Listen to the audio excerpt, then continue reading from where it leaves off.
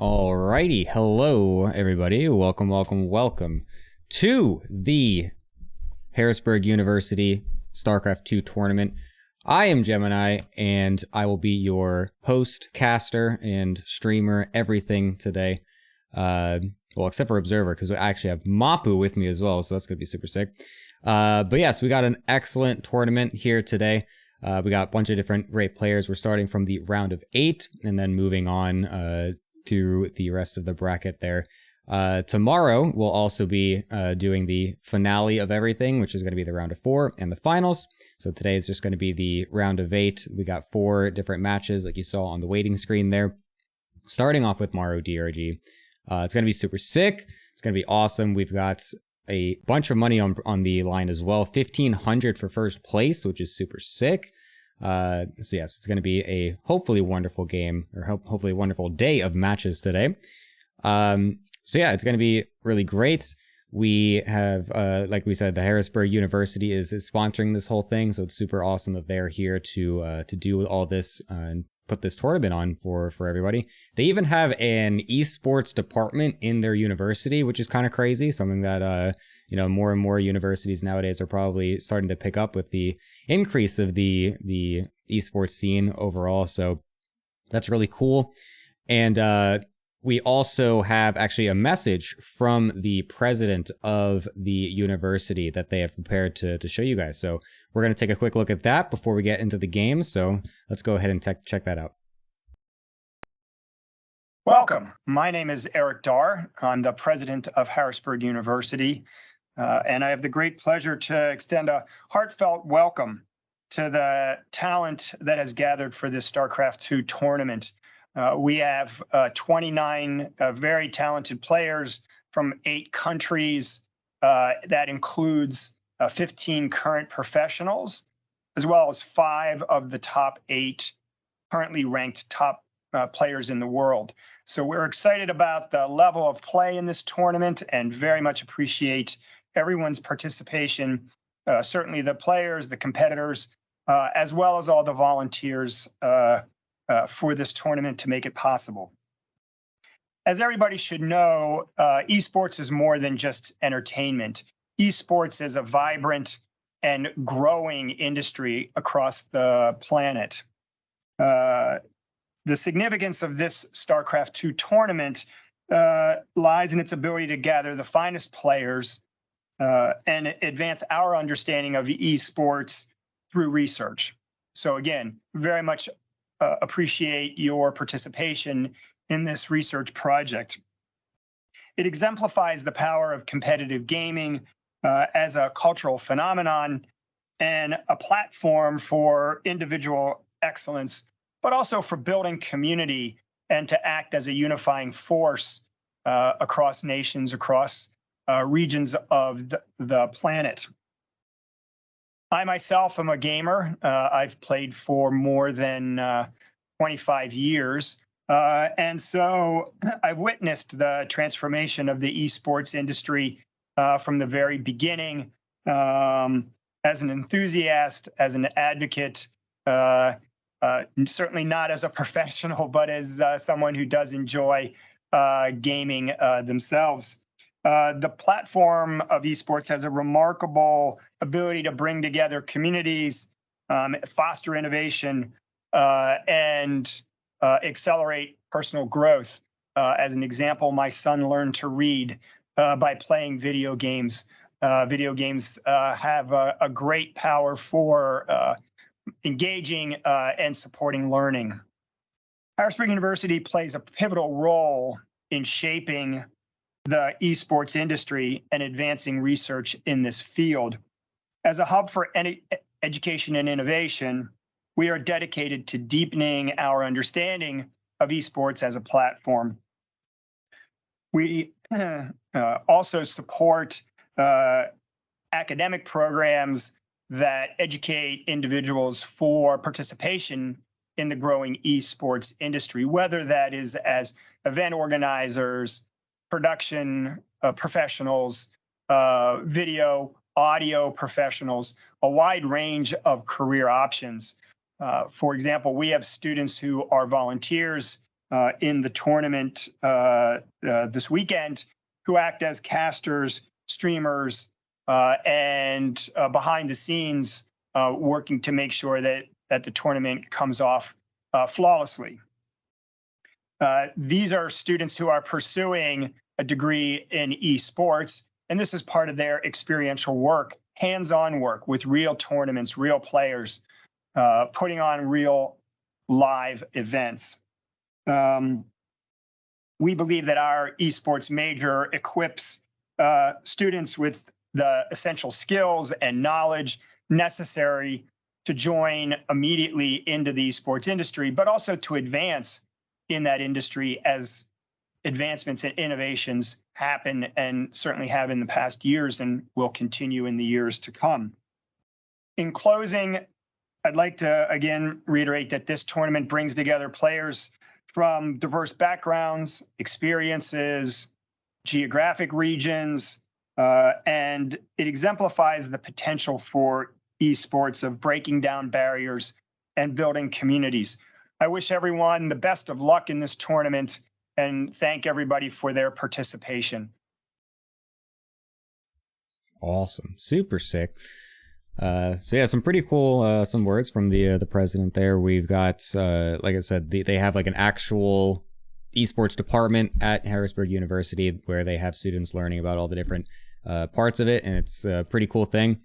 They also have some of the students are going to be even casting some of the initial rounds of this tournament. So if you look on like the Wikipedia or something, you'll see that we're only starting from the round of 8, but there were also other players playing beforehand in the round of 32 and 16, and those were not casted. So those are actually going to get casted by some of the students at the Harrisburg University as part of their coursework for the esports, degree or whatever it is that they actually go towards for that. So that's pretty cool. So yeah, hopefully the tournament goes nicely. Hopefully everything is nice and smooth. Everyone enjoys the games, because we will be getting into the first series pretty quickly here, which is going to be Maru versus DRG, which surely should be a pretty interesting one for the starter here. Obviously, Maru is someone who, at this point, is one of the, if not the best Terran in the world. So to have him all just right off the bat in our first match here is going to be a wonderful treat to see. So yeah, whenever we are ready, the players seem like they're about to be getting going as well. So we'll be jumping into this in just a moment. It's going to be cool. Detective. that's good, Azura. But yeah, anyways, let me know, guys, also in chat if the sound levels are all good, if there's any mistakes or any bumps here and there. The candle's setting you more skill. Yeah, that's true. Oh, I should put chat up on the screen. I'll do that in a little bit. But yeah, just let me know if sound levels are all good once we get into game and everything. We're doing this off of Mapu's clean feed, so it should be good. But I tested a little bit before, but just to double check everything. So we're gonna be getting into our first series here in just a moment, because we're loading on in with Maru versus DRG. Hopefully, it's a absolute banger to throw us out here for the first series. After that, it's going to be a couple other ones as well, so stick around. We got plenty of best of 5s to go for the whole night today. All of the round of 8 will be played, and we'll see where we go from there. And into the series we go. On the top left, playing for Onside Gaming, which is also my team, which is super sick. It is Maru. Someone that needs no introduction at this point, essentially. And over on the bottom right, playing for, I think it's Clan Envy now. They're not technically Team Envy, but Clan Envy. It is DRG.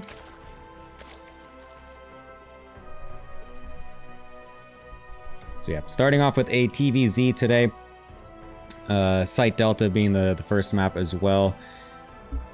I mean, I'm kind of interested just to see what happens in general in this tournament, just because I feel like the maps and everything that have come out recently are still pretty fresh, and so there's a lot of new things to kind of discover with some of these maps and whatnot. The patch obviously is pretty fresh as well.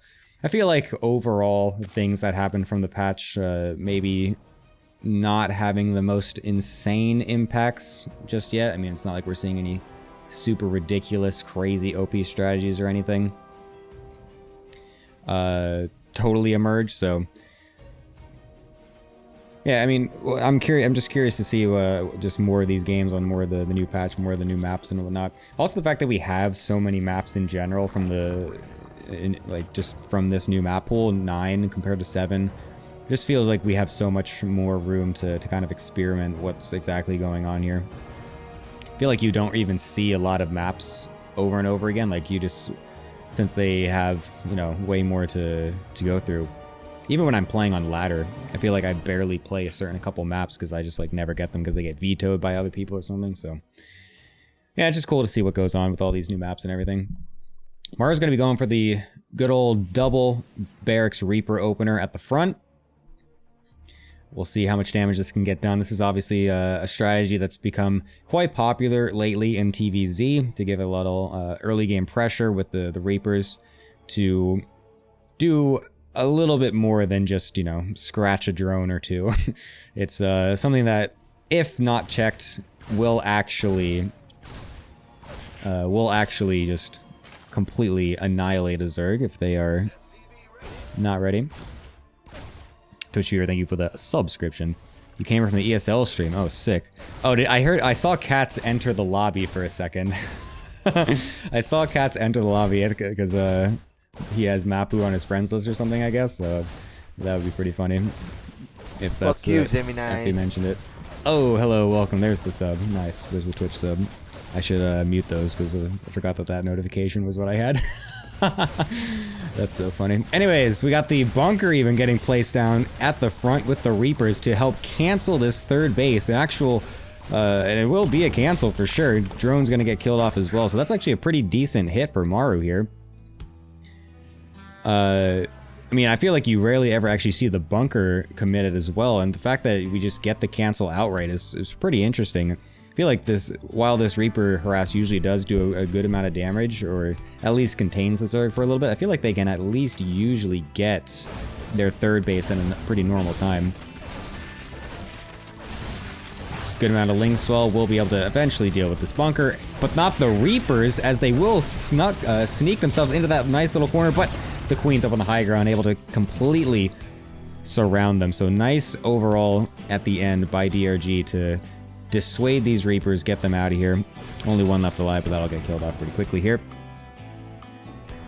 So yeah, ended up not being the worst for DRG, I would say. Obviously getting having to cancel your third base is not great, so overall, I would say this is still a pretty decent opening for Maru, but I don't know, I feel like those Reapers definitely could have had a little room here or there to get some extra damage if they were able to stay alive a little bit longer there.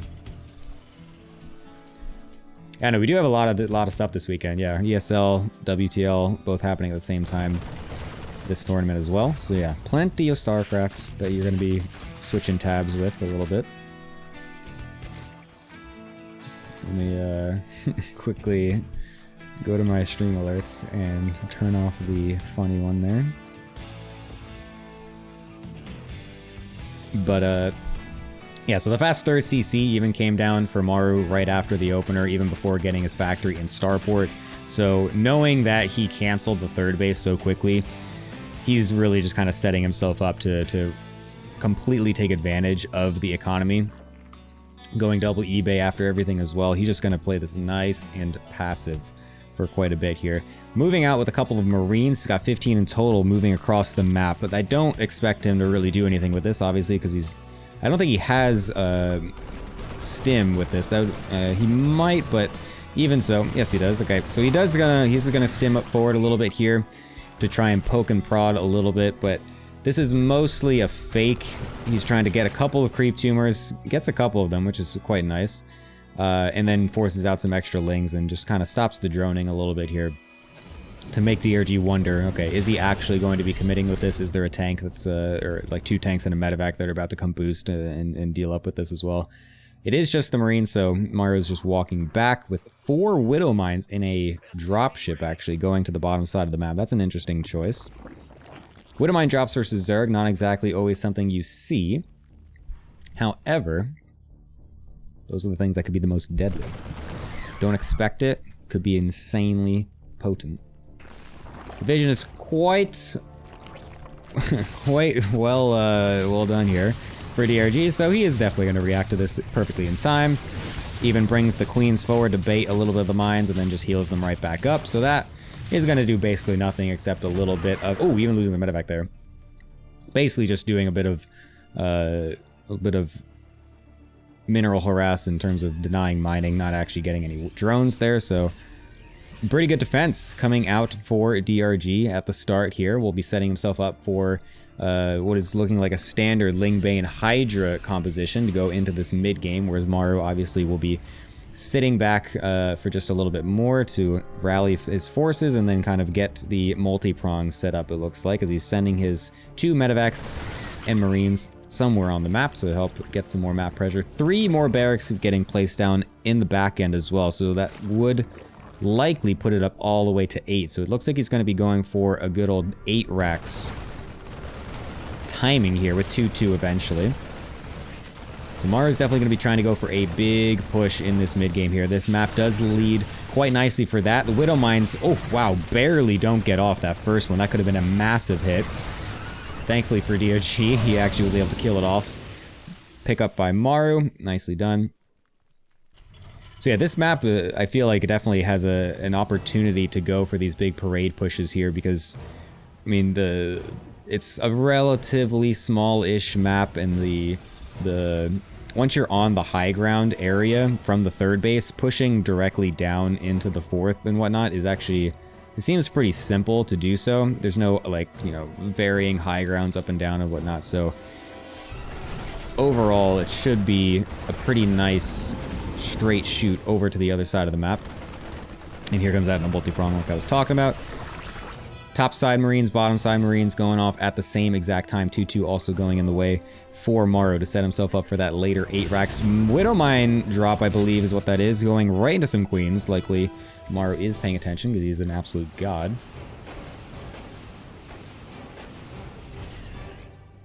Concussive as well, that's interesting. Getting a couple Marauders to just kind of tank out the Baneling shots if they end up getting too close to the Marines.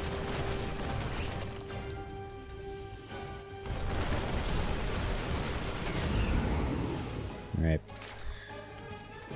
Maru trying to do whatever he can to pull DRG apart. The Widow Mine setup also getting put down on this high ground will make it very difficult for DRG to actually push into this as he realizes it a little bit too late, getting a massive smack to the face with that one Widow Mine shot, giving Maru a nice opportunity to continue pressuring down here to this 5th base. Might even be able to kill it if he actually just commits to this, as there's not really too many Banelings here to help.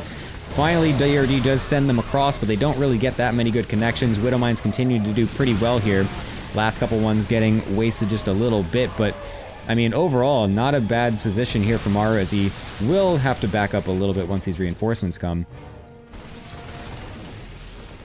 But actually, DRG managing to push this back, staying maxed out, still on his 86 drones. The 4th base, or the 5th base, is still there, albeit very low. Second attack coming in for DRG now, trying to push this army far away from this base. Will be able to do so, going very far off creep though, so needs to be a little bit careful, especially once these Hydras get a little too far. Nice run by going into the 3rd base as well to help capitalize on the fact that those units are getting forced back. That bunker is a very nice spot, actually. I love that. It drew all the Lings all the way up to that, completely away from the SCVs there, to allow the reinforcing units to come back to deal with that. So really not many SCVs died in that counterattack. Really just a big distraction, essentially. Oh, some rallying Hydras getting picked off. It's not that good. Unfortunate. But DRG at this point will be going into the Hive transition. He does need to help, does need that to help round out his composition here. Likely will be trying to go into some Lurkers eventually, as that is a pretty natural transition. Jumping on this army in the middle is DRG, getting a nice initial engagement here. Very well done. Unfortunately, he doesn't have too many Banelings to really continue this pressure, so those will get targeted down. He needs to be able to retreat back onto his creep, as it did get cleared out by Maru at the beginning parts of that fight. 3-3 also getting thrown down here by Maru to help keep that upgrade lead going strong here. As obviously the 334 DRG will not be coming in anytime soon. That's just a general thing with Zerg, right? Where it's like you will get stuck on the upgrades because it's a bit more difficult to easily go into those. Nice surround by the Lings in the middle of the map yet again for DRG. We'll be able to pick off some of these bio units. Luckily for Maru, he's got enough medevacs to heal an entire army all by themselves. It's insane how many medevacs he's got right now. Dropping behind the supply depots here, a nice little position, but I mean, DRG's got a solid army here, and he's completely ravaging, or he's defending the bottom side while getting rid of a lot of SCVs over on this third base, and I mean, he has taken essentially no damage economy-wise from these early pushes out of Maru, and DRG is looking very solid in this game right now. Other than the fact that his hive tech is a little bit later, I would say, he's doing extremely well to keep it toe-to-toe with Maru right now. The econ is insane. Jesus Christ, that is such a nice situation for DRG to be in right now. Very nice. Sticking completely on Hydraling Bane, by the way. Not at all getting into a Lurker Den. We do have the Infestation Pit, and I believe the Hive is finished as well, so... yeah, there's the Adrenal getting put down with the +3 as well, so... Just sticking on the Hydraling Bane for now. We'll continue to try to hammer down that... Oh, nice Widow Mine shot. We'll be trying to just hammer down that General Lairtech units.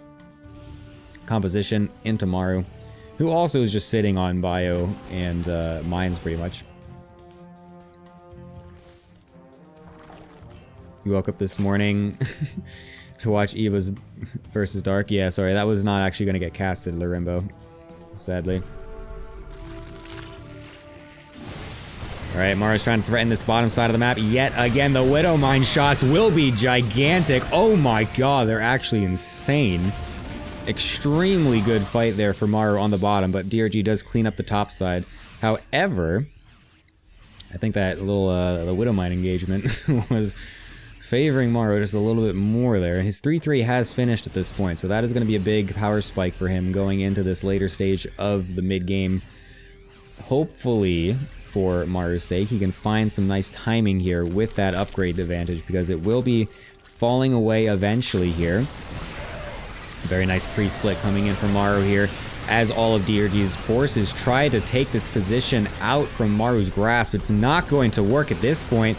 And there's barely any Banelings here to help with this, but a huge attack going up on the right side. That was not a PF, that is an orbital. So that will get definitely completely cleared out. Hydra's even going to be able to kill off the floating OC coming away. And even the third base now, as there's still Banelings to go. But oh my god, another attack going onto the right side here. But, I mean, there's just so much bio here for Maru. This is an insane composition. There's just straight up Marine Marauder medevac. I feel like I'm watching Wings of Liberty right now. This is actually kind of ridiculous. I mean, DRG has been in such a great spot this whole mid-game here, taking almost no damage, and now all of a sudden losing 3 hatcheries back-to-back, and all of these medevacs are sitting with like 2 hit points each. Jesus. Maru getting it done with just a massive force of bio. Not even remaking his Widow Mines either, just going full on in a Marauder Marine. I feel like this is, I feel like I'm watching Beyond. Are we in the wrong series? Solar versus Beyond is next. I feel like I'm missing something here.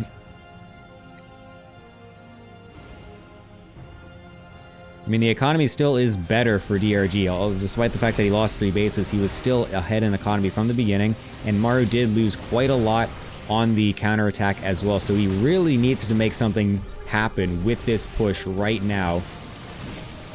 It's going to be very difficult for him to remax.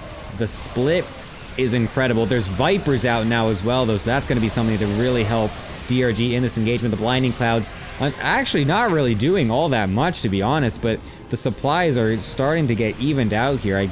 It's hard to say who is actually coming out in some of these engagements. The Banelings getting some nice connections in the middle, but the Hydras just cannot keep up with this army. And Maru, despite the fact of having only 33 SCVs and barely a mining base, continuing with this bio. The Medivacs just somehow not dying either, just giving continuous heals non-stop. But now here comes the reinforcing links to get on top of this bio. Very nice by DRG to surround these units, forcing them back, giving himself a moment to breathe. But he lost another base while this was all going on. But is it enough? Because he's got something on the bottom left as well.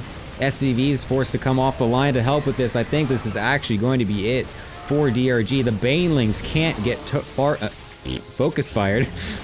How do you combine target fire and focus fire in the same word? You say Fargus fire. Oh my god. The mini-map looks absolutely ridiculous right now, by the way. Like, what am I even looking at? There's like so many bases that used to be taken and are not anymore. The bottom left is randomly being completely mined from.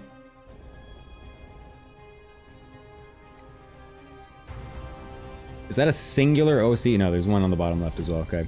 We have 2 orbitals for Maru, 21 SCVs. He's now down incredibly in army supply. This is going to be extremely difficult, I think. There's going to be 3 new Vipers also coming onto the field.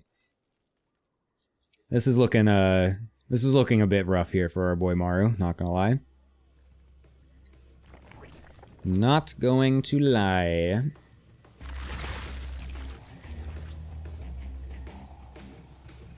Maru coping? I agree. This is some classic Terran cope that we're witnessing right now. Oh, sick drone kill. We're back in it.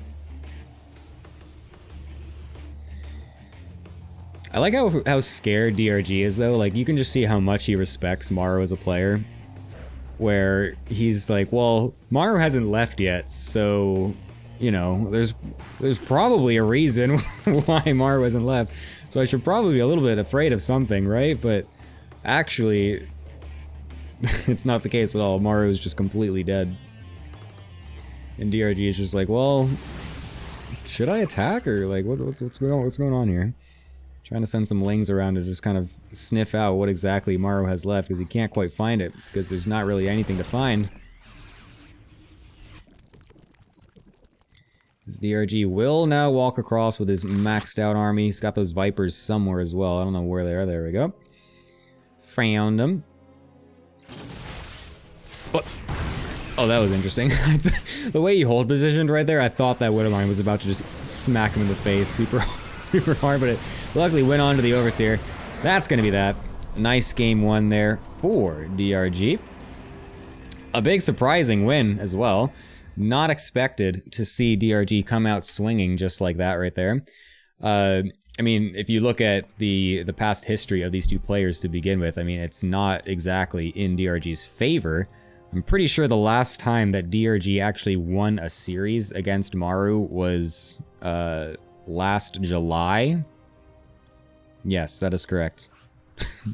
So it's been quite a while. It's been a bit of a drought for DRG in the Maru matchup. In fact, let's see. The last time, well, DRG actually did take a game off of Maru a couple months ago in September. And so that he's now matched that again. He's got 1 more map win. However, other than that map win, the last time that DRG also took a map win was at that same moment in July of last year. So it's been a whole almost year and a half now, and DRG has gotten 2 map wins versus Maru in official games. So I think it's going to be hopefully we get a little bit more from DRG here, because he would definitely want that as well. If he gets this next map win, then he's doubling his map wins. That'd be super sick.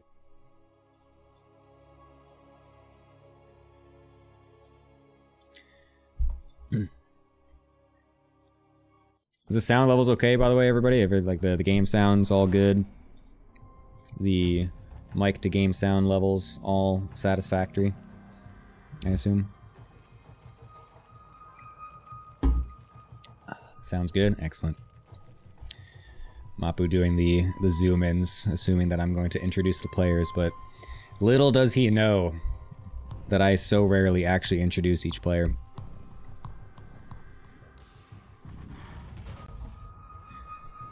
I take the in control approach to player intros. I feel like once a series is solid, maybe if there's like a super hype moment, like the finals or something, it's like the last game in a best of 7. It's like, oh my god, it's crazy, like that, you know.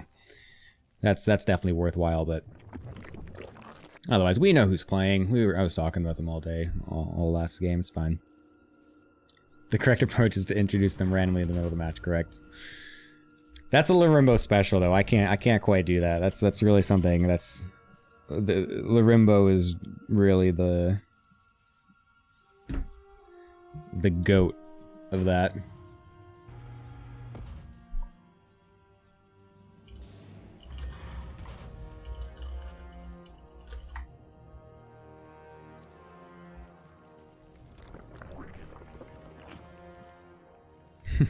Mapu also telling me he hates the intros. It's totally fine.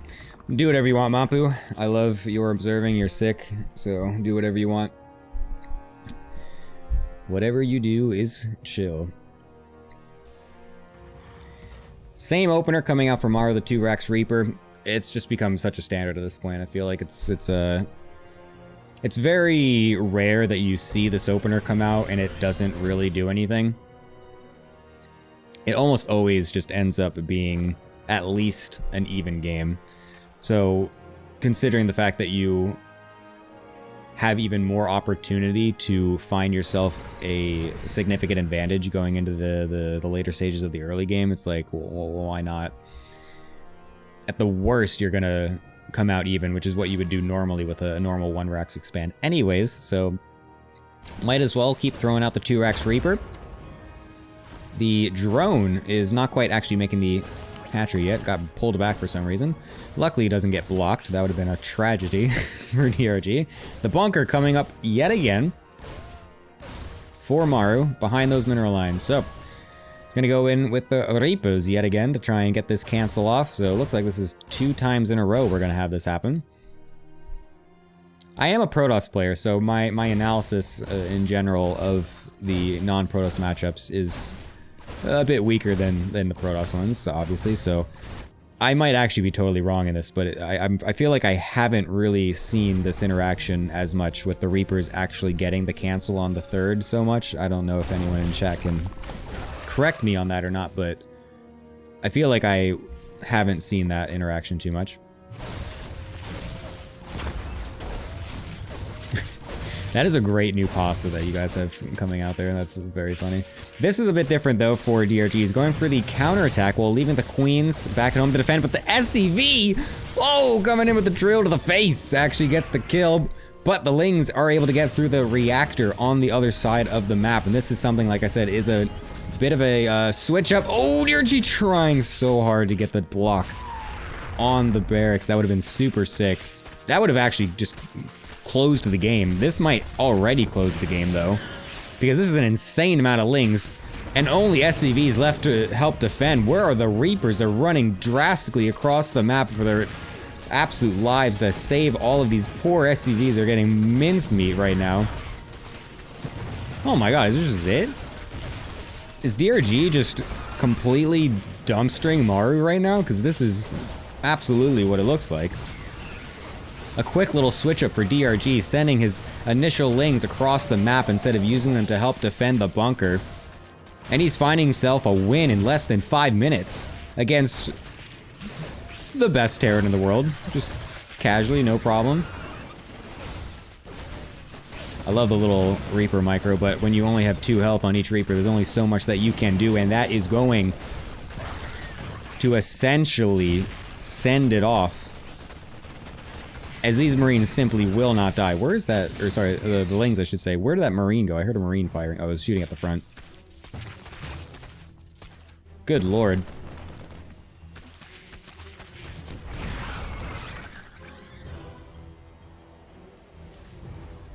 This is some next level play for DRG and some I don't know what's the opposite of next level.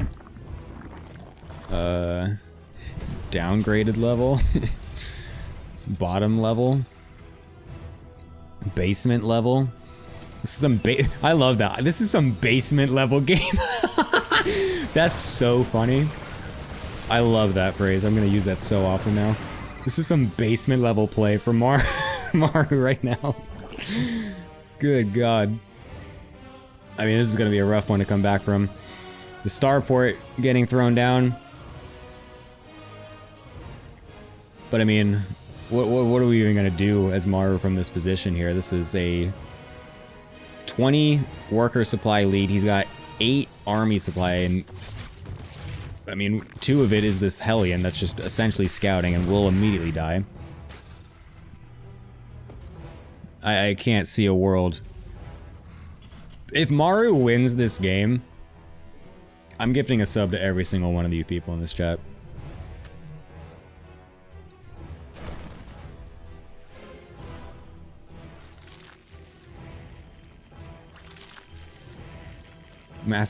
He should go mass BCs. It's a great idea. Gifting a sub for another channel? No, I gift you subs to my own channel. That's how it works.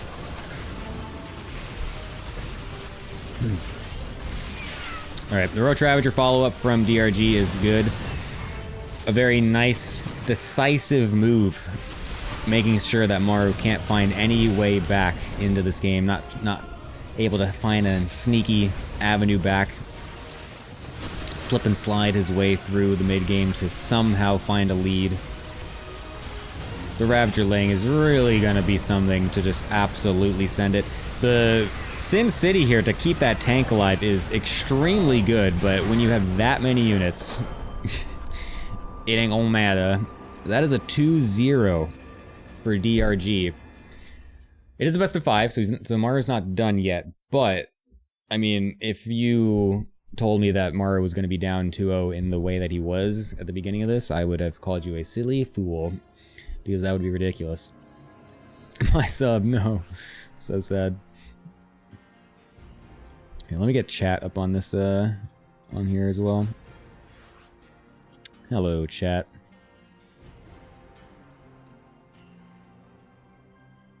Hello, chat. Everyone say hi. Oh my God, look, you're all here. So beautiful. Say hi to Mom. Shades of Leenock back in 2018 GSL. Yeah, that's a good one. If Artosis was here, he'd be calling DRG the best Zerg in the world right now. Alright, I mean, this is it. Is Maru gonna get absolutely bopped 3-0 versus DRG here? That would be absolutely something that I would never have expected.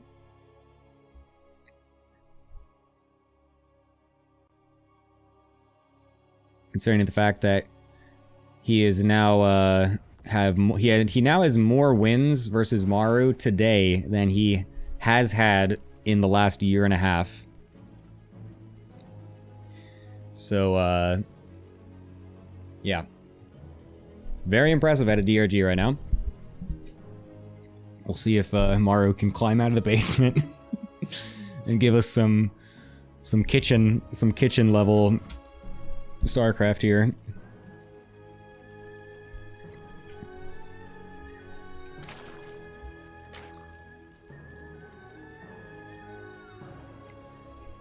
Hopefully Maru finds a different way to follow up this opener here.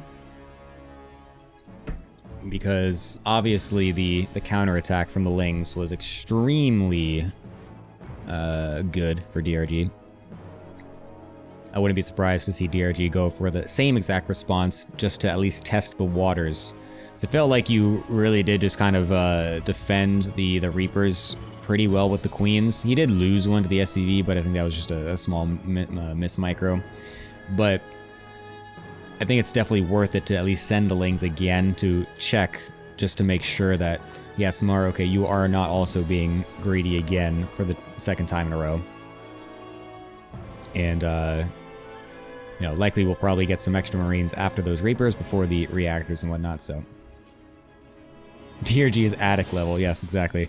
Yes, DRG is playing some attic level StarCraft walls, whereas Maru is still stuck in his basement level gameplay. I don't know why the term basement level sounds so funny to me. It's such like a brutal sounding term. Basement level StarCraft. Holy moly.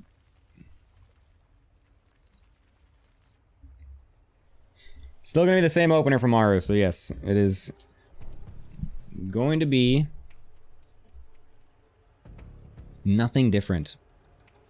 Let's see if the alterations are made on Maru's end to make sure that lane counterattack doesn't do anything.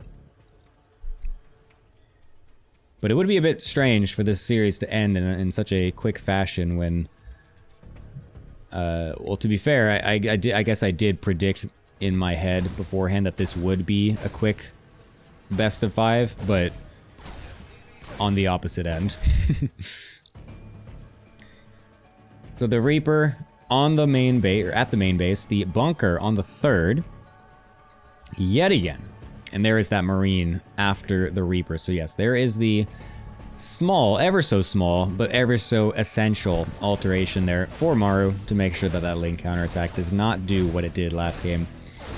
And here the Reapers are, ready to do their damage yet again, doing the deed of canceling that. There are the lings getting sent out, like I said, at least check, I think. Because that 3rd base is going to get canceled anyways, assuming, I mean, just, I'm assuming as much. It seems to be the way that DRG plays this.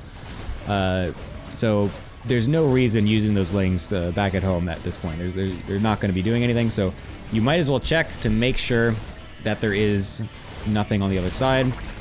If they do get dissuaded, then okay, speed's about to finish, and then you come on back home.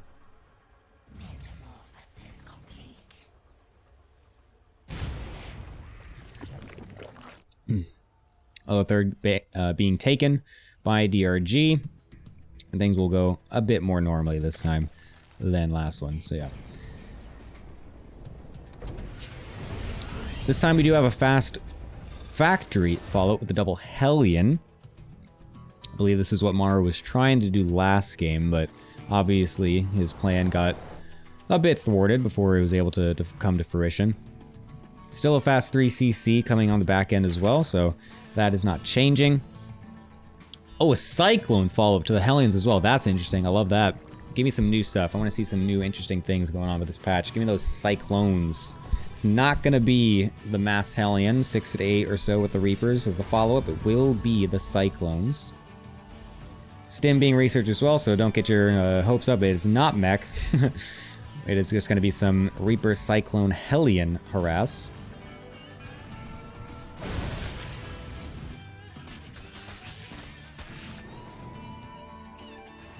Oh, it's only going to be 2 Cyclones, okay.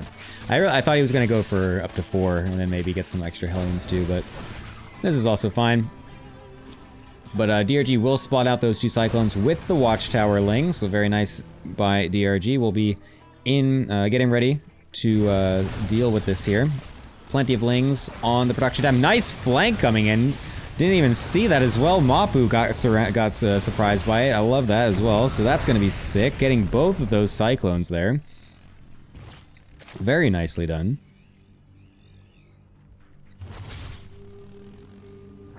So that is gonna, I mean, that's gonna halt this push pretty heavily, I feel like. As that was gonna be a main push, the main pushing power of this little pressure, because the Cyclones obviously give you that range where you can lock on to the Queens and just kind of always dance back and forth a little bit. You can maybe even get some Overlords with them as well. And then the Hellion Reaper just kind of protects them and keeps the Lings from jumping on them. But if you just get completely surrounded at the initial part of the engagement, then it's like, well, yeah, okay. Those Cyclones can't run away if you're getting just jumped on on the side that you didn't actually expect. So, I mean, DRG's playing real good this series. I'm not gonna lie, this is not what I was expecting out of him today. He's got a fight in him. Alright. Second push coming up, though, is we got the Hellbat transformation as well to help with those Banelings and Lings as well. Only 2 Banelings, but that's a ridiculous amount of Queens here. Definitely going to be helping out. DRG doing microing this pretty well here just to continually bait the units forward, but doesn't actually commit with the Ling Bane because obviously that would get absolutely roasted. The drop going into the main base is a nice move for Maru. I really do like this, but again, DRG is just on top of it. He's got vision. He's got Overlords spotting for this. DRG's playing a good series, man. This is surprising. This is surprising.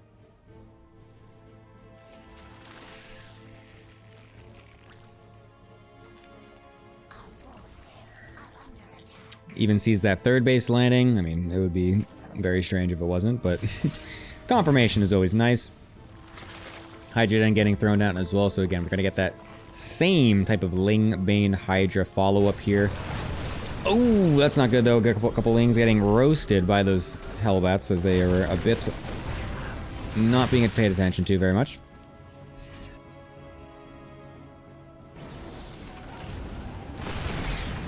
Alright, this position is actually pretty nice with these tanks though, so this is going to be a little bit difficult to get around. The flank, the massive flank, is getting set up here by DRG. I'm wondering if that's actually going to be a counterattack. Yes, I can't really tell. They're going all over the place on the map. But yes, it looks like a counterattack is getting set up there, because this is going to be a very difficult spot to go against. But a tank being left back by Maru as well, really going to help with that. I really would think that DRG should have gone into the third base with those Lings. I'm not quite sure why he's trying to batter down the natural there. This push still over on the right side, not getting cleaned up. The transfuses for those queens are about running out, so it's going to be a bit difficult to just delay with these queens any longer. DRG is going to have to pull the trigger on this eventually, because these tanks will start to just get closer and closer to this base. Ling's starting to get set up for that wraparound over on the top side, as well as DRG will set the trigger forward, going off onto all of these different Banes and tanks. A nice split back for Maru. Will be able to keep at least some of them alive and keep DRG losing as much as possible. So overall, I mean, DRG pushes it back and gets rid of the tanks, but the reinforcements from Maru are going to come out now as well. I'm not quite sure if that was actually an efficient trade for DRG. As again, the queens are still all out of energy. There's not going to be any transfuses there. The tank coming back yet again for Maru. The Lings from DRG yet again being sent across the map to go for a counterattack, but that's going to mean that DRG loses the base at the other side of the map as well. We'll try to trade it out for a bunch of SCVs, and he will be able to get a ton of them, forcing Maru back. But I mean, Maru, I feel like, did what he wanted to do with that third base snipe. However, losing that many SCVs really does still put him a bit on a timer. Oh my god, and getting caught in the middle of the map yet again. This was callback to the first game here, where this was happening all the time for DRG, always getting these huge snaps on Maru as he was walking between positions on the map. Something that DRG has been capitalizing on every single time he can. Yet again, going for these counterattacks with the Lings and Banes. The tank back at home to help defend versus this, but the Banes get on through, and more SCVs will die to this counterattack. 6 in total, probably a couple more after the fact as well, because that tank will also get killed off. This Marine tank force, I mean, it's got a lot of Marines here, but is this actually going to be able to break through this? The hatchery's getting dangerously low. It will just straight up die before DRG is able to set all of his units to attack here. And now that he's off creep, the Banelings... Okay, still got a lot of Lings here. That's still a good situation here for DRG, pushing this army back as 19 SCVs in total getting eviscerated back over in Maru's base, with still a couple more Lings set there. Could even morph those into some Banelings. And do a little sneaky move. No, he's just going to use them as Lings. Fine. That's okay, DRG. I didn't want to see some cool explosions anyway.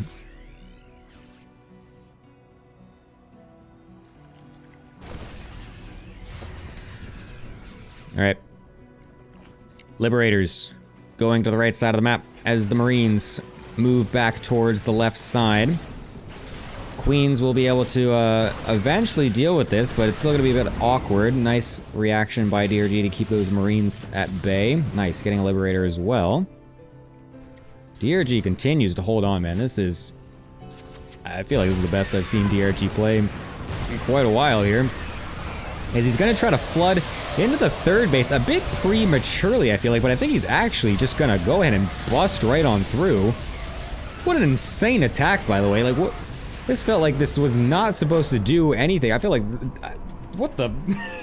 DRG just wins a 3-0 against Maru, absolutely destroying him in 3 pretty not that close games. I mean, the first game was you know, kind of back and forth. It was not that bad, but I mean, that was a domination from DRG. Not at all was I was expecting. I did think that there was going to be a 3-0, but I thought it was going to be Maru. Let's be real here. Anyone who said otherwise would have been, I don't know. That would have been quite a prediction.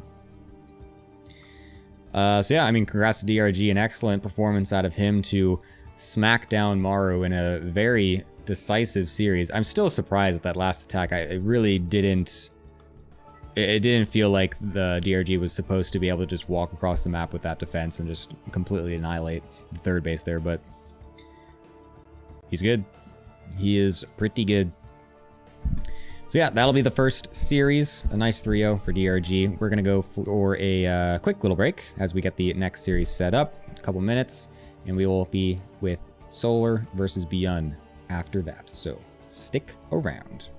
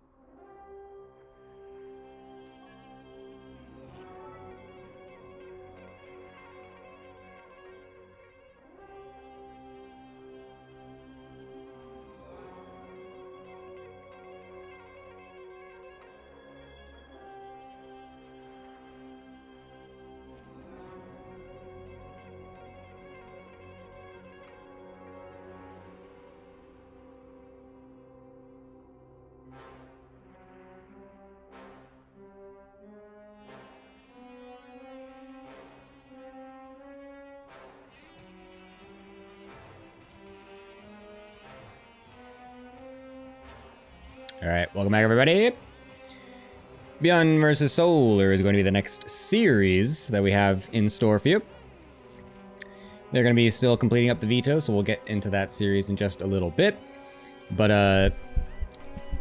yeah, that is going to be the next series. Again, a surprising victory for DRG going on into the round of 4. We'll be playing the winner of this series tomorrow, so that'll be pretty sick. Also, a little reminder as well that we do have a survey that you guys can go ahead and try to fill out to win a $20 gift card, which is pretty neat.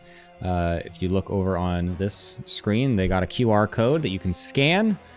So that way you can submit the survey. It's just asking you about like what you enjoyed about the tournament. What was your viewing experience like? You can do a prediction for who's going to win and stuff like that. So they would love to hear back from you guys about the tournament and your experience with it. So be sure to go ahead and check that survey out so that way you can give them your feedback and also have a chance to win $20 for absolutely free. It's sick. Just do it. It's awesome. Who wants free $20? It's awesome. It's so sick. But yeah, Solar vs. Beyond is going to be our next series coming up here. It's going to be pretty nice. I think this one should be a bit more even. But to be fair, I also, again, I kept thinking that the Maru DRG series would not be that close, but again, in the opposite direction. So we're, I guess, all full surprises today. I don't know. But yeah, I do expect this next one to be much more evenly matched. I mean, Solar still, though, coming off of his GSL victory just a week ago. So he is definitely in a, his top form, essentially. But Beyond is someone that has still been pretty difficult for him to deal with overall. I mean, looking at their match history, they pretty much just trade matches blow to blow. Just literally back and forth. There's been almost... It's like one person wins one, then the Beyond wins two, Solar wins one, Beyond wins two, Solar wins two. It really does go back and forth quite a bit. But overall, interestingly enough, recently in the last couple months, Beyond has had the overall advantage just a bit. So this one I feel like can go either way. It's going to be pretty interesting to see where exactly this goes. I want to know if Beyond does the exact same thing that Maru did, which is open to Rax Reaper every single game. Because that would be kind of ridiculous, I think. I mean, I feel like Maru maybe doing Maru things where he's like, well, I'm just not playing that good right now, but I'm just going to do better the next one. Ho ho. And then, then he doesn't do better the next one. And he's like, oh, wait a minute. So, yeah, I feel like Maru maybe got stuck a little bit in his mind there and just kind of was a bit stubborn in what he was trying to do. So, I don't know. But, yeah, but I feel like Beyond is someone that, even though he probably will go for that same 2x Reaper strategy, I think is someone that can go and really get the biggest potential of that build and really show what that can do. So, I'm certain he's probably going to go for that at least once, but I would also love to see him go for something else other than only that, because one, that's more interesting, and two, I think you need that to win a large best of X against a Zerg player. So yeah, let's see what he does as we are already into this next series here. On the bottom right side of Site Delta, also playing for Onside Gaming, which is my team, which is a super sick team. It is Solar. And on the top left-hand side, playing for the Shopify Rebellion, it is none other than the Micro God, the Reaper God himself, Beyond.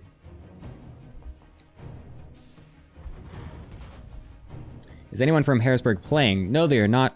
This was a tournament filled with some of the best players in the world, some of the Korean gods themselves, and some other semi-pro and pro players. So they are the ones that are playing in the tournament.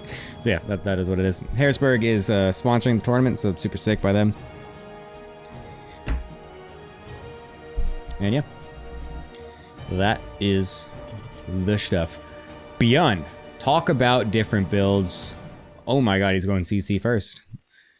Sheesh. That is a total switch up from what we were just watching Maru do. Jeez. Oh, I need to edit that. Here's the real link. Shkaboop. That's what you're looking for. Unfortunately, the round of 8 did not, the round of 16 results didn't get updated, so that's unfortunate. If you want to see, this is the other thread that you can look at as well with some of the other results and other players. But yeah. The tournament itself is, like I said, it got a pretty nice prize pool as well. There's 1,500 for first place, 800 for second, 400 for 3rd and 4th, and then 100 smackaroos to all of the other top 8 players. So again, super big thanks to Harrisburg University for putting this whole thing on. They have a whole esports division over in their university as well. That is this is a part of, so some cool stuff to be seen here with the way that esports is all trending out to be. Got a 3 Rex follow-up coming from Beyond here. What is he saying? Something. I don't know what he's saying. My Korean, I can do some Korean, but unfortunately I don't know what he said. He said there's something, like not something, I don't know. Anyways. Not gonna put my Korean on the spot here. But yeah, there's gonna be a 3 Rex follow-up from Beyond. Solar gonna come up a little bit and try to scout that, but doesn't really see anything. Beyond is completely keeping it away. No Reaper start. Yes, it was a CC first opener, which is crazy.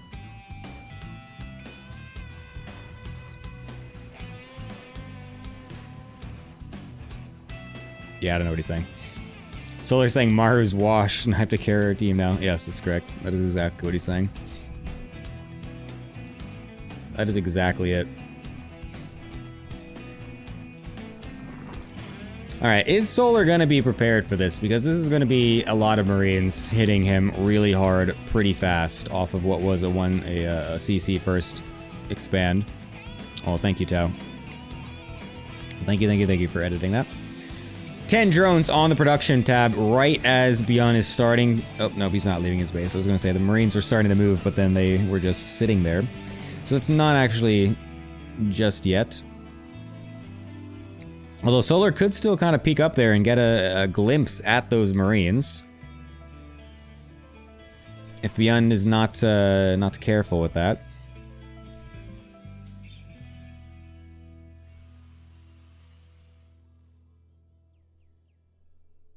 How many queens do we have out of Solar at this point? The Ling will be able to scout this right as it's coming across the map, so that's excellent. Because we don't have a Baneling Nest, we don't have a Roach Warren. It's going to be pure Ling Queen defense here out of Solar. 6 in total on the other side, with a couple, I think, about to spawn as well. So yeah, we'll be all the way up to 8. So I feel like this is going to be still a decent position for Solar to be able to defend this. He has the tools. Scouted it as early as possible. And was able to get a nice round of Lings in before this was able to come forward. The Marines trying to go ahead and stim forward, take out some of those Queens. We'll be able to just get one before the Lings get the nice wraparound on the Marines. But very nice micro out of Beyond, finding a way to sneak out of that surround ever so little bit to make it as difficult for Solar as possible to actually clean those Marines up. So while Solar does push that away and completely deny the attack, he did lose quite a few Lings for it, but I feel like that's going to be something that he's not too worried about, because that is a solid defense out of Solar here in this early game. Gonna allow him to really propel forward with plenty more drones, getting his 1-1, getting his 4th base set up and everything. Back at home for Beyond, I mean, his starport is only just finished. So it's gonna be quite a while before we can even get Medivacs out on the field to really do any kind of follow-up pressure here.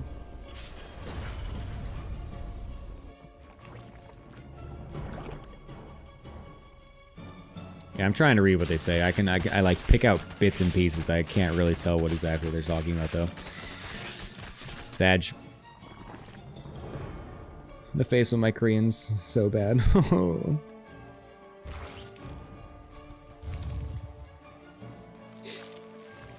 He's saying 3 Rex sucks. Nice. Yeah, if we were curious about if Solar thought his position defending that was good or not, now we know. He definitely thought it was pretty good.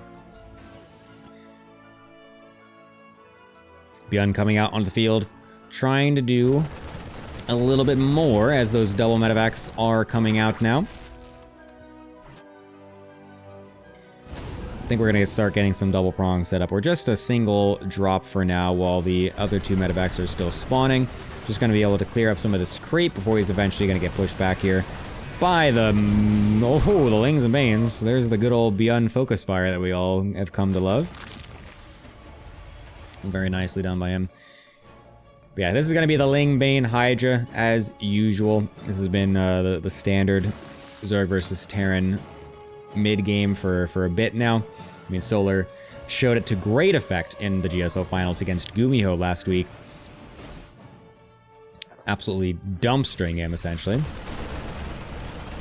Nice position by Beyond behind these minerals, but not really much to do as that's still a large army out of Solar. But it does bring some attention down to the bottom side, so that way this little push can find some more creep, get some more control over on the top right side of this map here. Again, this is going to be the name of the game for Beyond as he yet again continues to just be a god of this Baneling Focus Fire. And I mean, so to be fair, each time that Beyond has been doing these drops, Solar is pulling his entire army to deal with one of them. This time Beyond, I guess, chasing for some of those queens. I feel like maybe he could have even just targeted that hatchery. I'm curious if that would have actually worked. Although I guess the transfuses probably would have come in and wouldn't have really done anything anyway, so. Solar is, you know, he's holding on, he's doing pretty fine.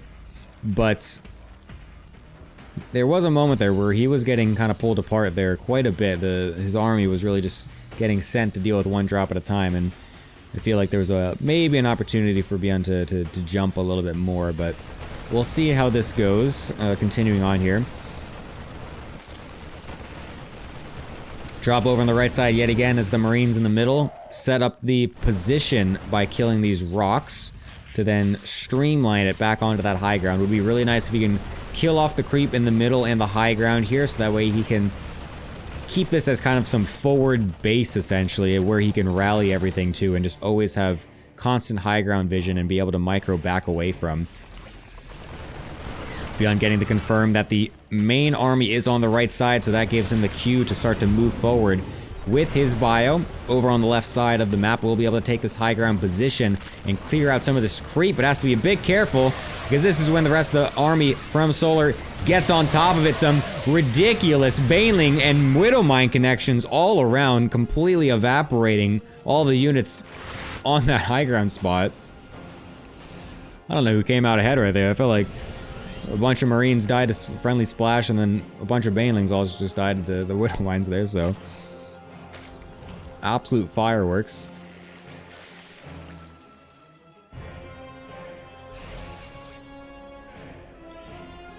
There's the Lurker transition coming out of Solar, so this is what DRG was not doing in his series against Maru, but he didn't really need it, to be fair, because Maru was just kind of hammering the Marine Marauder, essentially. Widowmine's not able to get any shots off, getting killed off by the Banelings before they're able to get their shots fired. One of them just hit something right there. Not bad, actually.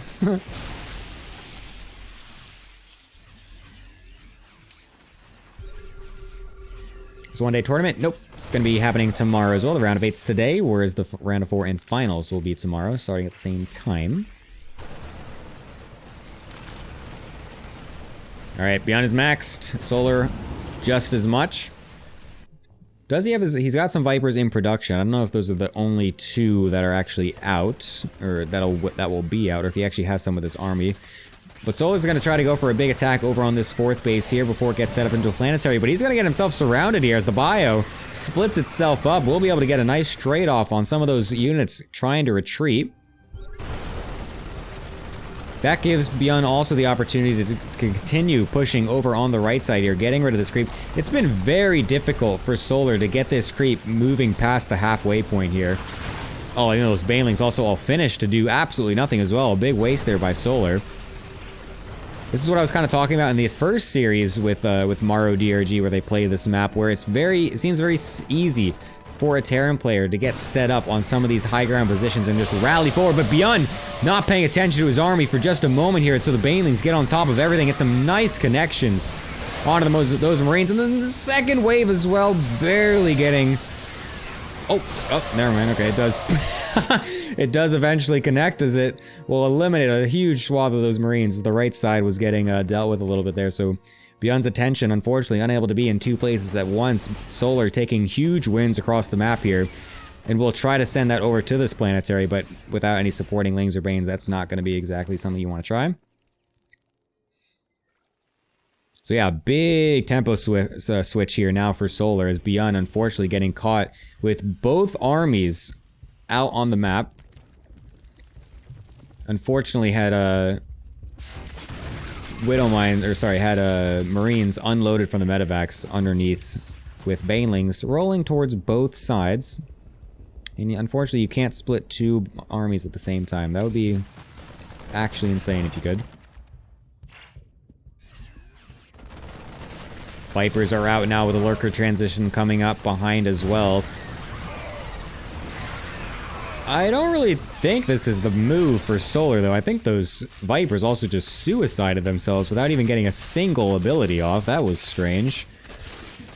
And, I mean, we're super far off creep as well. I feel like we really don't need to be going for this type of a maneuver here by Solar, but this is quite nice. I like this move, as it's just a few bit of Banelings, or a few bit of Marines here to deal with the Banelings. Using that opportunity to go into the third base as well. Fifth base getting forced to lift off here, as the lurker transition will be coming back down into the middle of the map as well, so that's going to give Solar a very nice anchor point, or even a more opportunity to push it, as it looks like he wants to do, because he's just going to send these lurkers straight into this third base. Doesn't care that he has no creep. He just wants to get these lurkers in Beyond's face and make it so difficult for him, and that is exactly what will happen as Solar finds a map 1 victory against Beyond here. A lot of Zerg dominance it seems like we have today, as that is the 4th straight Zerg win in a row so far. We'll see if he can continue going on into this series with that dominant performance, but I mean, Beyond at first seemed like he had a couple of opportunities with the multi-prong, but I feel like he was just a bit too far behind from the failed 3-Rex. I mean, that 3-Rex got absolutely swatted down. And when you have that little damage getting done to a Zerg player, there's only so much that you can do as a Terran with the multi-prong stage in the mid-game, because if you haven't found some amount of damage before then to really kind of get the Zerg panicking a little bit, and to have to make some extra drones to try and skip on some Lings here and there, it becomes extremely difficult to actually snowball that. And then, you know, the drops essentially just become creep clearing mechanics, which, to be fair, is what you kind of have to do in TVZ in the first place anyways. But when that's the only thing they're doing, and then it's still getting difficult to find damage after that, that's when it becomes very, very difficult for him. And I mean, it was a bit even still in the late game there for Beyond, as he did still get maxed out pretty well. But then, you know, like we saw, one small misstep, those Banelings getting on top of everything, and you are going to find yourself in a very difficult spot as Beyond. As we now head off into game number 2 on herO8. I will never in my life ever call this map Hecate. Never will I ever say that. I can't tell if the casters that are saying that are trolling, or if that's actually how it's supposed to be done, but I will not do that. This map is called herO8. I can't believe how ridiculous some of these maps are named this season. It's actually kind of crazy. We got herO8, we got Alcone. What is that map called? I'm like having a seizure trying to say this name. What's the other way that you could say this? I heard State say it like this as well. Alcyone? That sounds kind of cool. Alcyone sounds kind of cool. I like that one. But Alcyone sounds ridiculous. We got Roduset Station as well. So many strange map names this time. Mapu's telling me Alcyone? Or is that Alky 1? He literally typed out Alky 1. Hecate is a Greek goddess. Yes, that's correct. It's actually pronounced Hecate? Really? Ugh. God, I hate Greek pronunciations of things. Alki 1. It's actually Alki 1. It's a star system. What the? Mapu coming in with the crazy lore. Not only a expert observer, but an expert lore master of map names.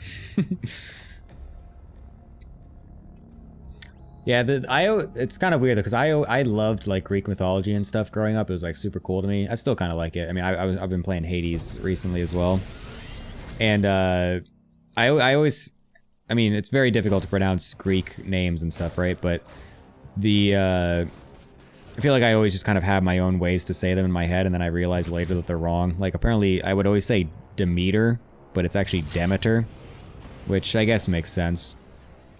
Hecate. I don't know, Hecate just sounds way better. It's a double Rax Reaper open. Oh, triple Rax. Sorry, there's 3 Reapers in production at a time. So there's a 3rd Rax as well in the main base here, looks like by Beyond. So it's a 3 Rax Reaper opener. Trying to catch Solar off guard here. I feel like it hasn't quite worked out that much, as Beyond is sarcastically saying like, oh, haha, so sad.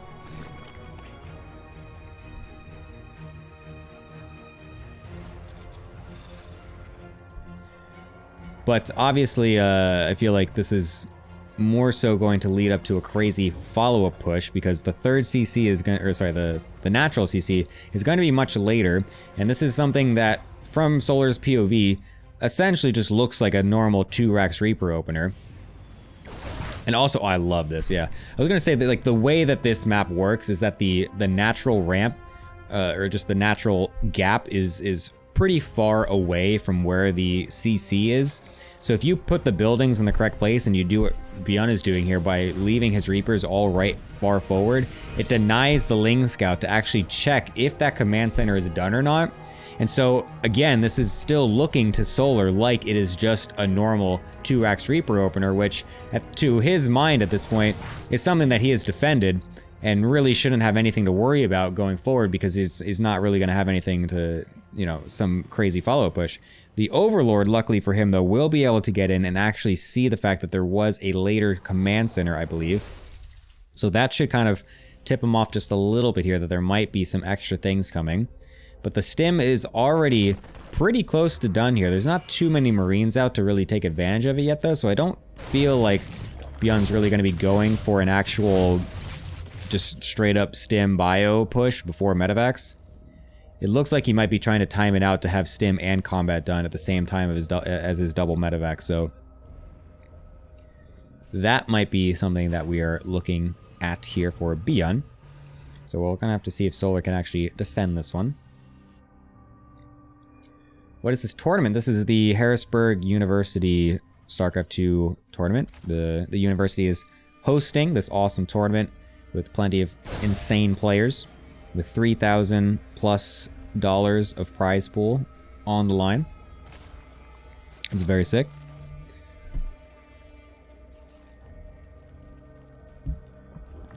So yeah, today is the round of 8, and then tomorrow will be the round of 4 and final, so all around plenty of good stuff to be had for this tournament coming on this weekend.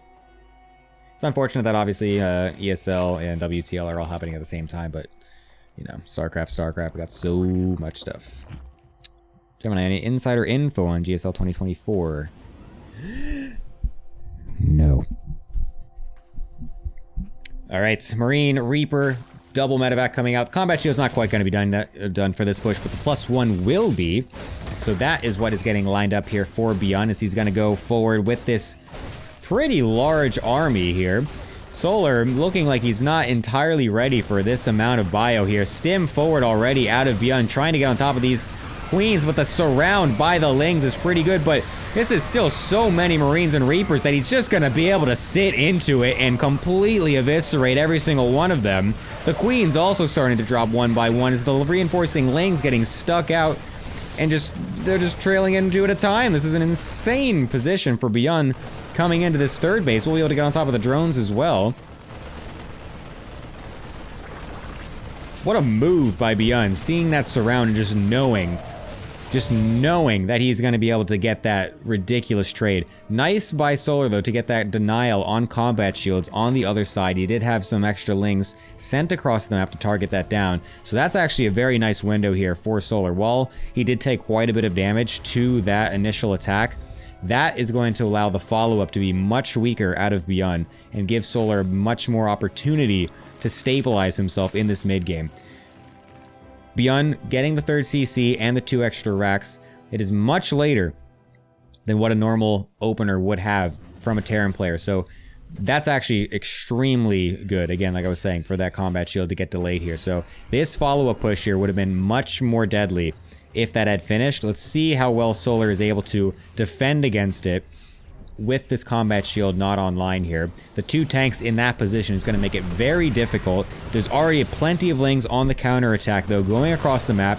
Now getting set up for a flank as the Marines push forward into the 3rd base here, but it's still so difficult for Solar to actually take this engage until the lings from the bottom come in, and now they do. Will be able to get on top of these Marines and tanks here. Queen's also forcing the medevacs away, and Beyond is forced to give up those tanks and keep those Marines in a safe position here.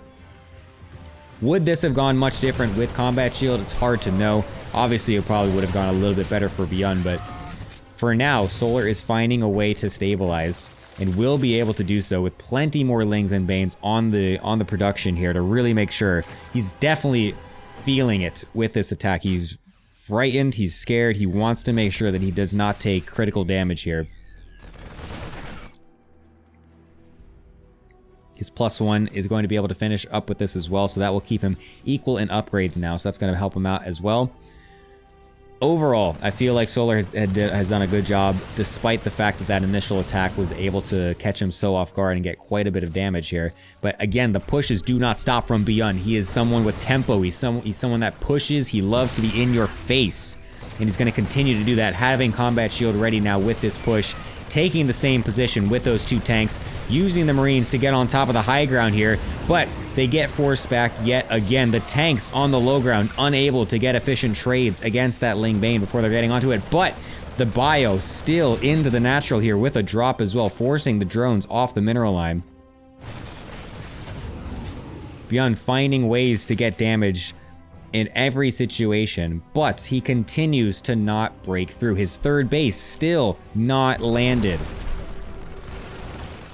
I feel like Solar is finding his way back into this game. He's definitely clawing and keeping it even with Beyond here. His +2 is also going to be... Sorry, no, he actually only has 1 of them. I thought the Hydra upgrade was the other one, so I was going to say his +2 is going to be ahead of Beyond, but unfortunately that's only a single +2. I think he only actually has 1 Evo, actually, now that I think about it. I don't think I remember seeing 2, so that would explain things. Oh, the Queen apparently killed a medevac, it looks like. I think Moplu's pointing out to me. Well, very nice, Miss Queen. Good job.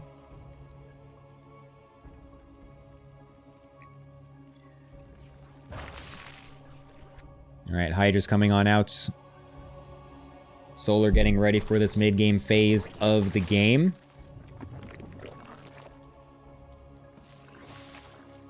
This is kind of an interesting map. This is the map that Solar did lose. He lost 1 single game against Gumio in the finals in GSL, and this was the map that he lost it on. And the reason he lost it essentially was because it was so difficult. Once Gumio was able to sit back and stabilize his position on the map, those bridges in the middle of the map are so difficult to attack into, and Solar could never get any equal trades. So Beyond, if he can find a way to abuse that, I think he'll find himself in a good position in the later stages of this game. But for now, he's continuing to keep up the pressure, making sure that Solar can't easily set his economy up to 80, 90 drones. Infestors are out, actually. I love that. It's a very cute little mid-game transition to keep himself alive before a lurker tech.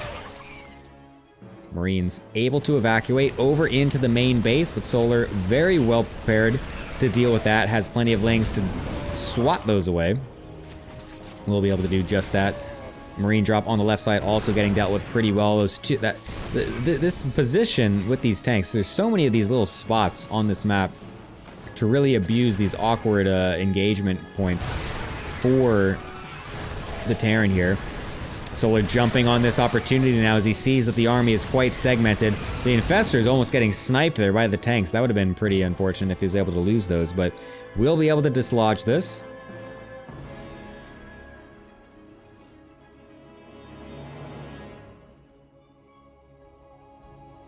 And it seems like Solar has found a moment to stabilize here. Only sitting on 68 drones though, so his economy is not actually that good right now. Because he's been forced to make so many units to keep himself alive. There's a very good possibility. Oh, huge attack coming in here. Those are the Widowmine shots. Oh my god, it's a meat grinder. Jesus. If Solar doesn't find a situation to really swing a fight his way, there's a very good possibility here that Byun can just outscale with a better economy.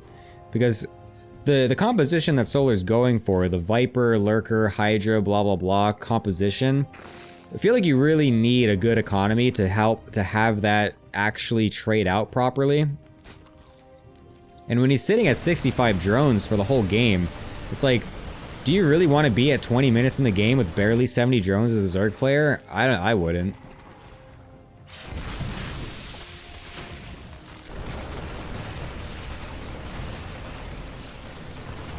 Byun continuing to keep up this pressure. 3-3, not quite in his grasp just now, but he's still going to try to go for this attack. Queens suiciding themselves. Not quite sure what that was. An attempt to spread creep, I guess. Nice fungal to keep those medevacs out of the sky. And now Solar will be able to jump onto this army in the middle of the map, but he's actually move commanding some of the Lings a bit disjointed here with this attack. But now we'll be able to keep everything together and force these units away. But the Marauders are stuck at the front, meaning that the Banelings will barely be able to get any good connections there. A scrappy situation we have ourselves in this second game here. On Hecate. Hecate, not Hecate.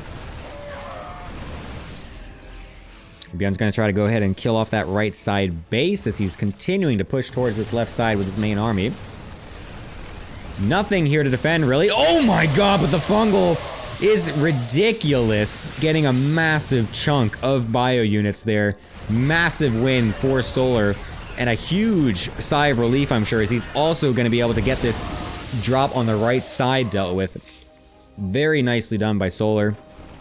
Something else to mention about some of these maps is that there's a lot of these weird moments of strange pathing where there's these little bridges in the middle. There's some maps with just some awkward, just general attack paths where it's very easy to accidentally get your army split up in the middle of these maps trying to change positions. So this is something that's been happening quite often. I mean, in my own ladder games and in pro games that I've been spectating as well.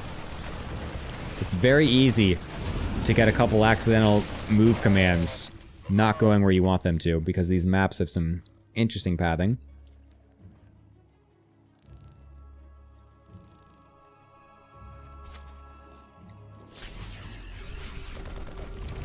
Byun continually pushing this middle part of the map.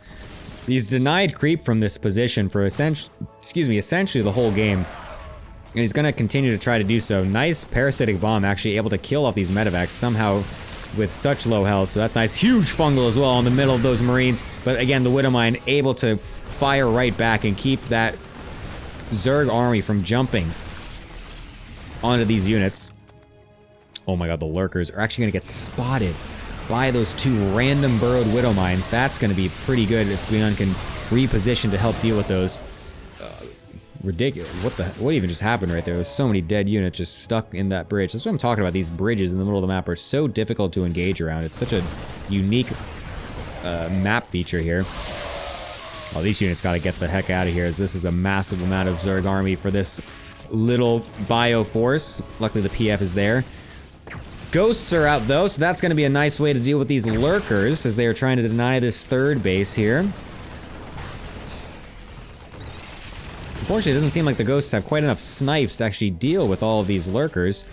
So that's going to mean that Byun is essentially now on just 3 base economy, whereas the probably like 2 base really, because that main base is probably mined out by now. Should be. Beyond forced to relocate a large portion of his army to help deal with these lurkers, and we'll be able to then start mining off of that base yet again. Solar, on the other hand, getting a nice economy set up for himself now, sitting at 76 drones. Still would like a little bit more, I would feel like, to really help round out this economy super well. Oh! What a shot. Oh! Another shot.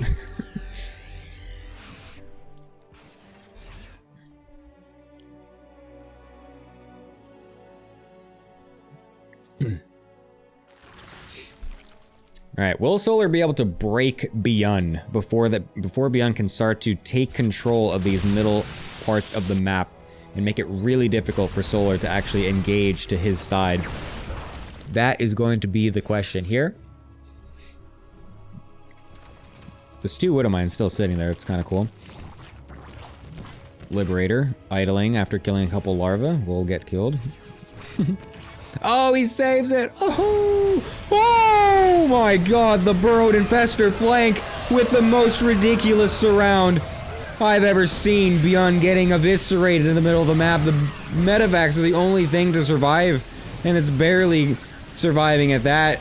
Solar's gonna take this opportunity to pounce into the middle section of Beyond's bases. Lurkers getting on top of everything as well.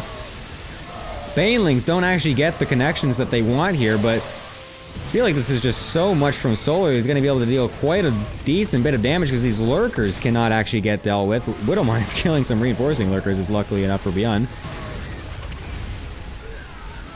But this is a ridiculous situation as a Terran player to get yourself out of lurkers siege between your different bases.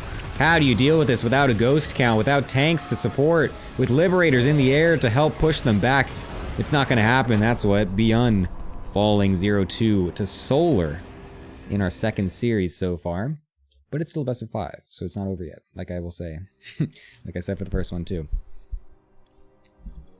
Oh my god, that fungal surround combo was actually whack. That was an incredible move.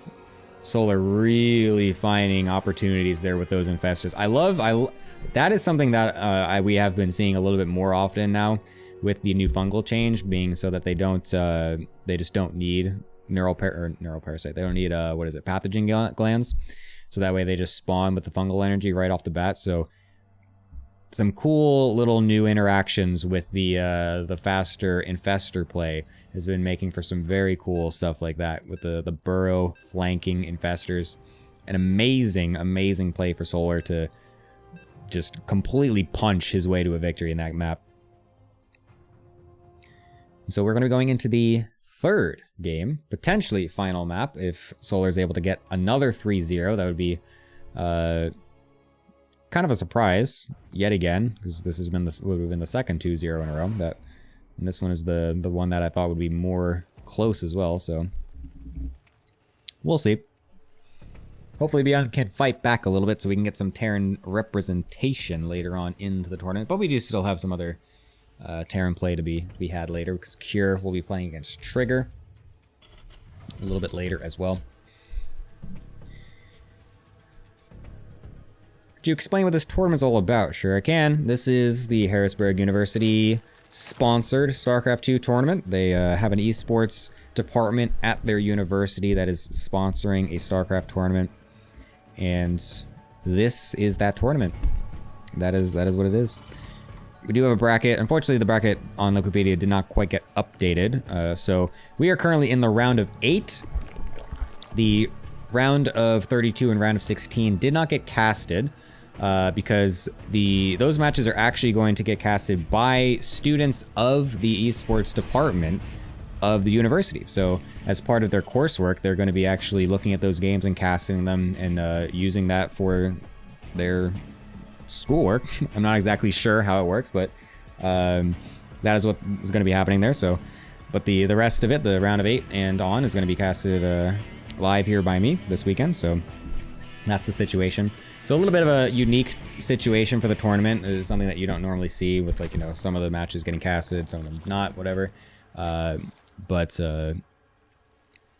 so it's kind of a cool little situation that the students themselves will be able to help with it a little bit too. So those will get released after the fact, I believe.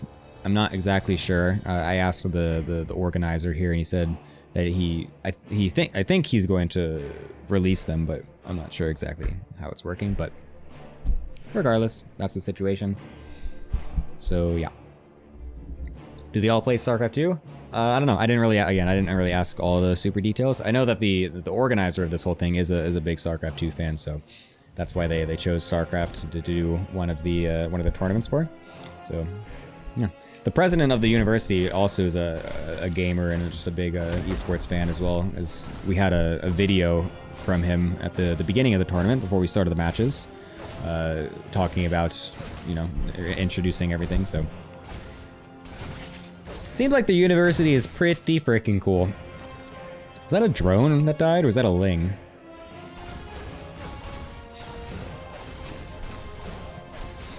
I don't know. Anyways, it's a double Rex Reaper opener from Beyond. We'll be seeing the same thing as he was doing before. It was just Lings, no drones, so not too bad for Solar here, as it's, again, quite difficult to not lose anything to this double Rex Reaper opening, but we will be having the Reapers trying to cancel off this third base, just like we were seeing in the other series of Maru DRG. Beyond not trying to bring a forward bunker. Oh, actually loses a Reaper there. A bit uncharacteristic mistake. There's no bunker getting placed down by Beyond like Maru was trying to do. Oh, nice little... Oh, that was sick. Boost the queen away to get the creep tumor. Is so sick. Oh, don't lose the Reaper! No! Alright, never mind. It's not sick anymore. Alright. Ended up being not that great, but it looked cool at first when he did that little boot away. But yeah, this opener not as good as Maru's opener was doing versus DRG in the first series. No canceled third base. The Reapers get swatted away. He did go for the faster Marine transition after the Reapers, of course. So that way the counterattack that Solar tried to go for did not find any value. However, the third base is up and running for Solar at this point. So overall, a nice situation for him. Raven is going to be the follow-up here for Beyond. That is interesting. That's actually very interesting.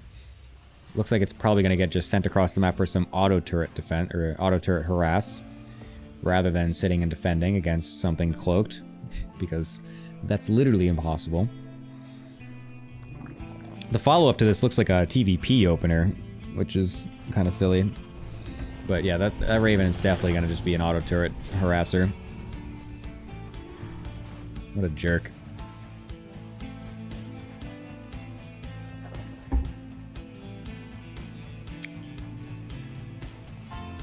Bum, bum, bum, bum, bum.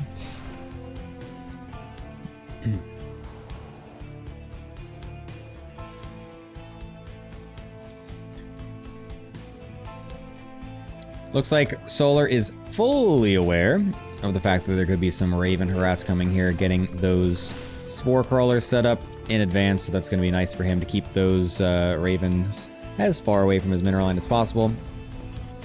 Hopefully he'll be able to not sustain too much damage, but obviously if you're a Beyond fan, you'd want him to do a ridiculous amount of damage, because he is down 0-2, and if he loses this game, then he's out, so that's obviously not fun if you're Beyond. We'll see if Beyond is going to time this out with any sort of Marine pressure at the same time. Looks like something's moving out across the map. That is correct. There's some Marines and look like some medevacs getting sent to the bottom side as the Raven will try and see what it can do over in the top main base. Sending out those turrets, but we do have all the units and the Queen here as well to help defend, so that's pretty good. But it does set those Lings far away from the main Marine push over on the left side. All the Queens were left there to help deal with it. One of them dying before the transfuse is able to go through. And the Marines are trying to do a decent amount here. We'll be able to get forward and get another Queen or two before getting pushed back. A pretty nice situation for Beyond, all things considered. Is Alexius watching? I said it.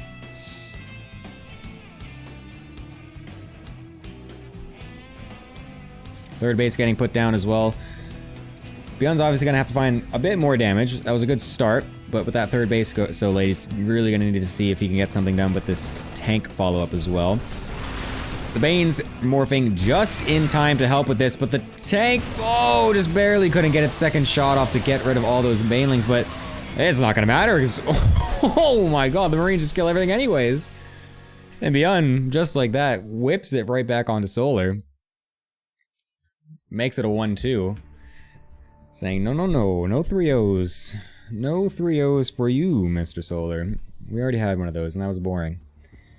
We want more interesting series. I mean, that was just, that was very solid out of Beyond. I mean, I feel like the Reapers didn't really do all that much, but the follow-up was just so well done.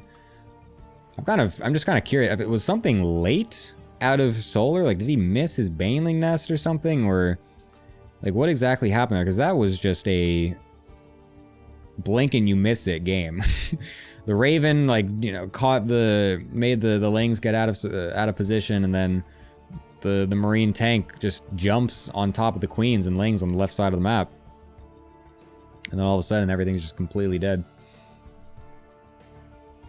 So yeah, I mean, great by Solar, or sorry, great by Beyond to fight back against Solar here in this second series here, denying yet another 3-0.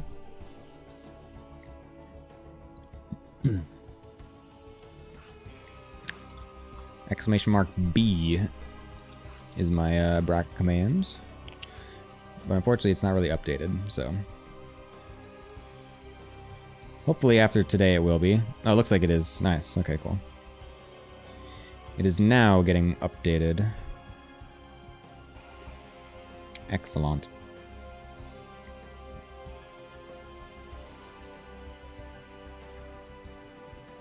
Yeah, it would be kind of cool if we don't have a bunch of ZVZs in the later stages of the bracket. That would be nice.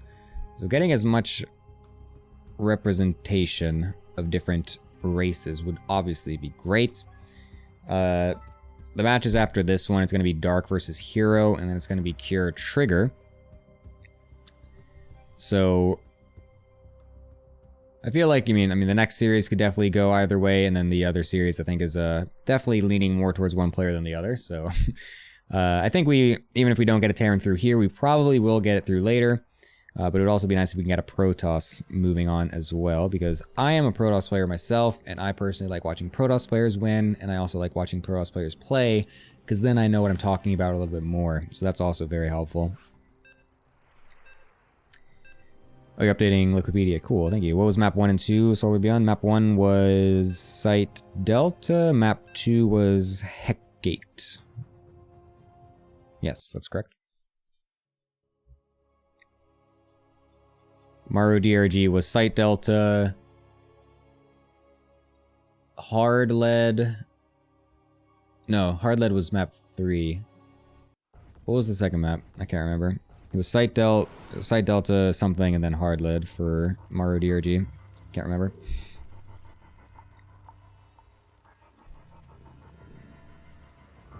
Alright, here we are.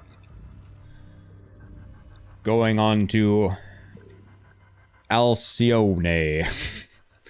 How do you say this map, man? What did I say? What was the thing that Sate said? Alcyone? I like that. Alcyone. That sounds cool. That actually is a cool sounding name. Alcyone. I'm gonna go with that one. Alcyone.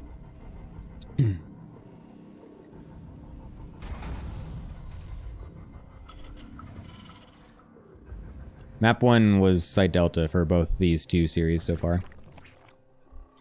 It was Site Delta for map 1 for both. And then I can't remember the second map for the first series. What was it? It was the map with the, because it was the Ling all in that just like ended the game. Was it Golden Aura? Was that Golden Aura? It might have been Golden Aura. Because the map ended in like 5 minutes, so I kind of just forgot. I just like didn't even register what map it was. So I have no idea. Anyways, it's gonna be another 3-Rax opener for Beyond.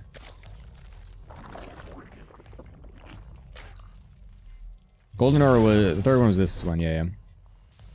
Yes, there will be VODs, but because I live in Korea, Twitch Korea doesn't let us upload VODs, so I put them on my VOD YouTube channel. So you can go ahead and find it there. Put it in the chat. We will have the 3-Rax Reaper follow-up coming yet again for Beyond. We'll see if he can find any more damage this game than last.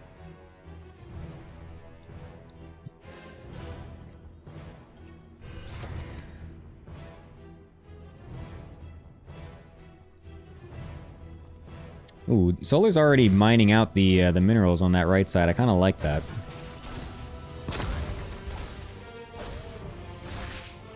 Definitely opens up some opportunities to the right side. And also allows it so that way he can more easily defend that third base if there's some kind of early tank push or something that gets dropped over there later on.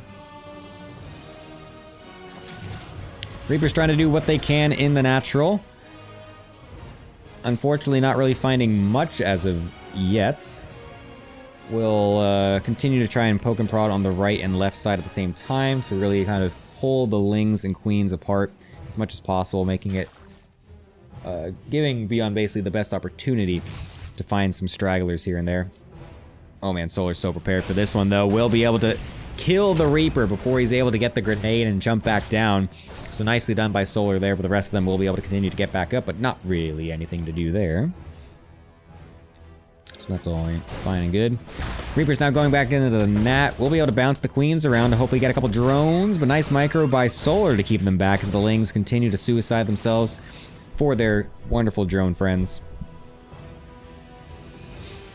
And overall, this is not doing too much, but it's also kind of still doing more than I expected.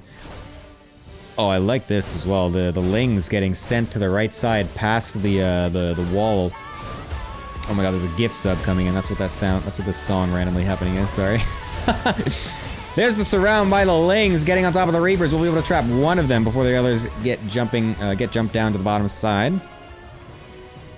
Thank you, Sargraph Historian, for the gift sub. I forgot to put the notifications on, so you didn't see my wonderful gif of Tasis and Artosis dancing to that absolutely mediocre pop song.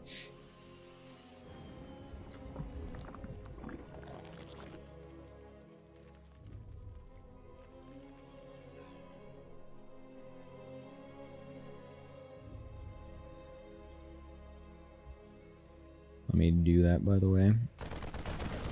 Boop, boop, boop, boop, boop. There we go. Alright, cool. Alright, alerts are up now. Excellent. Alright, Reaper's getting stuck a little bit here. Not quite nice, but not the biggest losses either.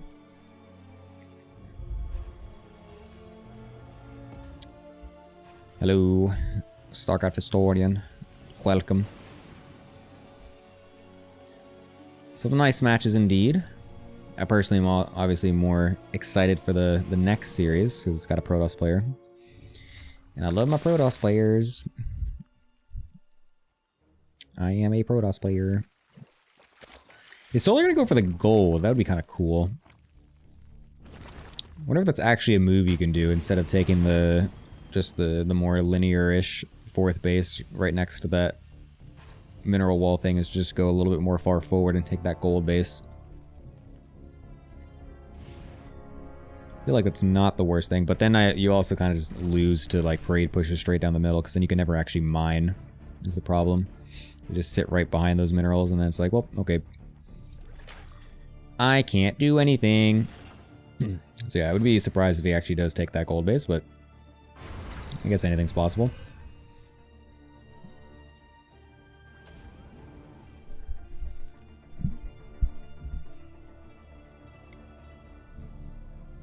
One on the way for Solar here. It's not going to be anywhere close to done by the time this initial push comes from Beyond, though. So again, it's just going to be the Ling Queen to see what they can do. No Banelings out. Will Solar be able to defend this? These Queens are pretty far forward without the Lings to support them. A lot of them getting stuck behind the Queens as well. So we can't get a nice round. Thankfully, he does target down one of the medevacs, but it's not really going to matter because the Marines just, again, obliterate the Lings. And After an incredible 2-0 for Solar at the beginning of this, Beyond just evens it right back up in 2 ridiculously short games. And we're finding ourselves in a game 5. What is going on here? What is this build from Beyond that's just suddenly destroying Solar? Like, does he have like the secret follow-up or something to the 3-Rex Reaper? I mean, the 3-Rex is definitely different than the 2-Rex, obviously. I should be mentioning as well, but I feel like this follow-up of the bio, the stim bio immediately afterwards is just completely annihilating Solar here.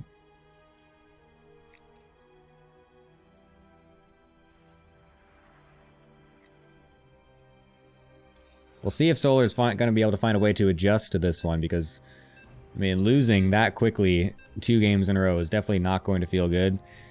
And there's definitely going to have to be some kind of adjustment being made, because whatever Solar's doing right now is not it. It is just not it. So we, hopefully, for Solar's sake, we'll see something else. Maybe a faster Baneling Nest.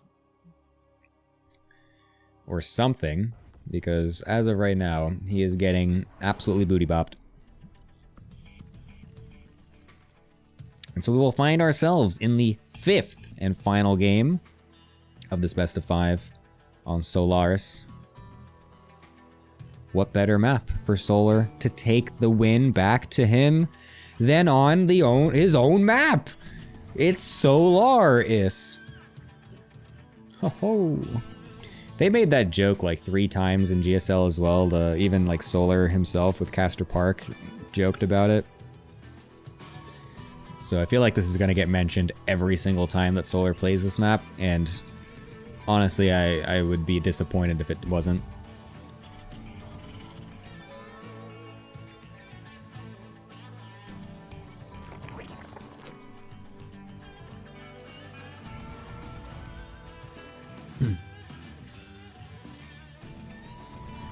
Is Beyond gonna go for the same 3-Rex Reaper? It's been working so well so far in these last 2 games. So I wouldn't be surprised if he sticks to it, but I also feel like this is the moment where you do switch it. This is looking like he's going to go for it anyways though, so never mind. It will just be the 3-Rex yet again. Because I was gonna say, if you win with it 2 times in a row and then Solar plays into that and will then try to hard counter it more, then it's like, okay, well, cool. Now I'm just gonna go 2-Rex Reaper instead, and now you've over defended something that I'm not actually doing, and then you end up in a better situation that way. But Beyond's just gonna go for the same 3-Rex Reaper anyways, and so we'll see if Solar can find a way to deal with it. That's the story of the 5th game. It is not going to be an alteration from Beyond. It's going to be 100% on Solar to find a way to defend this build that has absolutely smacked him out of the game 2 times in a row before 10 minutes. I feel like this map as well, this 3rd base is like pretty far away to help defend these Reapers. It's gonna be a little tricky, I think, now. I feel like this map is pretty decent for this strategy. I feel like this would be a very good map to do the thing that Maru was doing too with the forward bunker. I don't really quite know if you can fit that in with a 3-Rex compared to 2-Rex Reaper though.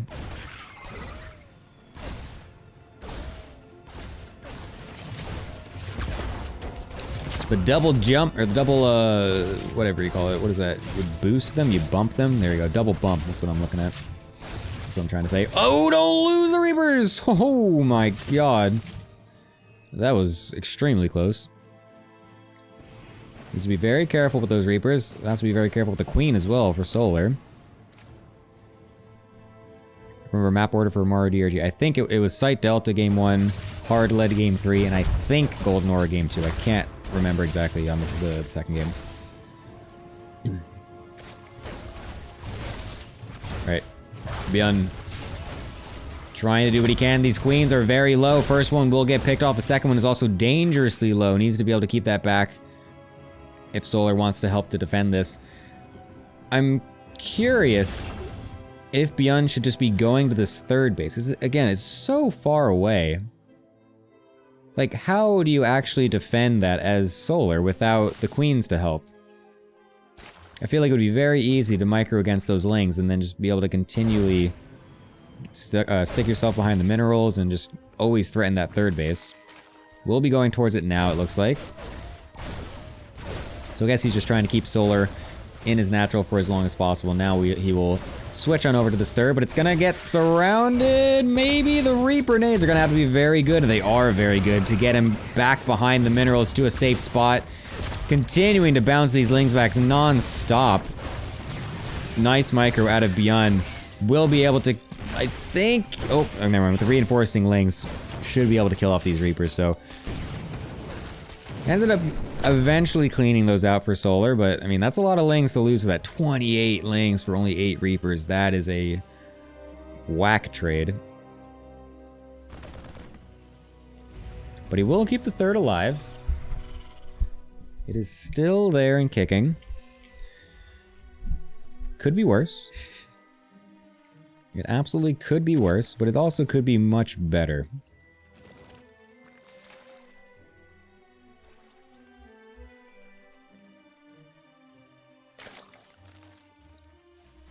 The drone influx coming in for Solar, obviously. Now the initial pressure is done. He's got his downtime to be able to recoup his economy here as Beyond sets up for his next attack, which, yet again, is looking like it will be the Stim Medevac push. That third CC is not there. Medevac number 1 already en route. Second one probably will be coming in just a moment as he gets that gas. There it is. The double Evo yet again for Solar. Is this a little too greedy from him? This is what he was doing last game as well. There's no Baneling Nest. Continuing with the queens. Does Solar think that he can just micro better than the other 2 games? And just, does he think that like, oh, I just, you know, there's some just micro mistake, like I should be able to hold this. I shouldn't be losing to this. Or does he just not realize that Beyond is doing this again? Or does he just actually have no idea what to do against this build? Those are the 3 options that we have for ourselves right now, and we're about to find out the answer, I think. We've got 25 Marines and 2 Medevacs running into this natural right here.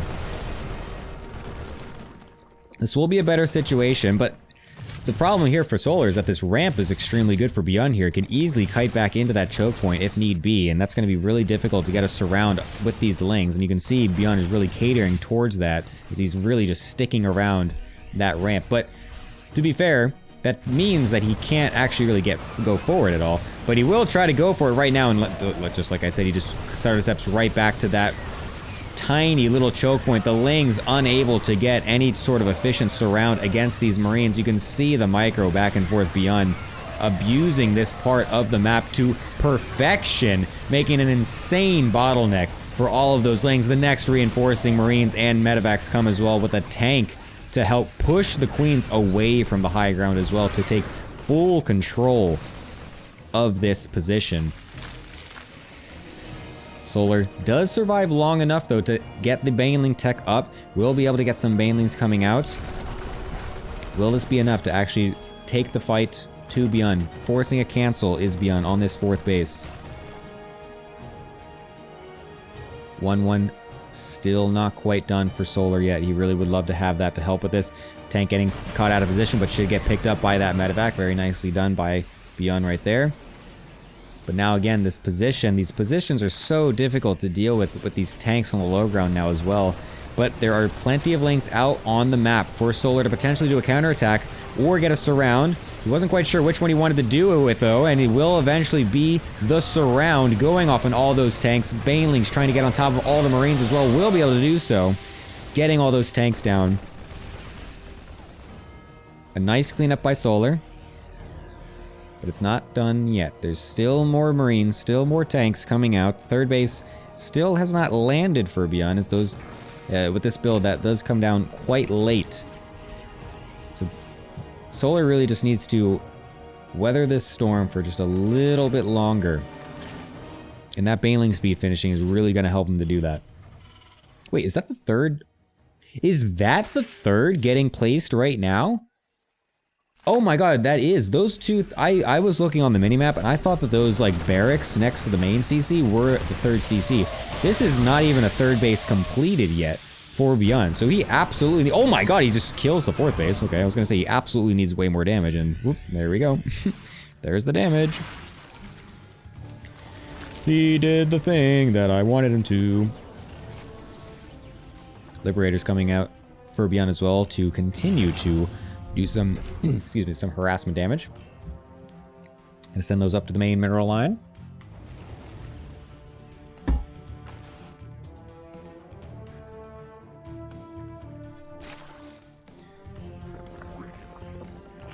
Solar sending out the links to try and scout out to see what exactly that third base timing is. We'll find no third base.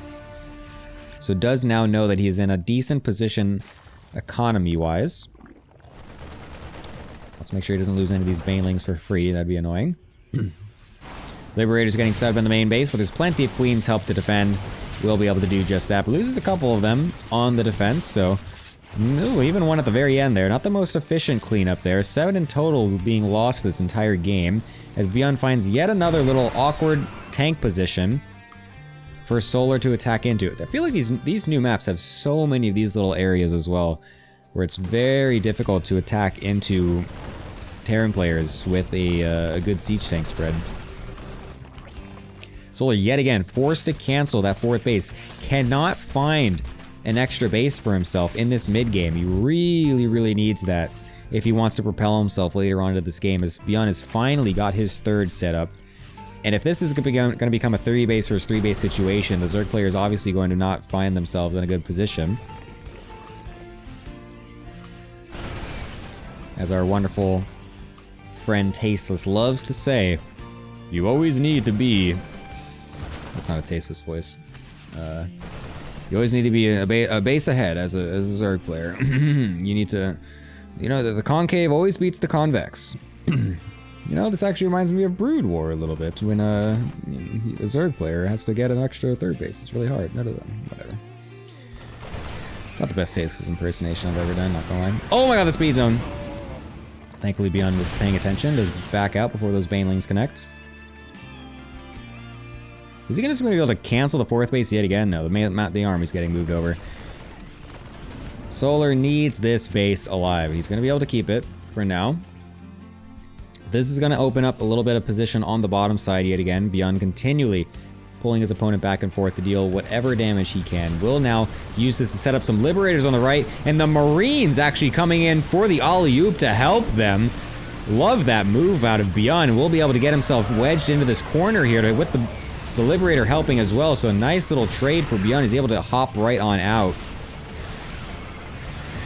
Solar will eventually be able to get rid of all of this, as Beyond actually is not quite paying attention. He was dealing with some drop in the main as well. So unfortunately losing a little bit too much on the back end, but that little move to set that up was pretty slick, and I kind of like it. 9 drones getting killed by this drop in the main though, and at the natural, so this ends up still being an okay trade, I think, for Beyond here.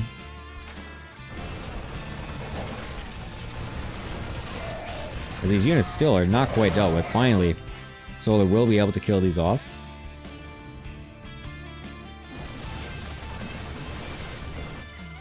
Just look at the creep spread as well, though. This is kind of the thing about Beyond from even the games that he lost. He was always denying creep in such a strong manner, never allowing Solar to get really even close to the middle of the map or past it.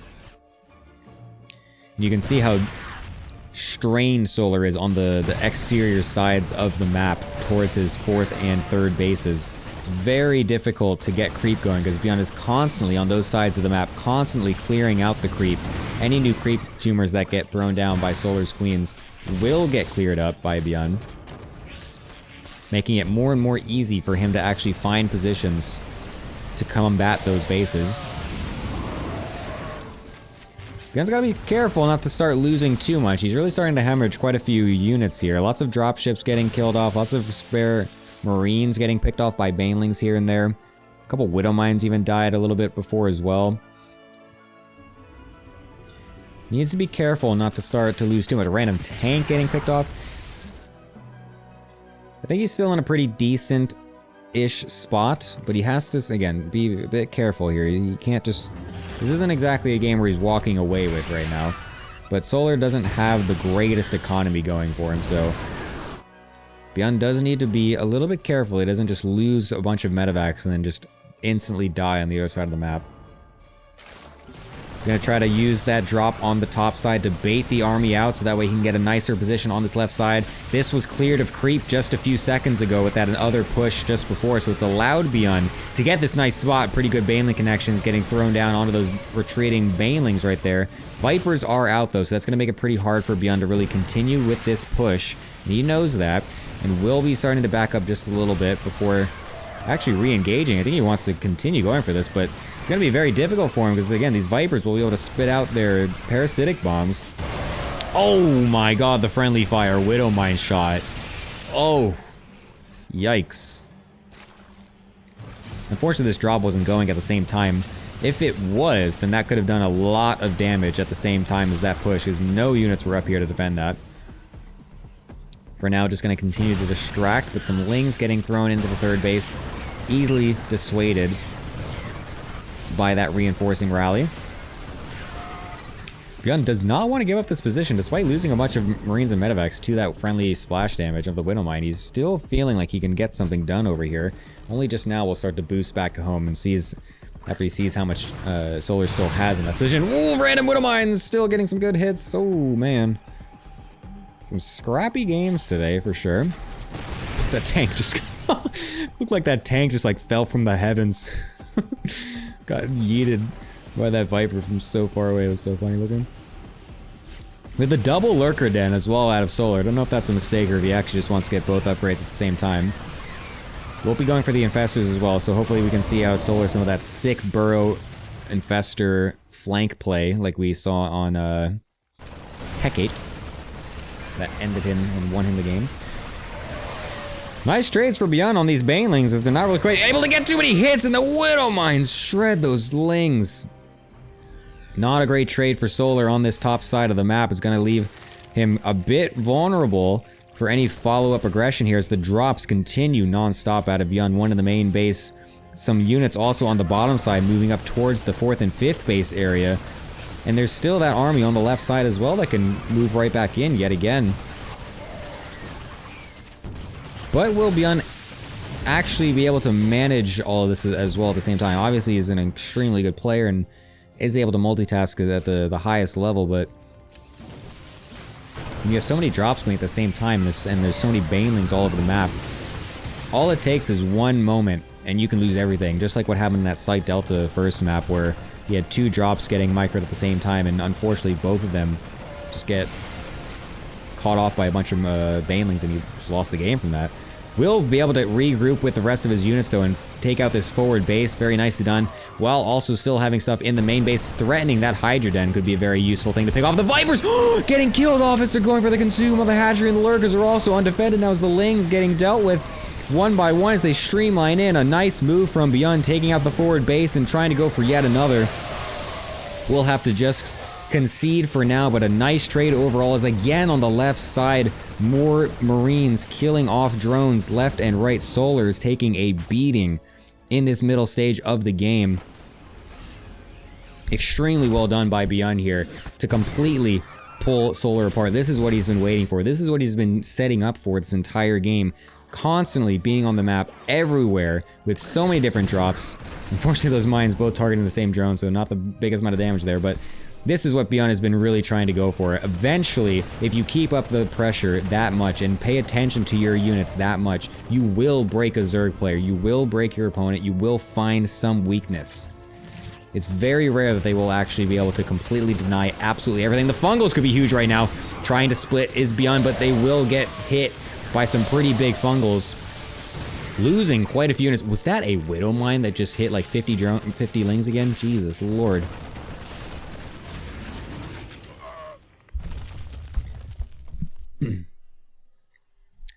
But yeah, Beyond has done an excellent job at forcing mistakes out of Solar this game. He finally found his big one. Getting those multiple bases and the Vipers all at the same time. This is a desperate attack for Solar here, coming into the speed zone area, trying to get something done with his lurkers. The Infestor not quite able to really do anything either. The lurkers are in a nice spot, and Beyond's army is quite segmented right here, and so he can't quite actually get on top of these lurkers right now, so he really needs to regroup for a second here so that we can finally push this off. But the Marines on the right side of the map still killing off bases all by themselves. This is a last-ditch effort for Solar here to punch on through to Beyond's production line, and it's a couple of lurkers to do the job. But once these Liberators start to get out, I think it's going to be extremely difficult for Solar to really get anything done here, because all it takes is a couple lib shots and a scan to force away the only thing that is giving Solar any position on this high ground. A lot of Lings and Hydras suddenly killing a bunch of SCVs, though, evening up the economy.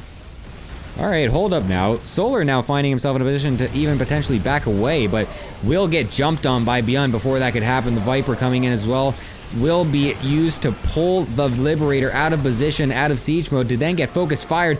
This is actually getting extremely close all of a sudden as the SCVs continue to get picked off by reinforcing Lings. Solar, who was about to lose to Beyond's regrouping attack, making one final push of it, and somehow finding a way to even out these armies and the economy, now taking an economy lead with only 30 drones on his name. What a ridiculous situation, but the problem for him is that Beyond still has multiple orbitals that could be dropping mules. But, I mean, that's literally it. He's got 13 SCVs otherwise. He doesn't have the energy for all these mules because he's been constantly scanning to try and deal with the lurkers. And now Solar is able to take a moment to breathe, has this top base getting saturated, is able to relocate all of those initial drones from the main and other sides, getting more units, getting more banelings. The lurker on this other side also being able to help deny mining a little bit. Unfortunately for him, the mules are actually not quite near the lurker, so he would have to reposition that a little bit. But now Solar finding himself in a position to take this victory from the claws of defeat. Beyond is going to have to say otherwise, though, as he's putting these Liberators into Solar's face. The Viper trying to pull them away to get them out of the siege zone here, but there's still quite a few left. There's only a single Viper up in the skies.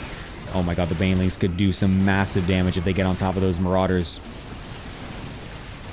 It's extremely close here. The Widowmine getting not able to shoot its shot off onto the Lings and Banes, and everything is starting to fall apart for Beyond. Has Solar actually managed it? He does. What a ridiculous comeback from Solar in what looked like a totally hopeless game from him. Once that mid-game army from Beyond started to totally pick him apart, an insane last-ditch effort with the lurkers, with the Hydras coming in between the different bases, Lings from the reinforcing sides also getting on top of all the other exterior bases for Beyond that were not planetaries, so the SCVs were not saved. They had to get pulled away into the rest of the army and just died outright. So crazy finale to that series, actually. An incredible win for Solar to keep himself alive going forward tomorrow into the round of 4. Excellently done by him. A 3-2 win moving forward. Sorry for Beyond. We do still have one more Terran to play a little bit later, so hopefully for the Terran bros out there, we still have some representation. But we will be going to a short break while we get our Dark versus herO match set up. So just wait a couple minutes, and we'll have some more awesome StarCraft ready for you just after this.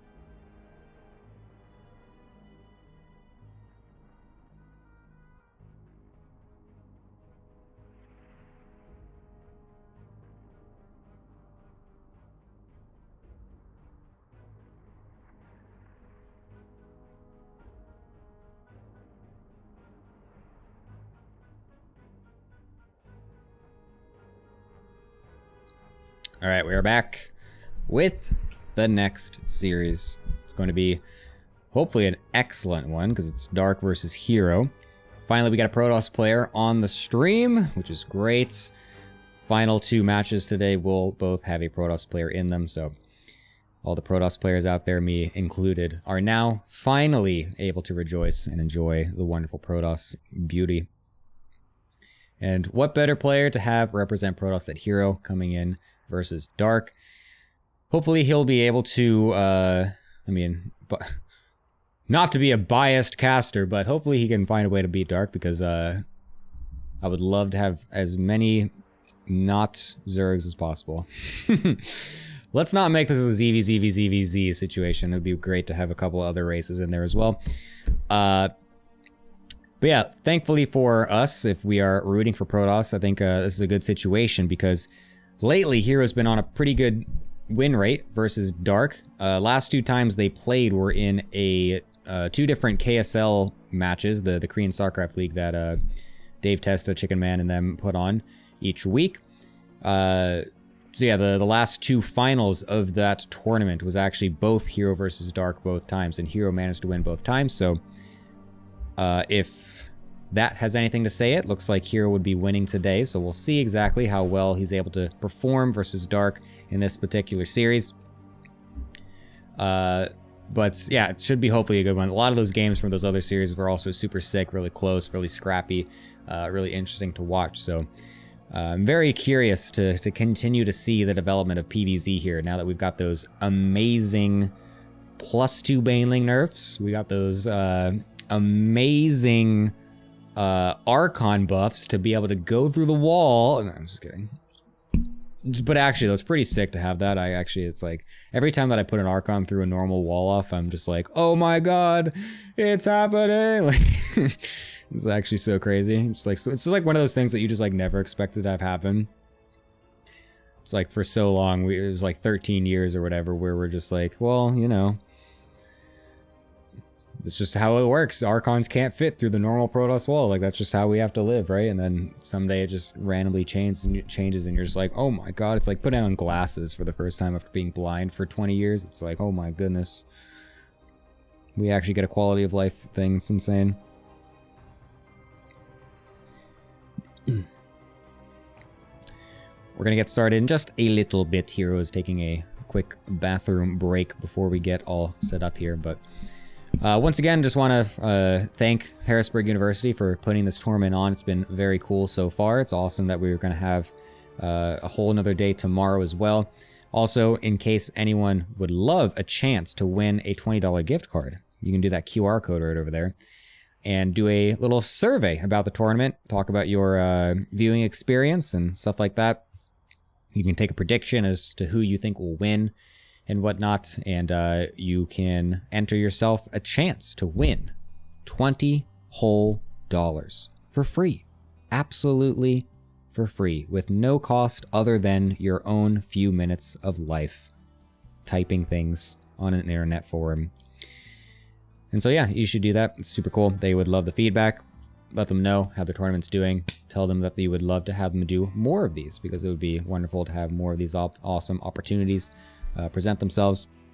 So we have awesome, excellent StarCraft 2 to always watch. So yeah, that'd be super sick.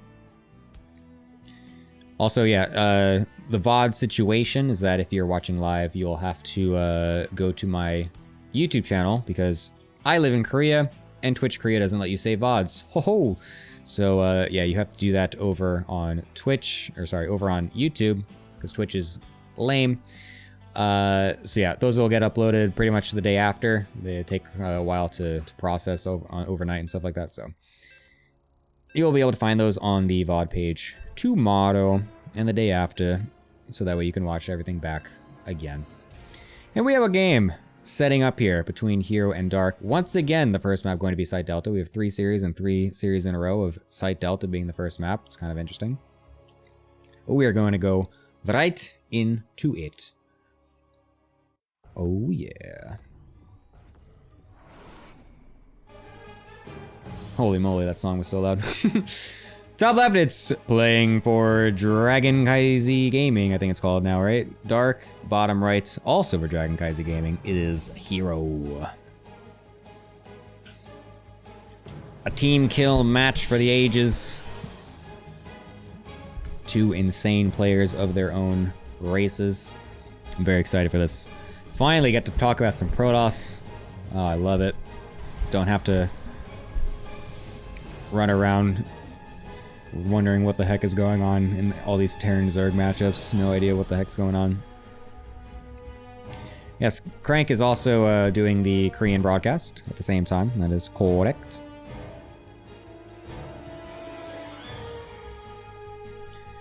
So yeah, I'm very curious to see what herO brings out in this PvZ. Already coming out with the early probe, obviously, to block the natural and force it away over to a different location. But Dark, being a little cheeky himself, actually dodging the probe and sending it around, so we'll be able to get that natural set. And the initial drone that was sent down to take it is actually getting sent across the map. So this might even be a proxy hatch out of Dark here. Now that would be something special. Dark loves to go for these cheeky openings. One of the few Koreans to ever really go for these types of things as of late. We'll be setting that down. So now it's on herO to be able to find out the best way to deal with this. Sending out a couple probes and a zealot is going to be his choice.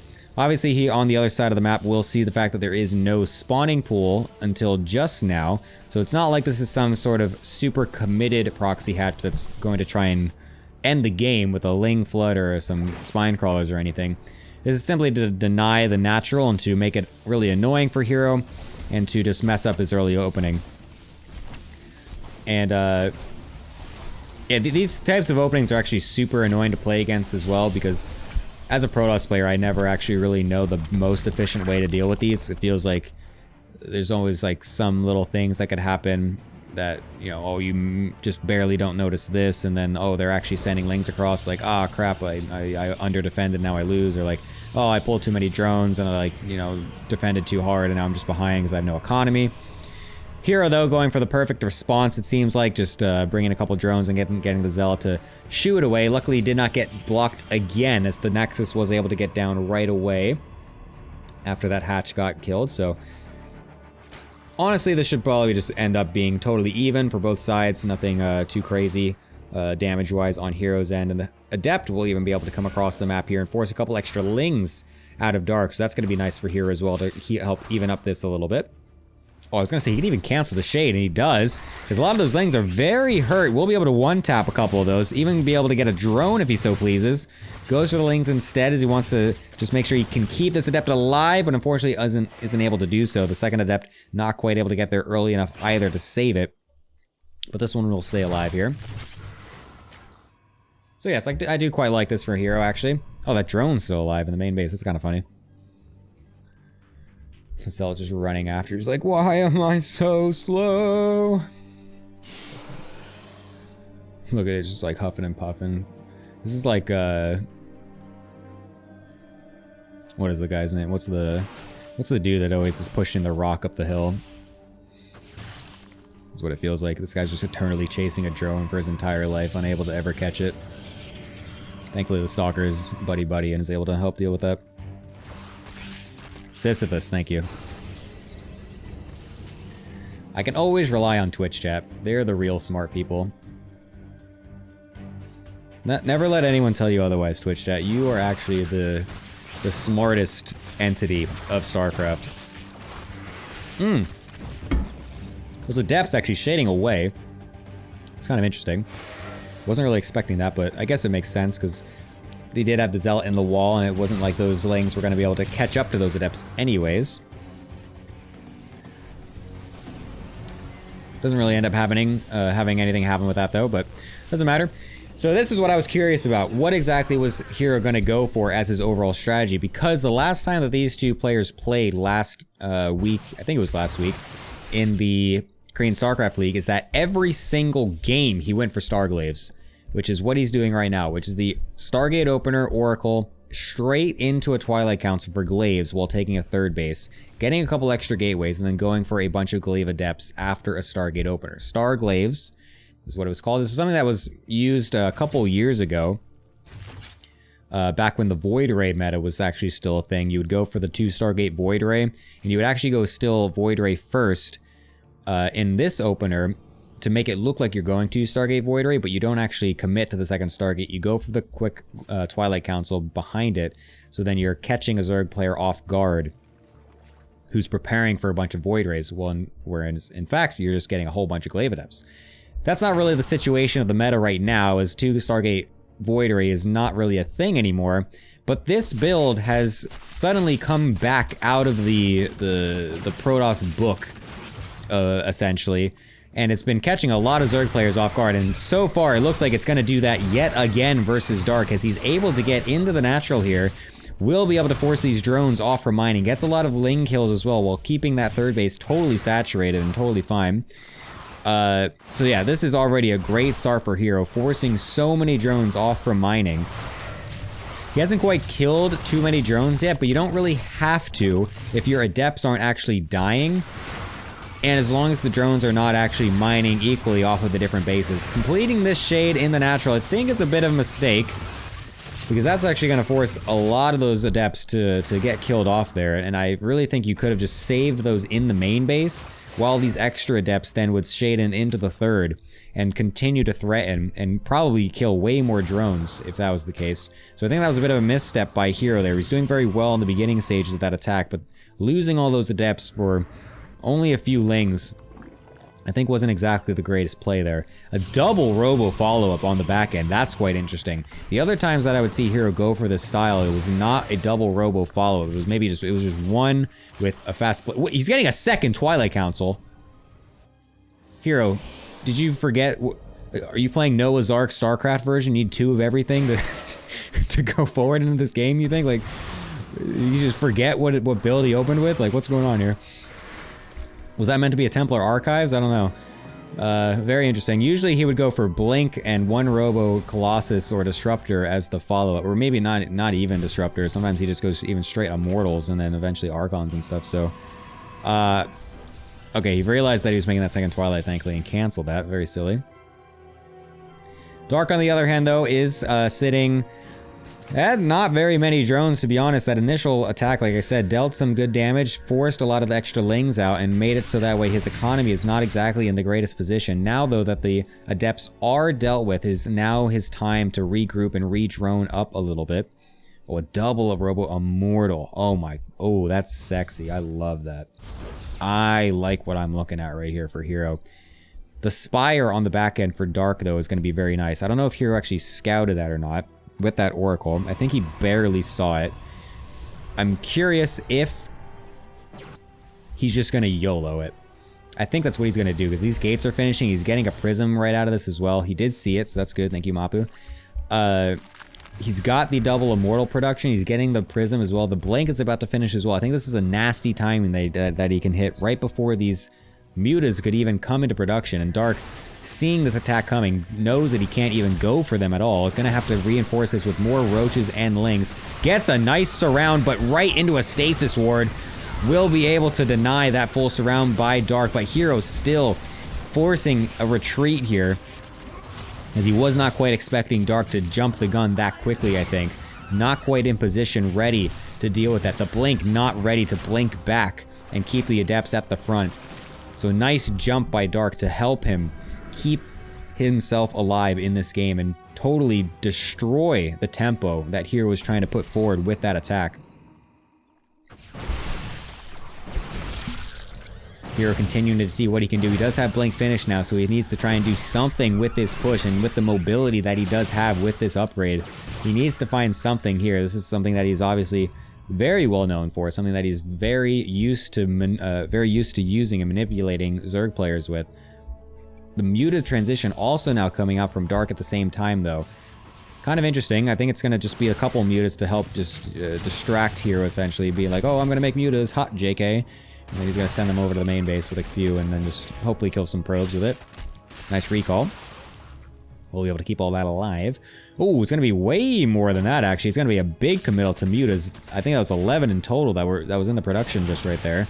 So So that's definitely going to be a bit of a switch up that maybe herO isn't quite expecting, but the fact that he might see so few extra Ravagers and Roaches getting reinforced here might key him into the fact that there is a Muta transition coming, and he wants to keep up this pressure to help himself keep the pressure off of his own economy, because if he can keep the Zerg's army on their side of the map, it means that his economy will be nice and safe. The Mutas will reveal themselves right now, but this is a lot of Stalkers, but there's still a great number of Lings here to help deal with this army. It's going to be very difficult for herO to get a proper engagement onto this because the Lings will just wrap around absolutely everything. The Link micro has been pretty decent from him, but he just does not have enough. There's not enough units here. The numbers are too few. And even though Mutas are not exactly a unit you usually think to engage with, it doesn't really matter because there's just so many Zerg units here to take the shots instead of them. And now that he's forced here all the way on the other side of the map, he's easily able to divert these Mutas over to the side of the other side of the map and possibly get on top of a mineral line here. While the rest of the ground army goes up to the top and denies this fourth base. The Muta's now going over to the main base just as I say that as well. So this is going to be extremely difficult now for herO to defend, although it does leave the Stalkers in the main base, but this Muta count is so high now, it's actually going to be able to just jump right on top of those Stalkers, so not a situation you usually actually see. And Dark easily able to punch herO out of the game after getting that initial nice swarming attack before herO was really ready. That was super critical that Dark did that because that was just before Blink was finishing, and so it really made it so that way herO could not find any easy retreat off of it. The Stasis Ward was nice to help, but without Blink there, you can't quite easily get away from the Ling surround like Dark was setting up there. So nicely done by Dark to jump on the opportunity when he found it most presented itself. That sentence dwindled out. I don't know what I was saying right there. Whatever. Gonna go into game number 2. Hecate. These guys love Hecate. These guys love Site Delta. When is Artosis joining the cast? Yeah. If only. If only.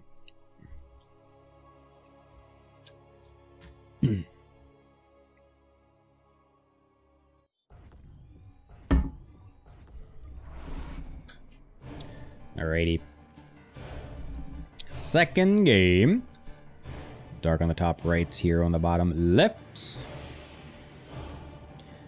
Let's see if herO can strike back. I liked his overall plan that game. I think what he was doing was actually correct.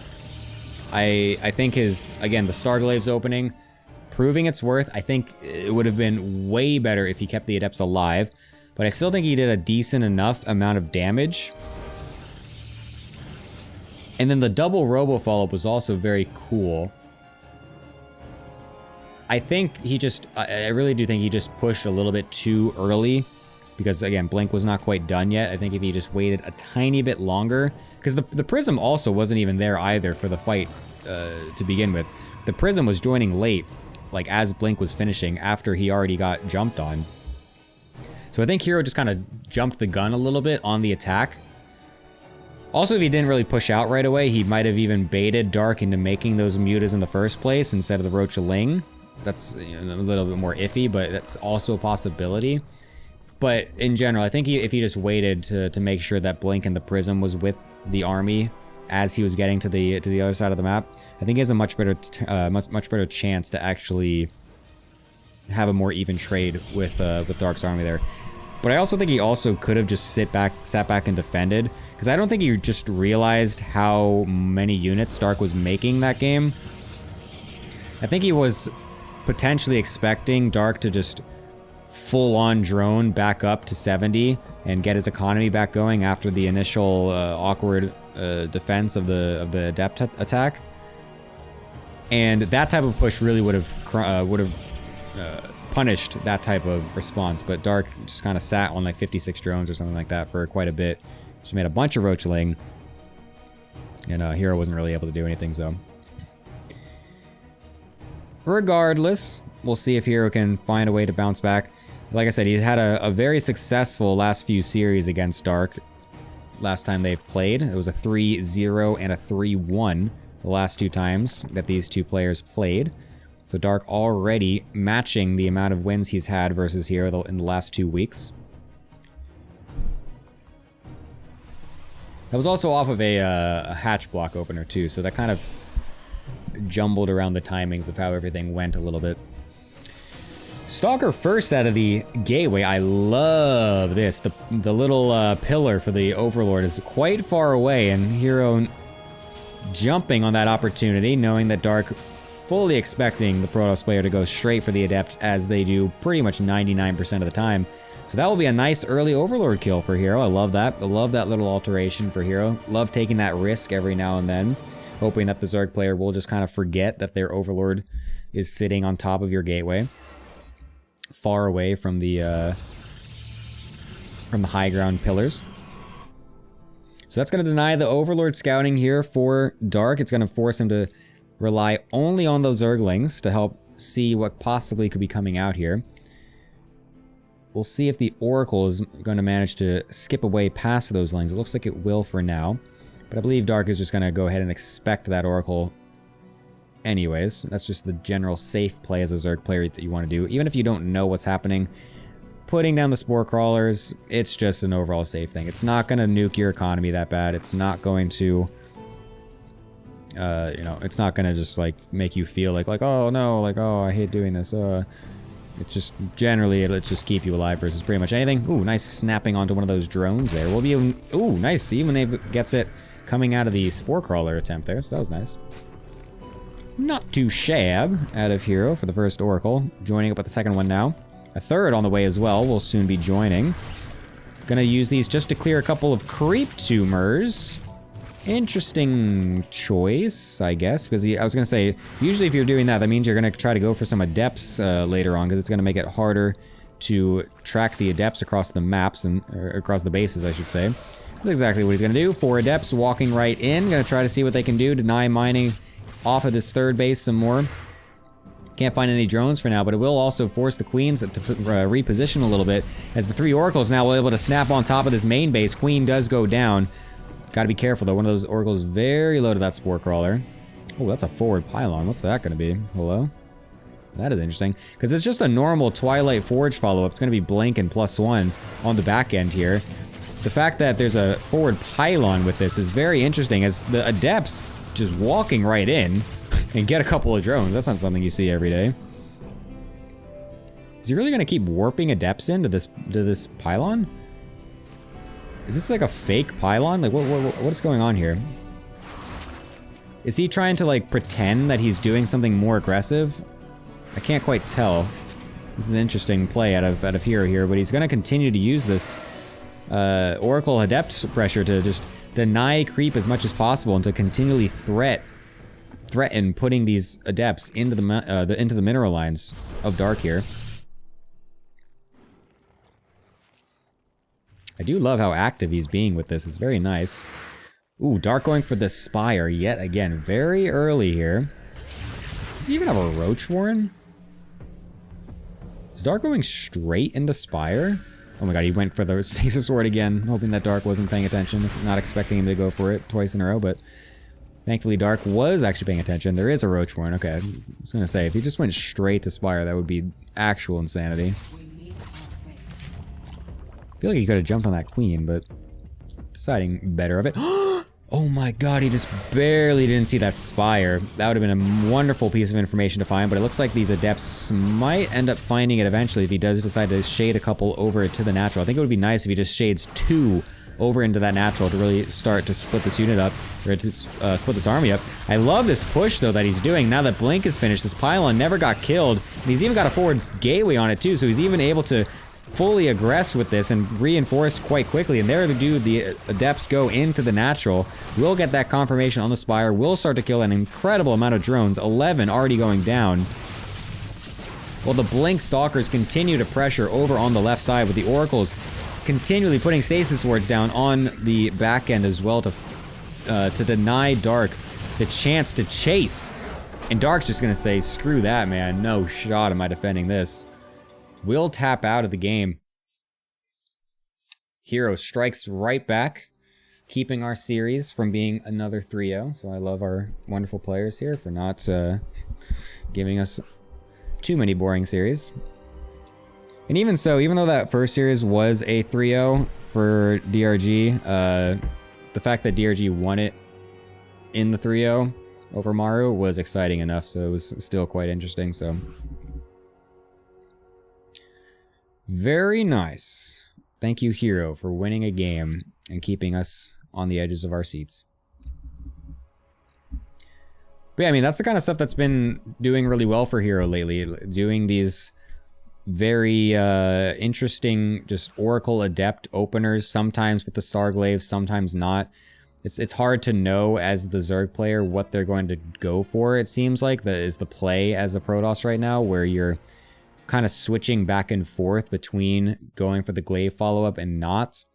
And it's on the Zerg player to know when to stop droning, when do you transition fully into roaches, like what exactly is the play? Because if you try to defend super hard against a glaive follow-up that you think is coming, but then it's not that, and it's just going to be a fast blink transition, then you're going to find yourself in a really bad spot, because then you end up, you don't drone up properly to the right drone count, and then you can't actually get the swell of units out to deal with a blink attack the way that you would if you had just not gone to defend the initial adepts in the first place. But then also herO is doing it in an interesting way where he still is making a decent amount of adepts early to still make it difficult for the Zerg player to actually drone up properly. So even if Dark knew what herO was doing and understood that it wasn't a glaive follow-up, it's still hard for him to find avenues of when exactly to fit in drones and when not to, because if he skips on too many lings and queens, he's going to just get completely battered by a random 6 adept getting into the mineral line. So I like it out of herO. I do like the style that he's going for in these last couple weeks and this series as well.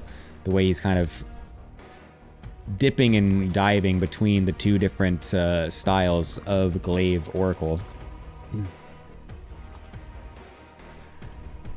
We'll see if he, on this map, actually even decides to go for just straight Twilight first instead of a Stargate. This map is quite small. It's a little bit easy to bounce between the different bases. I'm curious if he would want to go for that here. But he could still just go for... It could still just also be Stargate, who knows?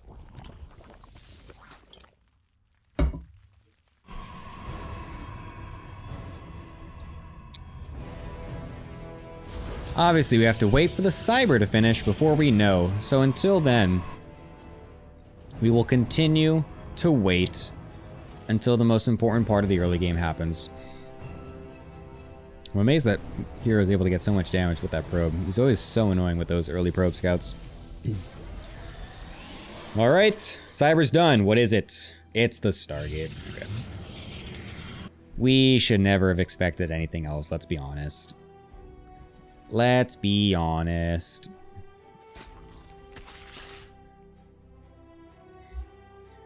How much is he going to commit to this Stargate is the next question. Is it going to be the full 3 Oracle? Or are we going to get the glaive follow-up? It would be nice to see... I personally want to see the glaive follow-up again. Just because I find it so interesting that that build has suddenly come back and is doing so well again. I used to love doing that build. It was such a fun, because I hated going to Stargate Void Ray back when it was super popular, and so going for that build, it was such a, I called it the Noob Crusher build. It was just like such an ankle breaker of a build, basically. It's like, oh, you thought I was going Void Rays, you are so not it. I have got so many adepts about to kill you. So I just kind of like that it's kind of coming back again. It's kind of a fun build to go for. And I just find it interesting. I'm just curious exactly what the reason is and why it's suddenly becoming more popular again and why it's suddenly doing so well. Because it's been being used so often as well. It's not like it's just being used as like the one build in a best of 5 or best of 7 to catch the Zerg off guard. It's being used multiple games in a row at some points. Doesn't look like it's going to be that this game unless he drops the Twilight literally right now. Oh, herO actually getting a little stuck. not keeping those Adepts in the right spot, so we will lose both of them. The Oracle is even going to have to be forced to use its energy to help clean up the Ling, so that's a bit of a sloppy mess up there for herO. It's also going to potentially weaken any later aggression that he might want trying to do, because he's been obviously doing the Adept Oracle stuff to great effect. And that's 2 less Adepts that he's going to have now, so that's obviously a big hindrance to that. And that could give Dark a massive opportunity now to just continue to steamroll, or sorry, snowball this mid game here, because he's not going to have any Adepts in his face this game. Just going to be the only Twilight, not the Forge. Is this going to be a 10-gate Blink all-in? I would love to see that. We could be going for that. That would be very interesting. Oh my god, it's Glaives anyway. What? What? Are you kidding me? I'm actually blown away at that. That makes no sense. That's such a late Twilight to go for this. That's so crazy. He's just going to spam Glaives. It's going to be like 6+ gateways. Oh my god. This is what I'm talking about, man. Like, there's so many different variants that you can do with this build now. It's crazy that the Protoss are going for this style so much in slightly different ways each time as well. Because this is going to just hit with a ton of Adepts. And it's going to hit at such a later time that it's like, why would Dark expect there to be this many Adepts randomly at this time? It's the 3 Oracle play as well, so it's like, okay, yeah, it's 3 Oracle. It's gonna be Blink +1. That's the follow-up that you do in 3 Oracle opener. Dark is going Hydras as a response to what looks like going to be a Blink +1 follow-up. But it's going to be a ridiculous amount of Glaives that the Ling barely doesn't scout as well. Luckily for Dark, he was making a bunch of Lings and Hydras anyway, so that's not really going to matter that much. But he is just now only going to find out that it was actually yet another Glaive follow-up. And Ling Hydra is not what you want to deal with this amount of Adepts. I mean, that's just... that is just a fact. The thing is, though, is that it looked like Dark was setting up to go for some sort of Ling Hydra attack in the first place. So he does still have quite a lot of units here. Oh, that stasis, we're getting a nice amount of Lings, though. So that's going to make it much easier for herO to start to split these units up. We'll complete that shade into the main base as there's barely anything tracing it. And we'll be able to get on top of a lot of these Lings and drones over in the main base, while the third base continues to get pressure by the Adepts and Oracles on that side as well. Meeting up now with the other units as the Lings get out of the stasis, so he will be able to take care of those quite nicely too. This is very nicely done by herO. This is not all in by any means either. He's transitioning into a Robo Bay behind it. He's got 60+ drones. The Blink follow-up is going to be coming in as well. herO just continually shading as much as possible to keep Dark guessing. Will he finish the shade? Will he go home? What is he going to do? Is he actually all in? What am I actually playing against here? Oh, don't finish that. Oh my god, he does it. Right on top of all the Hydras. I don't actually mind it now that I'm looking at it. But he can't quite get on the Hydras on the bottom there, so he's going to be forced to go into the main base here, trying to get on top of these drones. Unfortunately, missed micros a little bit, but it's okay, because he's going to finish the shade over into third base anyway. I love this now for herO. That shade ending up being a massive win for him. Only 10 Hydras out on the field right now. We got 20 Adepts. Double Disruptor follow-up on the back end as well. This is a dominating game for herO. This fourth base is not long for this world. It's going to easily get taken out as there's now an Immortal here as well. I love that little one Hydra though to trigger the stasis ward. But now the Hydras are so exposed, we could easily get a bunch of Adepts shading right on top of all of them. But the thing is that herO doesn't even have to do that as well. He could easily just come right back home. He's got a fourth base coming up. He's got Disruptors on the back end. Charge is finishing up. He's going to get +1 eventually. He's got 66 to 50 workers. There's no need for him to actually do the Suicide Adept play on top of the Hydras, even though it looks cool. He's got no opportunity for it. Or, sorry, no need for that opportunity, I should say. Oh, the disruptor! Woo! Oh, wow, somehow we only got one Hydra. Nice split from Dark. Oh, a little bit preemptive with those disruptors, but that's fine. All it does is keep the Zerg back. The Lurker transition did come into effect, though. Oh, nice. Being able to snipe one of those with the Oracles. Nice movement for herO. So this is the only problem for herO, is that he's going to have to deal with these Lurkers. Nice Disruptor shot on some of those Hydras. He does already have a lot of Disruptors, though, so that's going to help with these Lurkers. Disruptors, oh my god, getting on top of all the Hydras. Massive hits. That is what you want to see as a Protoss player. Usually I say that Disruptors are not very good versus Lurkers, despite what many people do say. If you are in a situation... Oh, never mind, I can't finish my thought because Dark just wants to leave the game. GG, herO wins. I'll explain it now. Usually people are like they think that Disruptors are very, very good versus Lurkers. And to an extent, they're right. But in a normal macro game, it's like, they're actually not that good.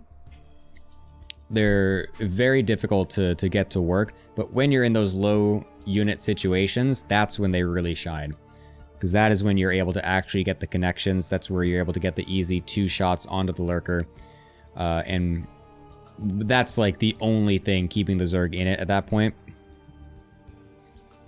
And so if you can just get those Lurker kills with the Disruptors, then everything else will melt pretty easily. So in that situation, the Disruptors were perfect. And I mean, those 2 shots were magnificent. Having Lurkers without Vipers is unusual. Yes and no. Because... like, there are scenarios in a normal macro game where they have the Lurker transition first, but not the Vipers quite yet. And so there's some moments where if you are still stuck on Disruptors and you don't quite have the correct map control, it could be very easy to just get jumped and stuck in a position that you then can't really buy yourself out of. Because Disruptors are only good versus a Lurker player if you are the one dictating the fight and the pace. If they're the ones jumping on you and forcing you into a bad position, it's very difficult to actually get the Disruptors in range to properly get on top of the Lurkers and force everything out.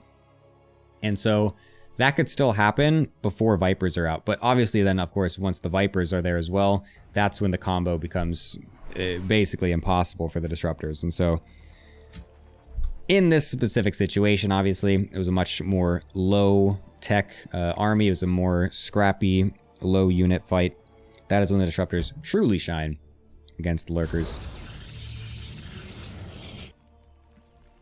And for herO, it was an excellent follow-up.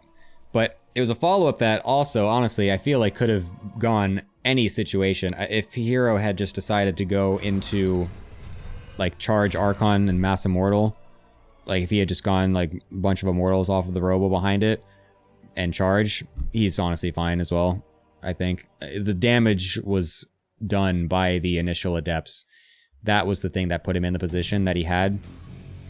And so, even without the Disruptors, if he had gone for the other style of dealing with Lurkers, he's totally fine as well. The main point of that game was the later, but still very potent glaive attack, completely catching Dark off guard. The nice Disruptor shots were just the beautiful, sweet icing on the cake. And now we find ourselves at a 2-1 score for the Protoss. On why do I always forget the way I decide to say this map? Alcyone, that's what it is. Alcyone. That's a cool. I love the way that sounds. I'm done calling this map Alcyone.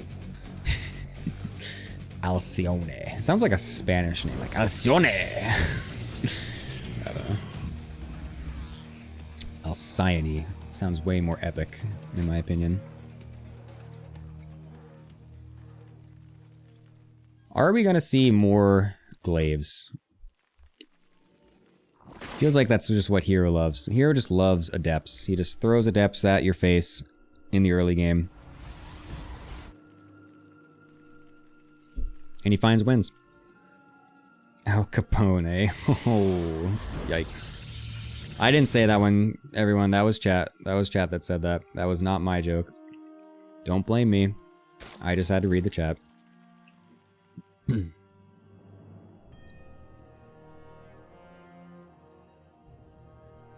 Alright, we have the Stargate, so it's not going to be just the normal Twilight Glaive opener. I did see herO throw that out versus Dark in one of the series that he's played recently. Oh, I love that pylon block. That's cute. That probe stayed alive, so why not? Delay that third base for just a wee bit longer. Is he going to try to continue to do this? He's keeping the probe here. Nah, send that thing home. Boop. Pretty nice. But yeah, I did see herO even bring back the normal 4-gate glaives versus Dark one in one of his series, so that's always a possibility with herO. You never really know. But it's just going to continue to stick with the Oracles for now. It's been giving him some good success so far, so why not keep going for it? Don't change. But I do want to know what his follow-up is going to be this time, because the first time, it was just the straight-up normal Star Glaives of just Oracle, and then third base and Twilight, basically at the same time, straight into Glaives, and then eventually +1. Whereas the second game was just straight up, it was a fake Star Glaives going for Oracle with a lot of a lot of Adepts pressuring the front, but not a Glaive follow-up straight into Blink, which then won him out by going Blink Glaive, or sorry, Blink Adept. And the third game was a later Twilight after the third base, still into Glaives anyways, with a bunch more gateways. And that still cracked Dark's skull. What is it going to be this time? These are the types of builds that I love the most. You guys are also probably like, oh my god, stop talking about the Protoss player. I'm a Protoss player, so I will be analyzing Protoss mostly, so sorry. If you want a bunch of Zerg analysis, that's not my forte, so I finally have a Protoss player after 2 TVZ series, so I am going to talk all about Protoss now. But this is the type of build that I love the most, where it's like you have these slight variations that look like the same build from the outside, but actually have very different responses to them because you're doing these very tight different things. It's very it's a very fun way to play. Ooh, nice Slick Oracle Micro. Ooh, nice not Slick Oracle Micro. Thanks for that, herO. The two sides of Protoss Micro shown to the fullest extent. Gets 5 drone kills, but loses an Oracle for no reason. So yeah, this time it's going to be the Twilight +1. I'd be blown away if this was Glaives. No way this is going to be Glaives again. He's taking a long time to do anything with those two things, though. What is he doing with these things? Come on. Yep, come on here. Yep, there it is. Blank +1. Okay. I'm gonna say if this one was even Glaives, I would have just been like, what in the world is going on? What is this obsession with Glaives? It will just be the Blink. This is the same as Hecate. Last time, herO basically just threatened like he was gonna be getting a lot more Adepts and doing a Glaive follow-up, and Dark was just kind of preparing for that a little bit more. And then he just died a little bit later to the fast Blink in +1 that he was not expecting. herO is going to all in onto this 4th base to try and get a cancel. Will suicide one of the Oracles for it. Loses a couple of Adepts on the back end as well. I'm not quite sure if that was worth it. Oh my god, it's a fast lead beacon. And a fast second Stargate. What? Oh, wait. Is he going to go, I saw him do this also versus Dark recently, where he was going for a Blink, a normal Blink opener, but then he went super fast carrier transition, like way faster than you would ever do with a Blink opener. And it was very interesting. This game, he looks like he's probably going to do that too. There is a Spire coming from Dark. There's technically the option for him to be going like total blind counter Phoenix range, but that would be insane. I would just be like, that would be the most ridiculous read ever. It's going to be carriers at a ridiculously fast pace. Boom. This is a crazy build. I actually really like this though, because the thing with going for Blink is that sometimes it can be hard if the player just rushes lurkers and then it's like, well, okay, I just can't do anything versus lurkers. And like, oh, they got a really nice late game because I can't kill them. And then you're like, oh, I guess I gotta go carriers now. But you just like totally preempt that by just going straight into carriers anyway. Because you're using the Blink and the glaives, sorry, just the Blink and the adepts to threaten and posture and be like, yeah, I'm gonna attack you. I'm in your face. I'm doing crazy stuff, like yada yada. But I'm actually going carrier. So like the Zerg doesn't want to go across the map and attack you if he thinks that he's getting attacked by a bunch of Blink Stalkers. So the carrier transition is totally safe. The other crazy thing is that he scouted the Spire, so he knows that it's going to be a muted transition, so he can just go into the range and the Phoenix anyways. So the muted transition's also not going to do anything. Dark is going to get on top of these Stalkers on the left side, so that's a nice win for him. At least is going to be able to deny the ground force from being able to get home. These 6 mutas, though, are going to be an absolute waste. They're going to get to the other side of the map, they're going to find a bunch of Phoenixes with range finished, and Dark is going to be sitting there wondering, what in the world am I playing against? Look at this, here are the Phoenix, 3 Phoenix, no problem. Phoenix range is about to finish, he sees those purple lights, he's like, what are you doing, herO? Good lord. At least he's not making 20 mutas, that is very true. If that would have been hilarious if Dark just spammed out 15 mutas and he's like, oh boy, here I go, whoa! And it's just like 6 ranged Phoenix, it's be the craziest thing ever. Holy moly. But then it's just straight back into carriers once he realizes that the Phoenix are just completely dealing with the mutas. Go right back into the carriers, and now you're playing against a Zerg player who's trying to go Roach, Ravager, Corruptor against Blink, Stalker, Carrier. It's such a whack composition. And it's one that the Zerg player doesn't enjoy because the Zerg player's army doesn't scale into anything, whereas the Protoss does. If you are getting a critical mass amount of carriers before the 10-minute mark, and your Zerg opponent is not on Hive Tech yet, and the only thing they have to deal with that is a bunch of Corruptors, that is awful. Like, you don't want that as a Zerg player. There's still obviously this moment though where, because herO is going for so much tech so fast, his army is going to be smaller. So there is still the opportunity for Dark to bust through. If he can't do that though, the game is essentially over.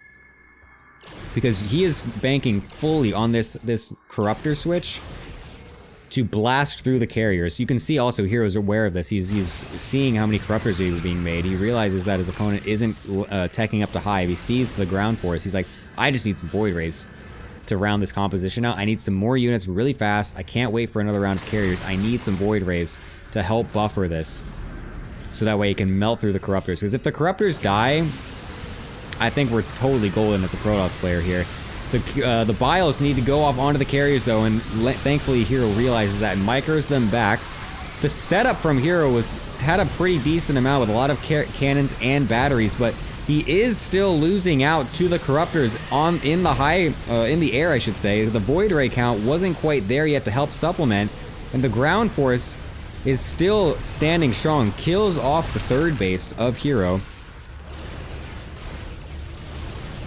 So this is what I was talking about. You have that opportunity as the Zerg player still to bust through as the Protoss carrier count is starting to get higher. There's this moment, because you're not going for splash damage, it's still, you can't just like wipe through the ground force with like a bunch of disruptors or something. I'm curious what would happen. Oh, I'm going kind of too deep, I feel like. I'm so curious what would happen if you show the carriers, right? But you're only going 2 Stargate, not 3, like herO's doing right now, and you're switching straight into disruptors at the same time. So it's almost kind of like the way that 2 Stargate Void Ray and Disruptor Carrier used to work back in the old days, but you're doing it a little bit differently. But you like bait them, you're like, oh, look at me, I'm going straight into carriers, you better make 50 Corruptors, otherwise you're gonna die. Just kidding, I only have 3 of them. And I've got 6 disruptors, and now your whole ground army's dead, and the Corruptors are useless. I'm very curious how that would work. It was kind of both, Edwin. DRG did play very well, but Maru was absolutely not playing at normal Maru level.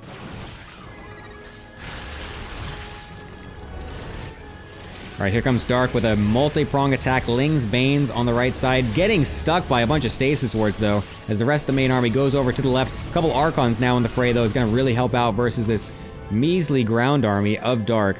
The thing is still though that Dark has not actually punched a hole just yet. He did very well killing off that third base and limiting the air transition, but he's still stuck on Lair Tech at this point. He does not have a hive transition coming in yet. The infestation pit only just finished.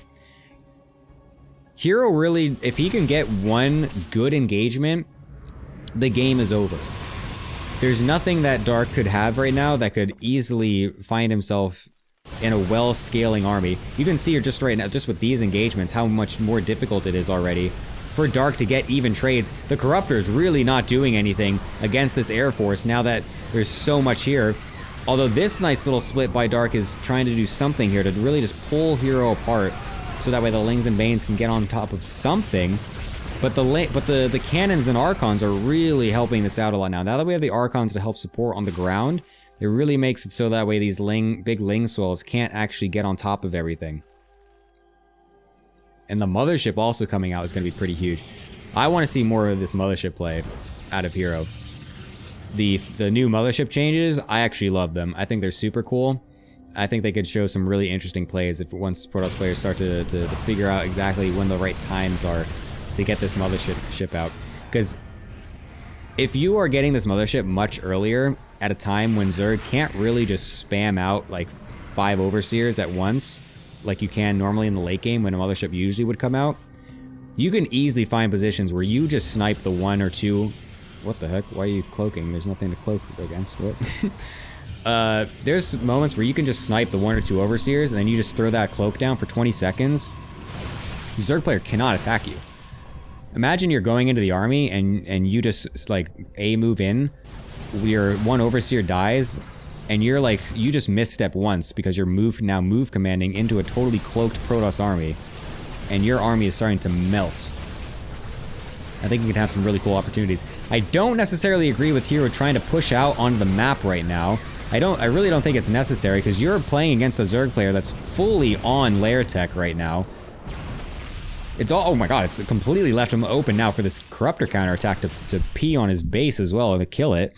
That's not a good move. I think this is a mistake from herO. He does not need to be attacking right now because the Lair Tech, or sorry, the Hive Tech, like I was saying, is not fully kicked in yet. It is transitioning, so it's not like Dark is fully all in with his tech anymore, but herO doesn't have the army, I think, to actually attack. He has the army to attack if Dark suicides first. This is the situation where you're usually in this late game stage where the Zerg gets stuck on this Lair Tech and will try to go for some big attack and try to just kill you. Maybe they like kill a bunch of probes with Banelings and whatnot, and you like get down to like 50 probes or something, but then you just remax on a bunch of Archons, and then all of a sudden you walk across the map and you just wipe the floor with the Zerg because they're still stuck on Lair Tech. They have to reinforce with Lair instead of going into the Hive. And so those situations are where this army from herO is very, very potent. But if you are the one initiating that, it's very difficult because the army doesn't do well attacking against the Zerg player in this composition. We'll see what it can do here though, as he's trying to go for it, as the Lurkers aren't actually quite done yet, so that's a very big moment, but there's still a couple that are burrowed there, forcing herO back. The Banelings and Lings coming into this 4th base here, trying to do as much as they can. Will do that, will cancel the gold base as well. Unfortunately, it looked like the Mothership actually just got yoinked and killed quite quickly there. What is it? 350, 350? Minus 350, minus 350? Hahaha, that's the new meme. Or 250, 250? I don't know, whatever. So yeah, that dies. Unfortunate, that doesn't really do too much. Ling's still doing what they can on the right, but the left side base for Dark is getting annihilated at this point, so that's going to get evened out for the economies at least. Dark still with the drone count lead, but with... Actually, he does have the gold base set up too, so actually Dark is still doing quite well on the economy, I should say. Didn't quite realize he has those bottom bases. Oh my god, the Lurkers suddenly got past the army. This is going to be so awkward to deal with. You have got to get detection in all these bases. There's no cannons on the right side. Oh, luckily those lurkers on the left are just going to get killed, so that's pretty cool. Oh, it looks like an observer spawned right at the exact moment as the lurkers came out. So actually, that was totally fine and very nice. But this is what I'm talking about now. Look at the army and economy for herO. His probe count is so small, but his army is gigantic. And so this is the moment where the Zerg has to be extremely careful, because if you overextend, you will just lose the fight, because your army is just not big enough. You're sitting on 80 drones, you don't actually have a bank, you're suiciding banelings for nothing right now. This is only going to make herO's army larger. You're going to kill a bunch of probes here, yes. You're putting him down to 35 probes. herO's about to be maxed with about 150 supply. If you can't kill that army, you don't win the game, because this army is about to get gigantic. The lurkers on the ground is going to make it very good for Dark to hopefully actually get the win versus this eventual push that'll come out of herO. Usually this is happening on like a Roach Ravager Bane composition, where then you don't have lurkers, then you just die to a bunch of Archons. But having the lurkers on the ground, there's 20 lurkers for Dark right now. There's no carriers. They all got killed off. This is starting to look much better for Dark here, because this lurker count is getting ridiculous. The Lings completely destroying all the bases as well. A recall attempt from the mothership. I actually love this, to reposition. Nice move. We'll be able to get on top of a couple of these lurkers as well. Unfortunately, there are only a couple here, so that's only putting the count down to 16. I don't know where these disruptors are going either. He needs to be careful not to lose too many of those, because those are the big key unit to have against these lurkers at this high number. When the rest of your units are only stalkers, you absolutely need those disruptors to be making massive hits. And this is going to be a very difficult situation now for herO to push on into. The mothership did what it could, but it wasn't quite enough, as Dark is able to finally wither away the Protoss army. Will even up the score, getting our second back-to-back Game 5. Very nice. Some entertaining games to be had in this wonderful tournament.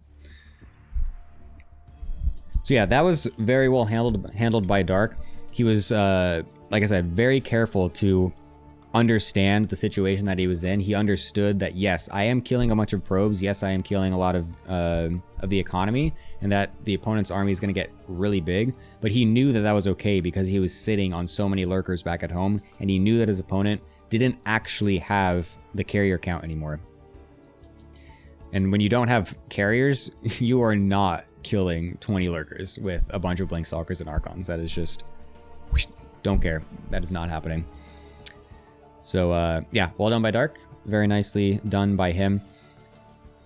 Like I was saying, if that was a different composition out of Dark, if that started with what was like a normal Roach Ravager Bane type of style, which is what was more popular earlier in the like last year and so, then that's when those remax pushes out of the Protoss are extremely deadly, because you have nothing to deal with a maxed Blink Stalker Archon, like 1 or 2 Colossus, couple of Disruptor army. It's extremely difficult. But the Lurkers, much better choice.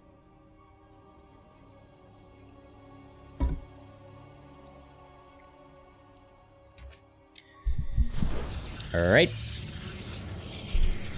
Game number 5. The second game 5 in a row. Gonna be on hard lead.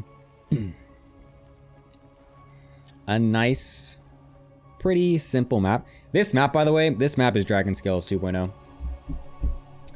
Or wait, Dragon Scales? No. Yes. Dragon Scales. That was the map in the last map pool, right? Yes, it was. Yeah, this map is Dragon Scales 2.0. Like, if you put the maps right next to each other, it's like literally the exact same layout. It's insane.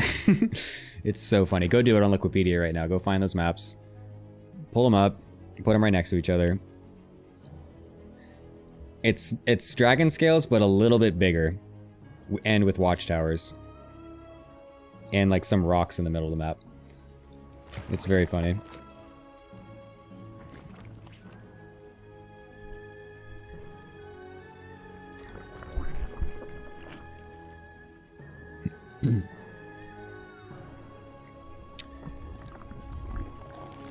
Alright, what are we gonna get?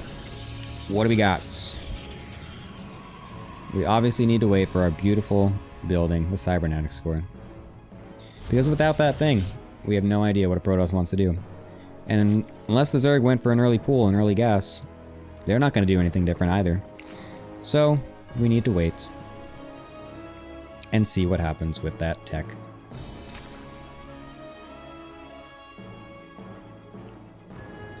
Hopefully everyone's been enjoying the wonderful games.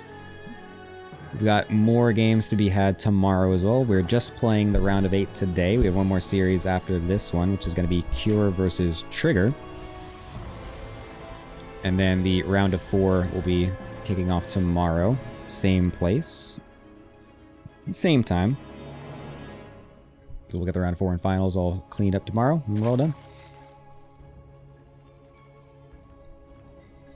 $1,500 on the line for first place, with $800 for second, and I think it was like $400 for the others, the third and fourth place. So quite a bit of money for these players. They do want to win, obviously. Little sneak around Ling action, trying to get going here for Dark, but there will be the Adept chronoed out to help deal with that, so nothing gonna really happen there, unless Dark hides them for long enough. It looks like herO noticed. I think herO did see the Lings move away, or at least sees the fact that there are no Lings on the other side of the map. Dark trying to go for the surround, and kind of messes it up, ends up losing the drone, doesn't get the surround, unlucky. So herO was waiting for that Ling wraparound, as he did sniff it out. Maybe didn't expect the other two, though, so now these two at the natural here might be able to kill a pro, but nice micro from herO. Oh, just barely gets one. So we get two now.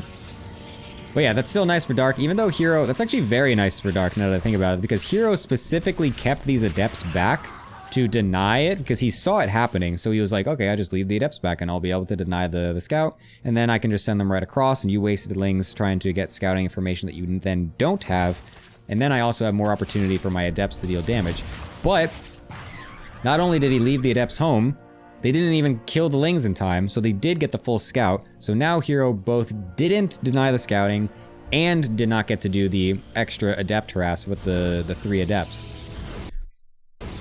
Oh, jeez, thought my computer just died for a second there. That was just the clean feed having a brief buffer moment. Scare the hell out of me. Anyways. So yeah, overall, I think that's a good opener for Dark here. Even getting a probe on top of it, it's going to be nice. So he gets the full scout, knows exactly what's going on, knows it's not a Twilight First or anything. Will just be that Stargate and then into the Twilight Forge on the back end. Likely going to be just another Blink +1 follow-up. I would be very surprised if herO goes for the fast carrier again. Going to go for that Robo. Going to go for that Robo. I think that's kind of earlier than what he was doing before. I could be mistaken. It does feel a little bit earlier. It is, yes. I was gonna say, this could be charge. Oh, yes. I love the variations that herO is throwing out this series. I love it. Every single game is something different. Love it. I absolutely love it. 5 games, 5 different styles. Gonna go for the fast Robo, charge +1. Gonna be getting out some Immortals. Gonna probably go into the Templar Archives as well to round this out with some Archons. Or he could just do like some huge charge Immortal push, which would be really weird. But I guess technically it's possible. This Ling attack is actually doing way more damage than it should, killing 5 probes and forcing the Oracles back. I'm not quite sure how that managed to happen. herO getting a little bit sloppy with his defending units and the choke points and whatnot. Okay, yeah, there's the Templar Archives, there's our War Prism. So yes, I love this. I absolutely love this. Instead, before, you would go for the fast Blink +1, and then you have a forward Pylon with a Gateway to go for a Blink pressure. This time, it's a faster Robo, so that way you then have the Prism to help reinforce with Archons and charge. But is he going to be able to continually defend back at home? Because this is like getting a little bit annoying now for herO. This one actually ended up going much better, so that's nice. There's no shield battery here, which is kind of weird to me. Would make this defense way easier, just only now throwing that down, so that's much better here. Dark did see that prism coming across the map though, so that's going to key him in, the fact that there might be something different going on here.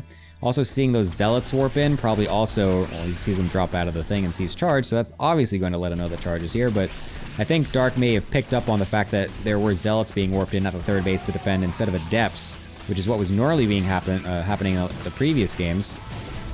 This now, though, is still continually getting really annoying. I don't know why these lane counterattacks keep dealing so much damage, but it's doing very nice for Dark to keep herO on his side of the map. herO really wants to go for this charge Archon push, but Dark is just not letting him. Now we're going to have a whole bunch of roaches out on the other side of the map, and this push that herO's been trying to do for so long really won't be able to get much done, I feel. If he even tries to go for it in the first place. He might even just load up 2 of those Archons in the Prism and just try to do a little bit of a Archon drop harass. I would kind of like that way more. Looking like he just wants to use the Prism to get some warp-ins eventually. But yeah, he's definitely just realized the position that he's in and knows that he won't be able to get any type of damage quite done. So he's just sitting back, sees the roach count, knows that Dark is probably sitting on not very many drones behind this, and knows that he's going to have to defend for a little bit here instead of go across the map. It is the correct play. The Baneley Nest coming in as well for Dark, so this is going to be that Roach Ravager Bane like I was talking about. We'll see how well this scales against the Charge Lot Archon style of herO here. I wonder if herO's just going to go straight no splash either. Because he's not upgrading, I mean, he's not getting a Disruptor, he's not getting a Robo-Bay. Oh, herO, why do you always let Lings in, man? Oh my god, herO, just put a thing in your wall. Jeez. But yeah, he's not going Disruptors. He's not going Storm. It's kind of awkward to go Storm versus a Mass Roach opener, so I don't fault that. But the Disruptor follow-up, I think, is something that could be very good. This is a style that I love doing. Disruptor Archon Zealot is so good against Roach openers. It's such a beefy army that just won't die. And you can punish super hard. If the Zerg takes one bad engage against a bunch of Archons and like one Disruptor shot, you can snowball that so fast. herO, on the other hand, is not going for that. He's going to go strictly ground, no splash, getting a lot more Immortals, rounding out the Archons as well. He's going to try to just get a massive army. You can see he's not making probes either. He's probably going to just go for just this one big attack and hopefully end it.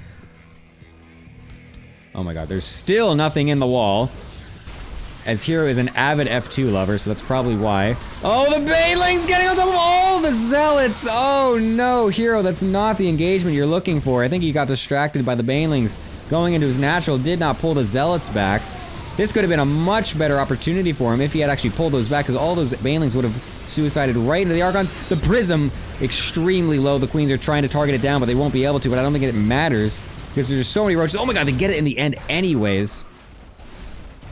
So many roaches on the other side, though, for Dark is going to be able to push away the Immortals. I think they just died on the back end there of the fight. Yes, they did.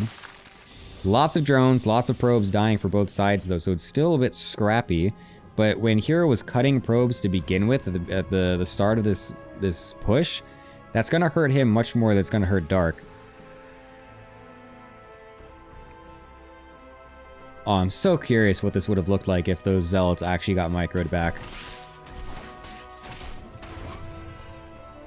I think that had a really good opportunity to actually do a huge, just big punch and just knock Dark out of this tournament. But sadly, it looks like he's starting to just wither away here. This army, it's very difficult when you start to lose economy. Why is there a field of pylons in his mains? Yeah, I also was kind of looking at that. It's very funny looking. It's just the easiest place to put the pylons. And they also don't block anything. The problem with putting them at the front, at the wall, is that That's also where your robos usually are, because you want the robos close to the front line so that the rally is shorter. And so if you put too many pylons and stuff there, then it's going to block all that. And it's like you have a bad chance of... Oh! Baneling's also getting on top of those probes. So yeah, you end up accidentally blocking your units from actually leaving. And it's just like really annoying.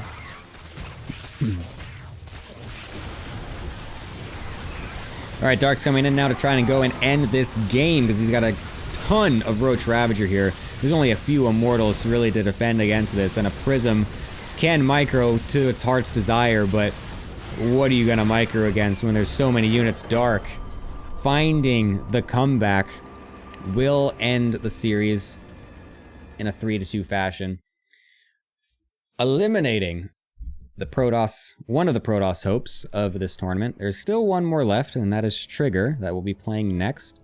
But that is going to be a tough match for him because he is going to be playing against Cure. And very likely that's, you know, it's going to be a hard one, is all I'll say. It's going to be a difficult one for Trigger coming up, so a rough loss for herO for sure. That's the first time he's lost to Dark in a series in a couple weeks now. So, yeah, very nicely done by Dark to maintain his composure in that series. Was down and out for just a little bit there at 2-1, but able to bring it back and keep himself in to play tomorrow in the round of 4 against the winner of our next series, Cure versus Trigger. We'll be doing that in just a few minutes after the break, so stick around.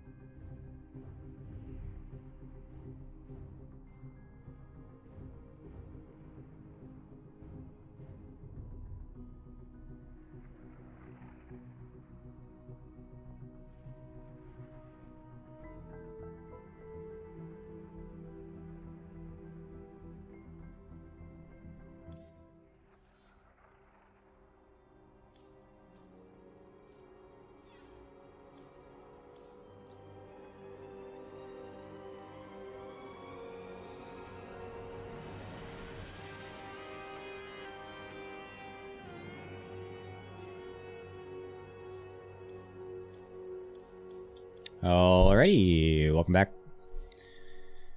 We're We're going to get into our next series in just a little bit here. They were swapping servers and there was just getting the vetoes underway, so that'll just take a minute or so. But yeah, an interesting series that we're about to have here.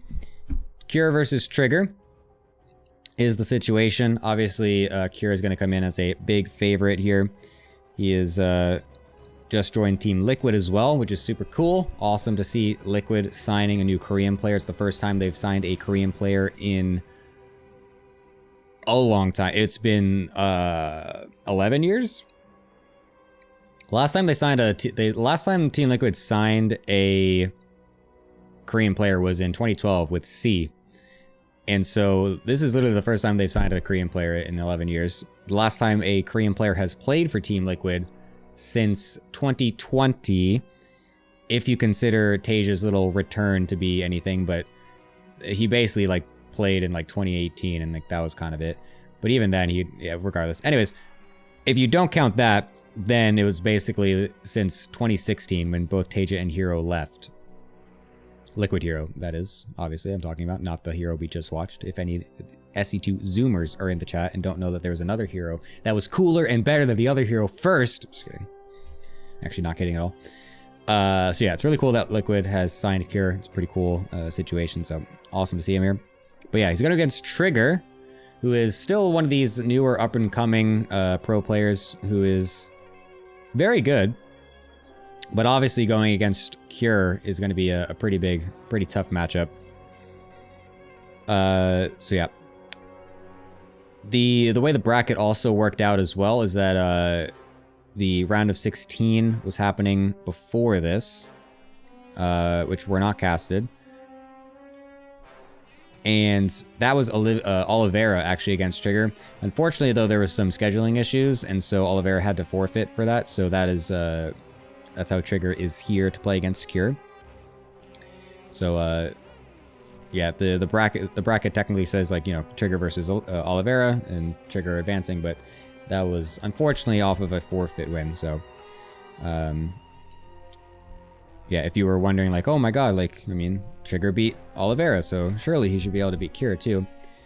Unfortunately, that series didn't happen, so we don't have that to go off of. So hopefully, though, Trigger can put up a nice fight here and maybe even take some games, maybe even pull a massive upset and get us some nice Protoss representation into the round of 4 tomorrow. That would be super sick. Yeah, so the matches for before the round of 8 were not casted. They were going to be casted actually by the students at Harrisburg University, who is doing the sponsor for this whole thing. Their esports department is sponsoring this event, and the students of the esports department are actually going to be using some of those earlier round games to cast as part of their coursework and stuff like that, which is pretty cool. So that's why they were not casted live. I'm just doing the round of 8 and on. So yeah, those will be casted by them. I think they might get released eventually. I'm not sure exactly what's going to happen with that, but they might get released, so they might be being able to be seen by some of the cool, you know, up and coming, I guess, esports people doing stuff at the university. I don't know exactly what a esports department does at a university, because obviously that did not exist when I went to university. So yeah, I'm kind of just interested about the whole ordeal. It's pretty cool situation for them to be able to do that. But yeah, that's the situation for the earlier rounds. That's why there was no casts for them. Also, though, before we just get this game started, as it's loading in, there is also a cool survey that you guys could all do to gain a nice quick $20 if you get selected to do so. You can do the QR code as well. I put the link in the chat. Do a nice survey to talk about how you enjoyed the tournament, give some feedback to the university, and hope that they enjoy that to help sponsor some more games in the future. That'd be super sick. As we are now here for our final series of the day, bottom right, for Basilisk, it is Trigger, the last Protoss hope for the Harrisburg University StarCraft 2 event. In the top left, obviously, is herO. 14 liquid. I baited Mapu this time. Usually, I said that I don't usually do the intros. And then this time I did do the intros. Ha ha ha ha. Thank you, Mapu, as well, for observing. Makes my life so much easier, only having to produce the stream and do all the scene switching and whatnot and casting. I don't have to worry about making my observing look all beautiful and failing to do so at the same time. Mapu's the real hero behind the scenes. But yeah, we do have a PvT situation in front of our eyes now, so it's going to be a much different matchup than we've had, obviously, for the rest of the day, as this is the first PvT. And actually, it's going to be the only PvT because there's no other Terrans in the in the tournament. It's only Zergs. So yeah, that'll be fun tomorrow. I'm gonna have to brush up on my ZZ just a little bit. But interestingly, Trigger's actually not gonna go for a Reaper wall on this map. This is the easiest map to go for a Reaper wall on because you can do it with only a pylon and gateway instead of a pylon, gateway, cyber. So interestingly that he's not actually doing that.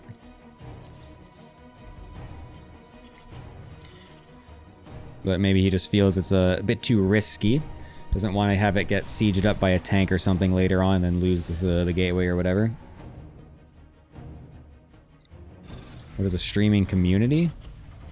It's a great question. I don't know, maybe like when you're watching a streamer and like you're just like part of their community, right? Like there's streamers that I watch like Up a Tree or M Canning and stuff where I feel like I'm a part of their like community around their stream and whatnot. Like I'm like actively engaging and talking with them and doing stuff like that. That's what I think of whenever I think of if you ask me, a stream community, I guess.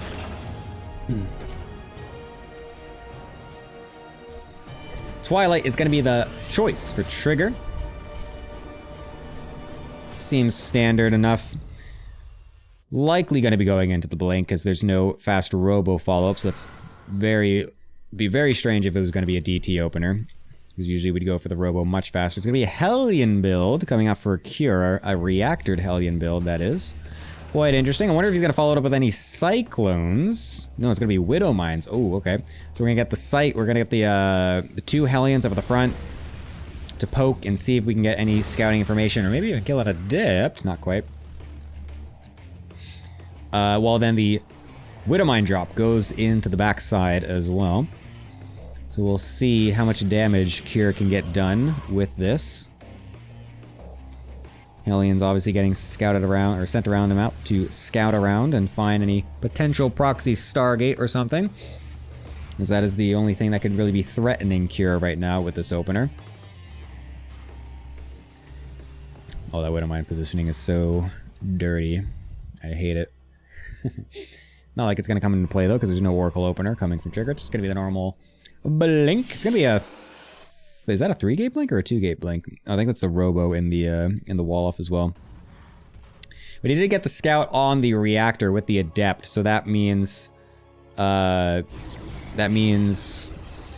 he knows that it will likely be some Hellions coming out. Obviously, he saw the Hellions themselves as well, and so going for that wall off at the front is going to be helpful to deal with that. Unless he leaves his stalker out of the position. Okay, never mind. We're all good with that. He puts it back.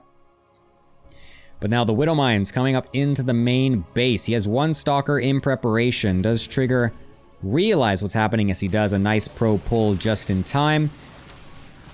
This is just going to be a bit of a lost mining time as we're now just kind of waiting. Oh, but we did pull a unit out of the wall. So while we did set up the wall to deny the Hellions from doing any damage, we actually kind of just forgot that we actually need a thing in the wall to actually prevent them from getting through. So that's going to be a bit annoying, killing off more probes than they really should have. The blink forward doesn't account for the other mine on the other side as well still being there. So that's actually going to result in a loss of a stalker there as well. So not the cleanest defense, unfortunately, out of Trigger. 2 stalkers even getting killed off there. That's not good. So yeah, a bit of a scrappy defense for Trigger here. Cure should definitely be happy with this opener that he's found himself in.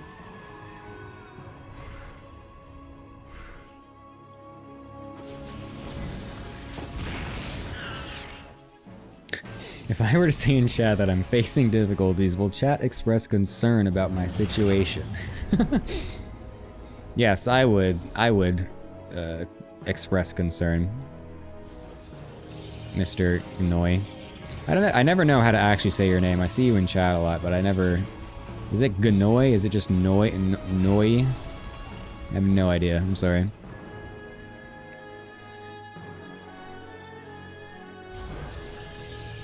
Alright, Robo Charge is going to be the standard follow-up, so we're going to be going into Colossus for Trigger. Thankfully, he's kept his probe count up, despite the fact that he did kind of lose a few earlier on, but the thing is that he's going to have to be able to defend the eventual push-out that's going to be coming up from Cure, which is more than likely going to be hitting, as he did get that Raven, what's it called, the Disable.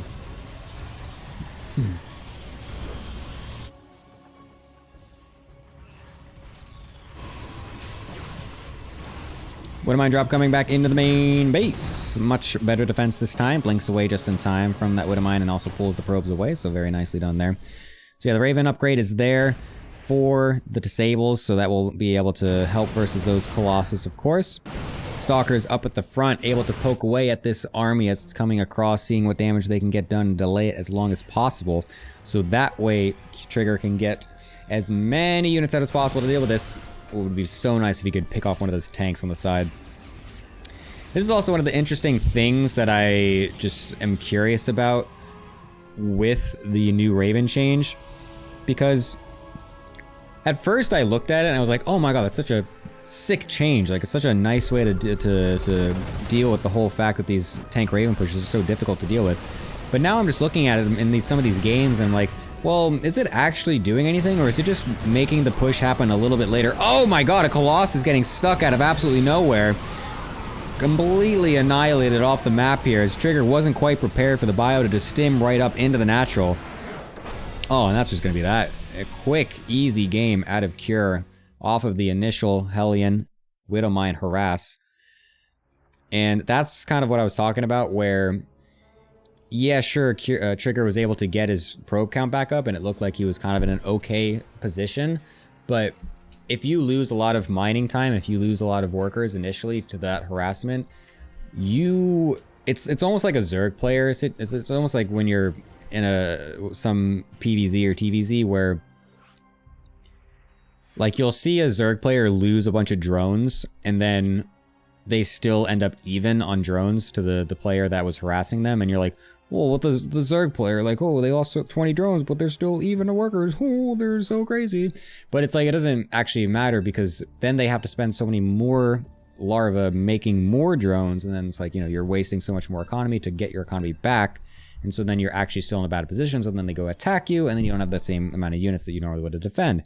Same situation here, usually in TvP, where sure, you might kind of use a bunch more chrono to, like, you know, get your probe count back up, and you really make sure that you get a lot of probes producing as much as possible, but then that's still a lot of resources that you're putting back into probes and economy that normally would go towards an army. And so you have to make cuts, you have to cut things here and there to get your economy back, so then you end up just with a much smaller army, and so that follow-up tank Raven push can just be so deadly if you're not on top of things. So that was that for game number 1. But yeah, this is the thing that I was just curious about, how the Raven push really does get affected, because you can really, like, are some of the questions in the survey very funny, chat? I didn't actually read through all of them, so I didn't double check them, but it's very funny. What was I saying? Like, yeah, sure, you can get the Raven out, like, later, and, like, oh, they have to make the upgrade, it's a little bit more expensive. eBay block coming from Cure, it's super annoying. But it basically just delays the push a little bit, but you still just end up with a lot of units anyway. Like, you get an extra tank, you get an extra Raven, you get a couple more bio units. And it's like, yeah, the Protoss player has more time to get, like, an extra Colossus out or something like that, but I mean, the Raven ability is still super strong once you get it, you still are disabling a unit completely and eliminating it from the fight, essentially. So it's like, it's still a very dangerous push, and so I feel like the change, while it looked like it made sense at first, I feel like it doesn't do that much. So yeah, I think I just want to see more of these games with the Tank Raven pushes, but from what I've seen so far, it just doesn't really feel like it does enough to prevent the push from doing that much damage, especially if you take just a little bit too much from the initial harass and stuff like that. This game, though, we had the eBay block, forcing Trigger to actually take the third base at a different, or take the natural at the third base, which is one of the ways that you can deal with this, the eBay block. I personally don't feel like it's the best option. I think it's very risky.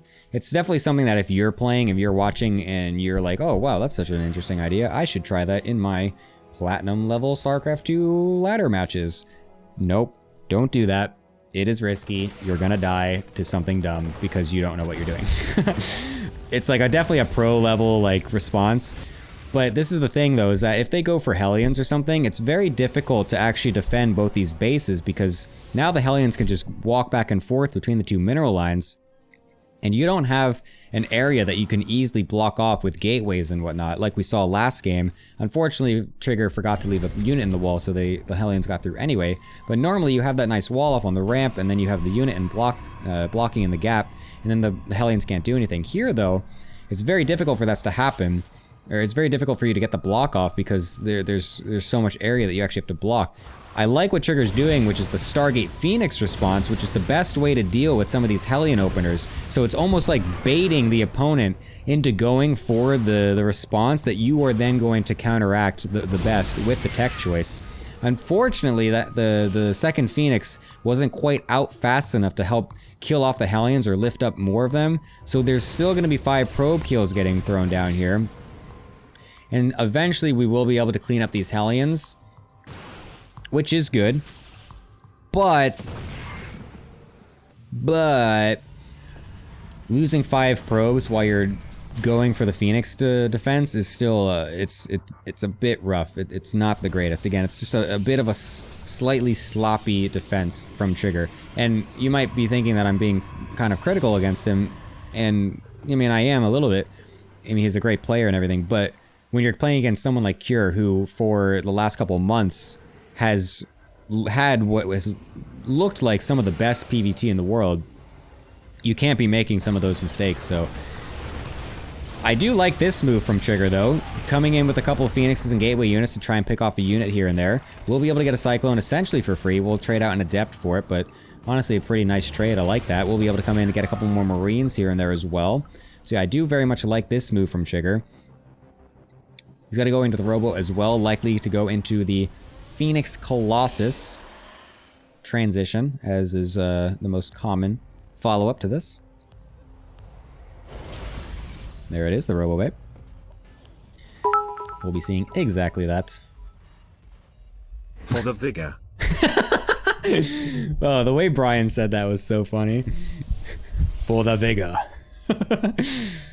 Thank you, Noi, for the hundo bits. Alright, here's the push out for Cure, happening quite early, not happening with any medevacs or anything. It's just going to be a Marine Cyclone push, which is very threatening against the Phoenix opener. Cyclones are much worse against the Phoenixes now that they have been changed, so that is one thing going for Trigger here. Stim will be finished for this fight though, so that many Marines can melt through a couple of those Phoenixes pretty well. But also the problem here is that, again, we have these bases split up, and all of Trigger's defenses are sitting at this third base. Cure is saying, screw that, I'm walking all the way around, going into the main base. You have nothing here to defend this position. However, it is making him extremely committed, so he has to do a lot of damage with this attack, and he is definitely going to do that as he kills the battery, kills a bunch of the probes, almost every single probe getting killed off, and then the Cyclone Marine follow-up as well into the second base. Excellent move out of Cure here, pulling Trigger completely out of position. while he's going to suicide all these units up in the main, it's at an insane cost as he's killing almost every probe on the map right now. Trigger getting absolutely outclassed in this game and in this series so far as Cure takes a very quick 2-0 so far. Yeah, that was very good by Cure. A nice move around, completely taking Trigger off guard. And I mean, that is going to be that's going to be a brutal loss to take for sure. He's going to have to do something much different in our game number 3 here if we want to see the series go much farther.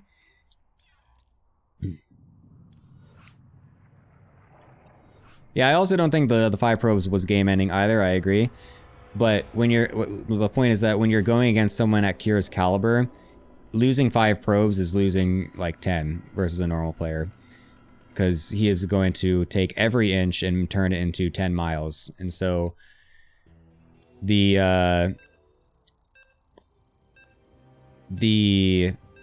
probe count basically stayed even the entire game, and that's not really the situation you want as a Protoss player, because that means you are behind, because plus the mule advantage, you are behind in economy. So staying equal in probes at that position is not the best choice for sure. As if he had a choice. But, you know what I'm saying. You get it. But yeah, just getting completely out positioned there is just totally brutal. I mean, and that's just why I always say, like, I feel like taking the 3rd base in response to an eBay block is just such a risky option. Like, I think it's just, I personally think it's so much better to just chrono out the Zealot, bring an extra probe, and just kill it with a Zealot and 2 probes. And then just continue with your build as normal. It just, you get your natural, you don't have the opportunity to just get completely pulled apart. And it basically just kind of comes out even. The Terran has to cancel the eBay, and then that's kind of just that, and that's it. So, yeah, I think it's just much better and more stable to go for that. But Trigger went for the more ballsy play, tried to bait out the Hellion play, and then followed up with the Phoenix, but just didn't quite work out. Proxy Barracks this time for Cure in our potential final game. Perhaps realizing that Trigger doesn't like to go for the Reaper wall-offs and assuming that he won't go for it again, because this map is very easy to just go for a nice Cliff Reaper wall-off right where this barracks is. And Cure obviously can have he has no idea that that's a possibility, or he has no idea that Trigger does this or not, because he obviously doesn't have high ground vision.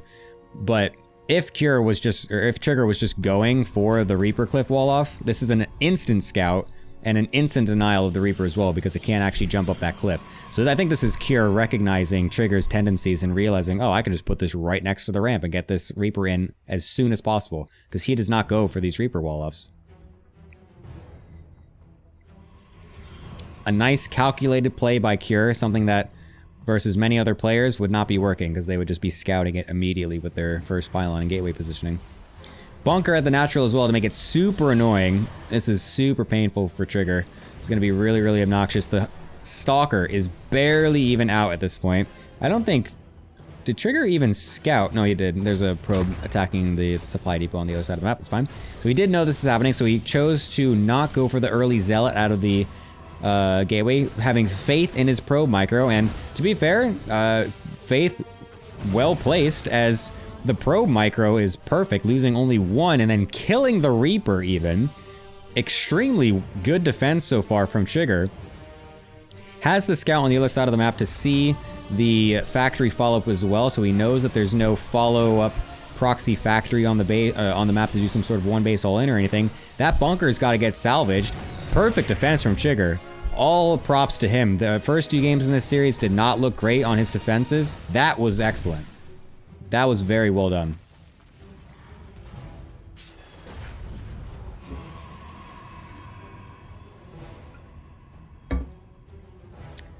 The Robo follow-up as well from Trigger is going to be very interesting. I'm very curious what that's going to be. I could very easily see this being something like a fast warp prism, even to go for like some stalker drop pressure. I think that's very, very strong in some of these proxy situations against a dedicated factory opener, because oftentimes they're going to go for a factory follow-up for like Widowmine drop or a Hellion or something like that, but the timing is a little bit awkward, where you can then defend with just some stalkers and an observer, and then you immediately walk across the map with them in a prism, and then you're dropping on top of a bunch of a naked SCV line, essentially, because then their tank isn't quite out yet. Their barracks transition is a little bit late because they had to bring the barracks back, and their tech lab is not done for stim and stuff like that. So you can get a couple nice, you can get some easy damage with the prism. It could be pretty good, but it's also just good in general to get the fast observers out, because if you notice that the player is going for Widow Mines, there's also a very high chance that they might go for the armory as well, which means that you would need the detection to help detect them in the first place so you can see them. But there's no armory here. It's just going to be a normal Widow Mine drop. Regardless, the observer making it much easier to find exactly where these medevacs are going. Trigger more than well prepared to find that medevac, meet it with the stalkers, keep it out of the base. So yeah, very well done here by Trigger to defend all this. But now this is interesting. Sometimes when I'm playing, I almost want the Terran to just suicide the medevac though. Because there's a thing where you defend a Widow Mine drop too perfectly, and it's actually a bad thing. Because if you have it so that the Terran can just sit the medevac in dead space, you always have to leave stalkers ready to deal with that. They could come back in with that at any point in time. They have no reason to go in with the medevac, because they can just use it to constantly leave stalkers back in your main base. You always have to be thinking about that in the back of your mind. And so it actually becomes even more difficult in a way to deal with a medevac drop that you deal with perfectly initially, because if you don't deal with it perfectly, they'll suicide it in. You have the chance to then kill it off, kill the mines, kill the medevac, and then you don't have to worry about it anymore. It's just that one time. But here, it's just sitting there. Look at this. He's got to constantly keep these stalkers back. He can't move his stalkers out on the middle of the map either to help push back the Terran army, because you definitely want to do that as a Protoss player. You want to have your stalkers at the front of their base. You don't want to leave them sitting back here dealing with a medevac that could never come either. Kir has the option to just never send that medevac in. I've played games against Terran players that I defend the initial medevac drop perfectly. They never can get in, and then they sit it back in the corner, and then I'm waiting eventually for them to push it, to send it in with their other push, and then I just lose to the forward push because they never sent it. They just idle it. They forget it even exists. And it's like such a frustrating way to lose a game. It's so funny. So yeah, Trigger, we'll see if he can properly split everything up. He's now finally going to send his stalkers out to the front of the map. He does have quite a lot of stalkers that he had to make here, so that's going to obviously make it a little bit more difficult to possibly afford like an extra Colossus or an upgrade here and there. So we'll see if he's going to be able to defend this much better. He obviously put himself in a much better position this game than the last two to deal with some kind of push. Unfortunately, getting a bit stuck there with a couple of those stalkers. We'll lose some of those. Those are very expensive units. You do not want to lose them. Cure is going to try to find some kind of damage here. This stalker needs to blink away, please. Cure not getting baited to throw down any early auto turrets or anything like that, so he's being very patient with those with that Raven energy. Looking at the army and deciding he actually doesn't want to go for it either. Very interesting. Identifying that perhaps he would be a bit in over his head if he decided to go for that. He thought he had the upgrade. He does have the upgrade. I'm like 99% sure I saw that in the production tab. Mapu, can you just quickly confirm there is the Raven upgrade whenever you have the moment, whenever you hear this, after this Widow Mine drop goes down? Does Trigger realize? Oh, nice. Just barely finds it. Yes, there's the upgrade. Yes, the Raven upgrade is there. Oh, Thermal Lance. Okay. Wait, did he forget Thermal Lance? Oh, no, he didn't. It's there. All right, we're all good. Whatever. Confusion gone. Alright, so nice defense by Trigger to keep that mine drop. Oh, if he had charged onto the tanks, that could have been so good. They were so far forward. That could have been an easy 1-2 kill on those tanks there. Getting rid of the early game tanks is actually such a nice, relieving feeling as a Protoss player. But this drop is definitely not going to be a nice feeling for Trigger, as he is unprepared to deal with this much bio in his main base. The Raven is accompanying this as well, so he could easily use his interference matrix on those Colossus to make this even more difficult to defend. Wedging himself in the back by all these pylons is going to be very awkward to deal with. The Widowmine drop in the natural as well, getting some extra probes there. Nice move by Cure. Oh my god, 2 more even getting thrown down over at the 4th base. There's just mines everywhere. This is going to be such an awkward situation for Trigger to deal with, because he's got to clean all of these up. He's got to get detection in so many different places. Meanwhile, oh my god, it doesn't stop. Meanwhile, the army on the right side is getting regrouped by Kira to go for a nice big push here. The natural Widowmine will also shoot again.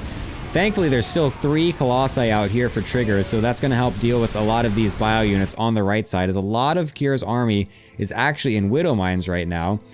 So, he can't quite push to end it just yet, but he's taking a substantial lead in this game. Still, probes dying left and right.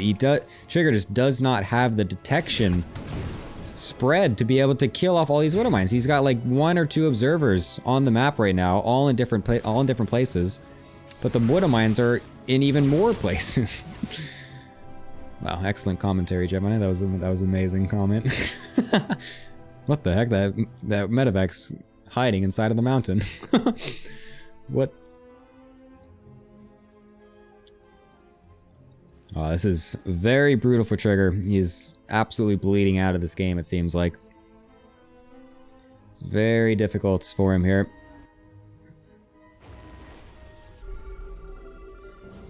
Kira is about to be maxed. Oh! Can't believe that medevac is alive. Oh my god, he's just dropping in the main anyway. Holy moly, that's actually not the greatest move, I think. Oh my god, he's got the little top left unit still as well to go in. Cure is just trying to dance all over Trigger right now.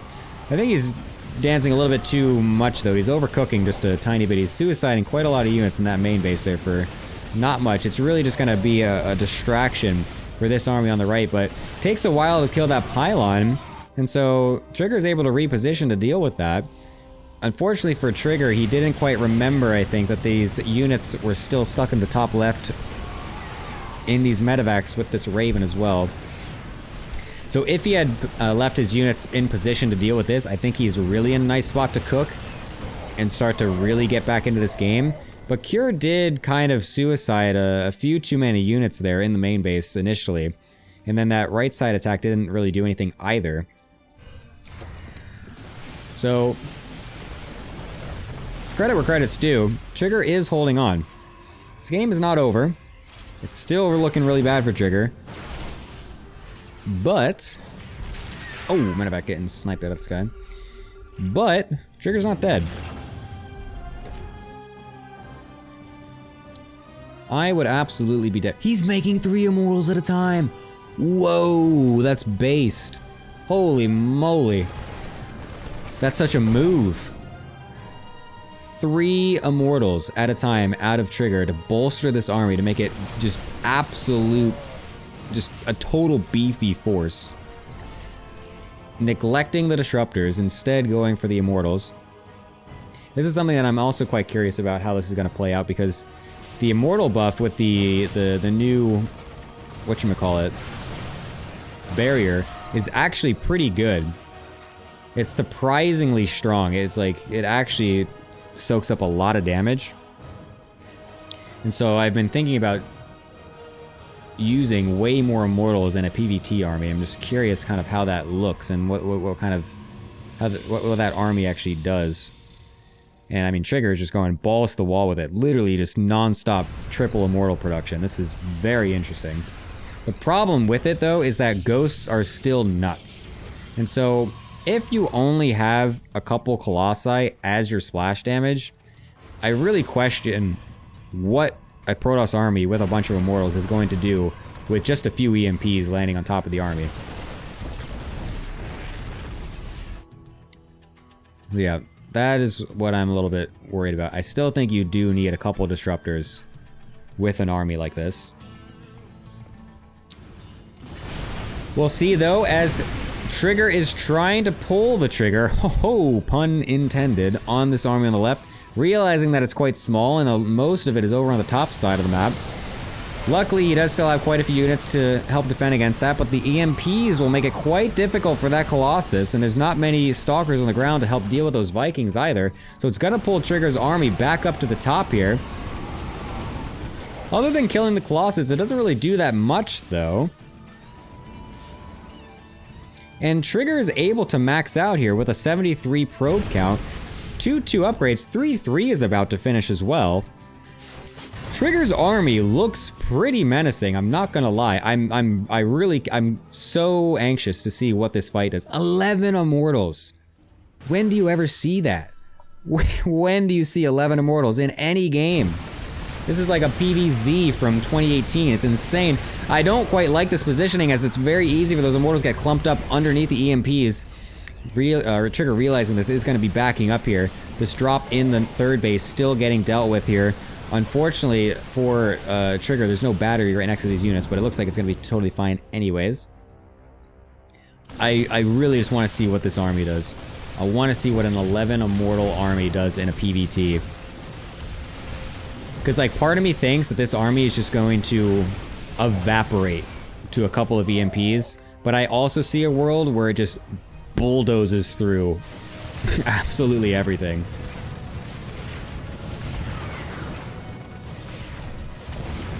I'm very, very curious.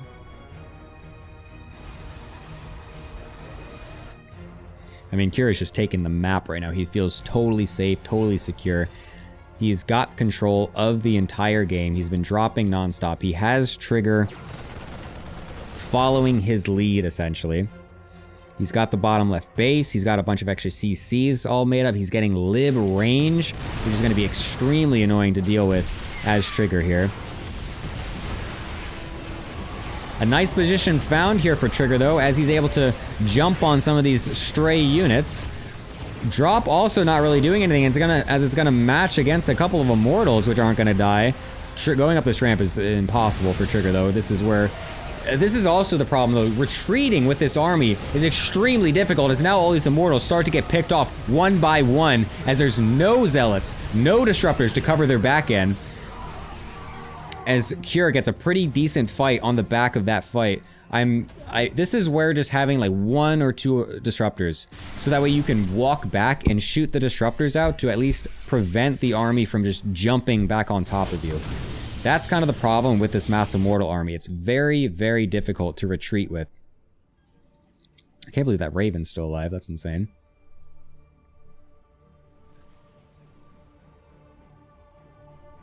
What is that upgrade? Is that the Caduceus Reactor? What does Caduceus Reactor do nowadays? What does that thing do? Is that the medevac upgrade? That makes them heal like double time or something? Yeah, it is. Increases by 100%. Thank you, Mapu. I can't believe we're actually getting that upgrade. Crazy. Do we have any disruptors yet?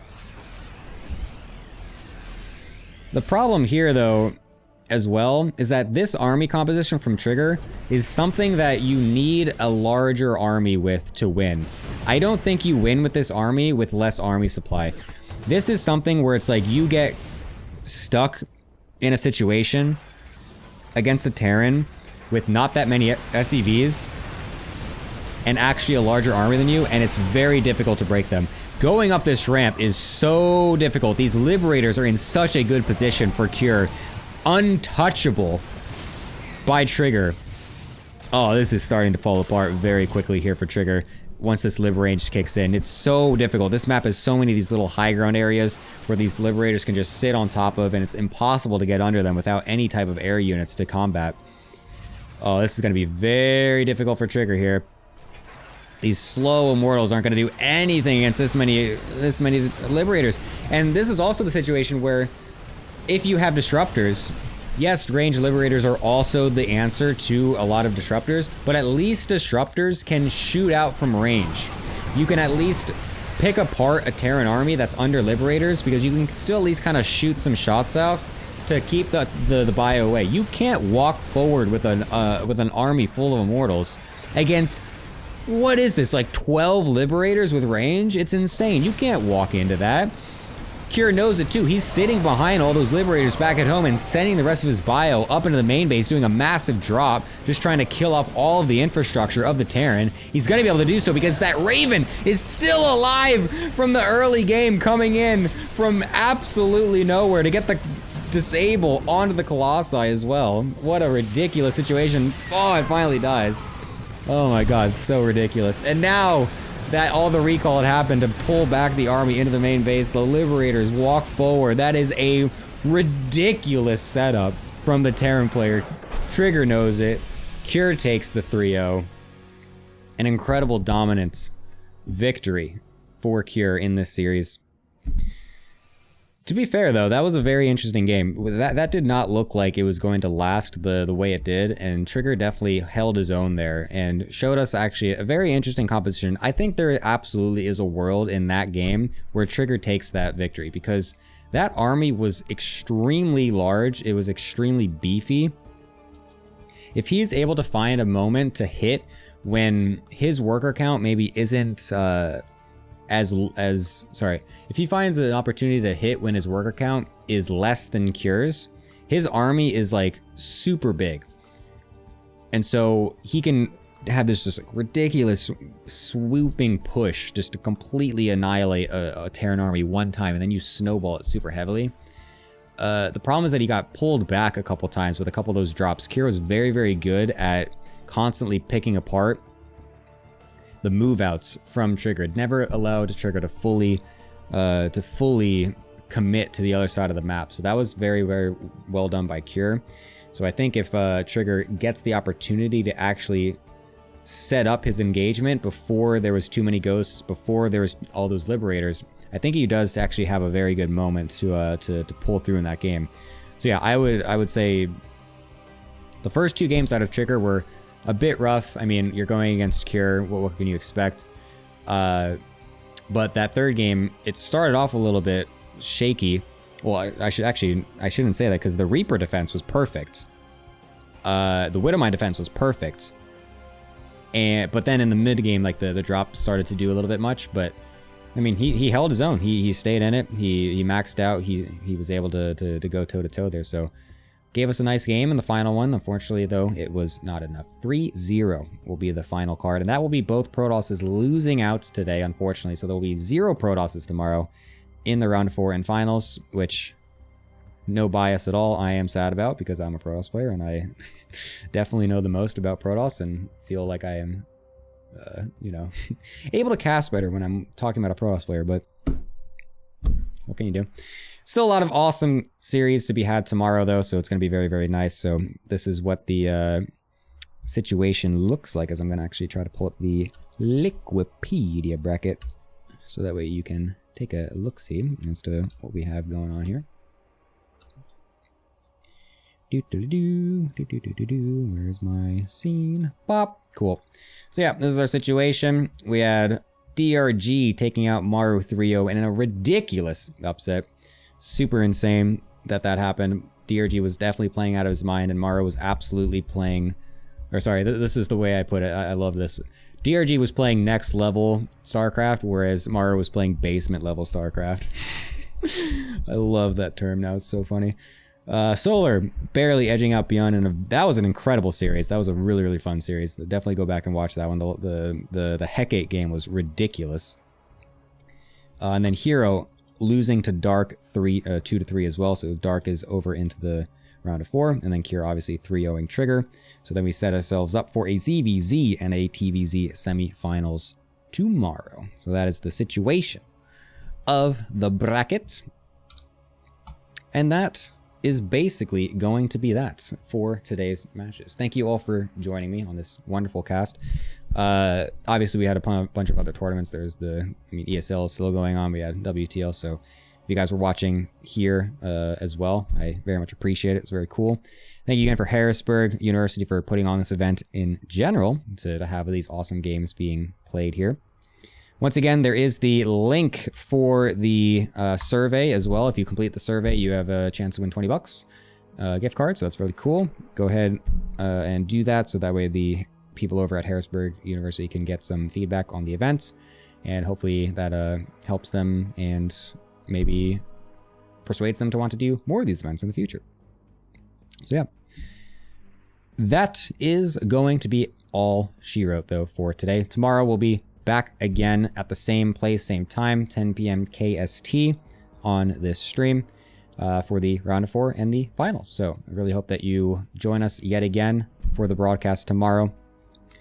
QR code link, sure thing. I will put that back up. Actually, I'll put it up on the outro. We'll outro out and I'll put it back up. So you'll get the QR code again in just a second as I close out the stream. So thank you again for watching, everybody. For the VODs, if any of you guys missed any of the VODs and want to go back to watch, they will be up on my YouTube. I live in Korea, so Twitch Korea unfortunately doesn't let you save VODs anymore. And you also can't even watch above 720p, which is super lame. So yeah, they don't save VODs, so I have to upload them over on my VOD YouTube channel. So go ahead, look over there if you want to see the VODs from today and tomorrow.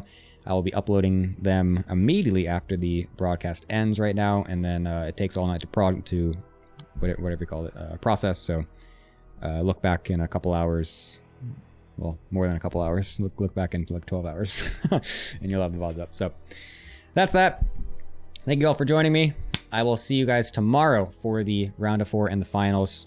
Hopefully to have some insane, awesome games yet again. So yeah, I will see you then. Thank you for watching. Bye-bye.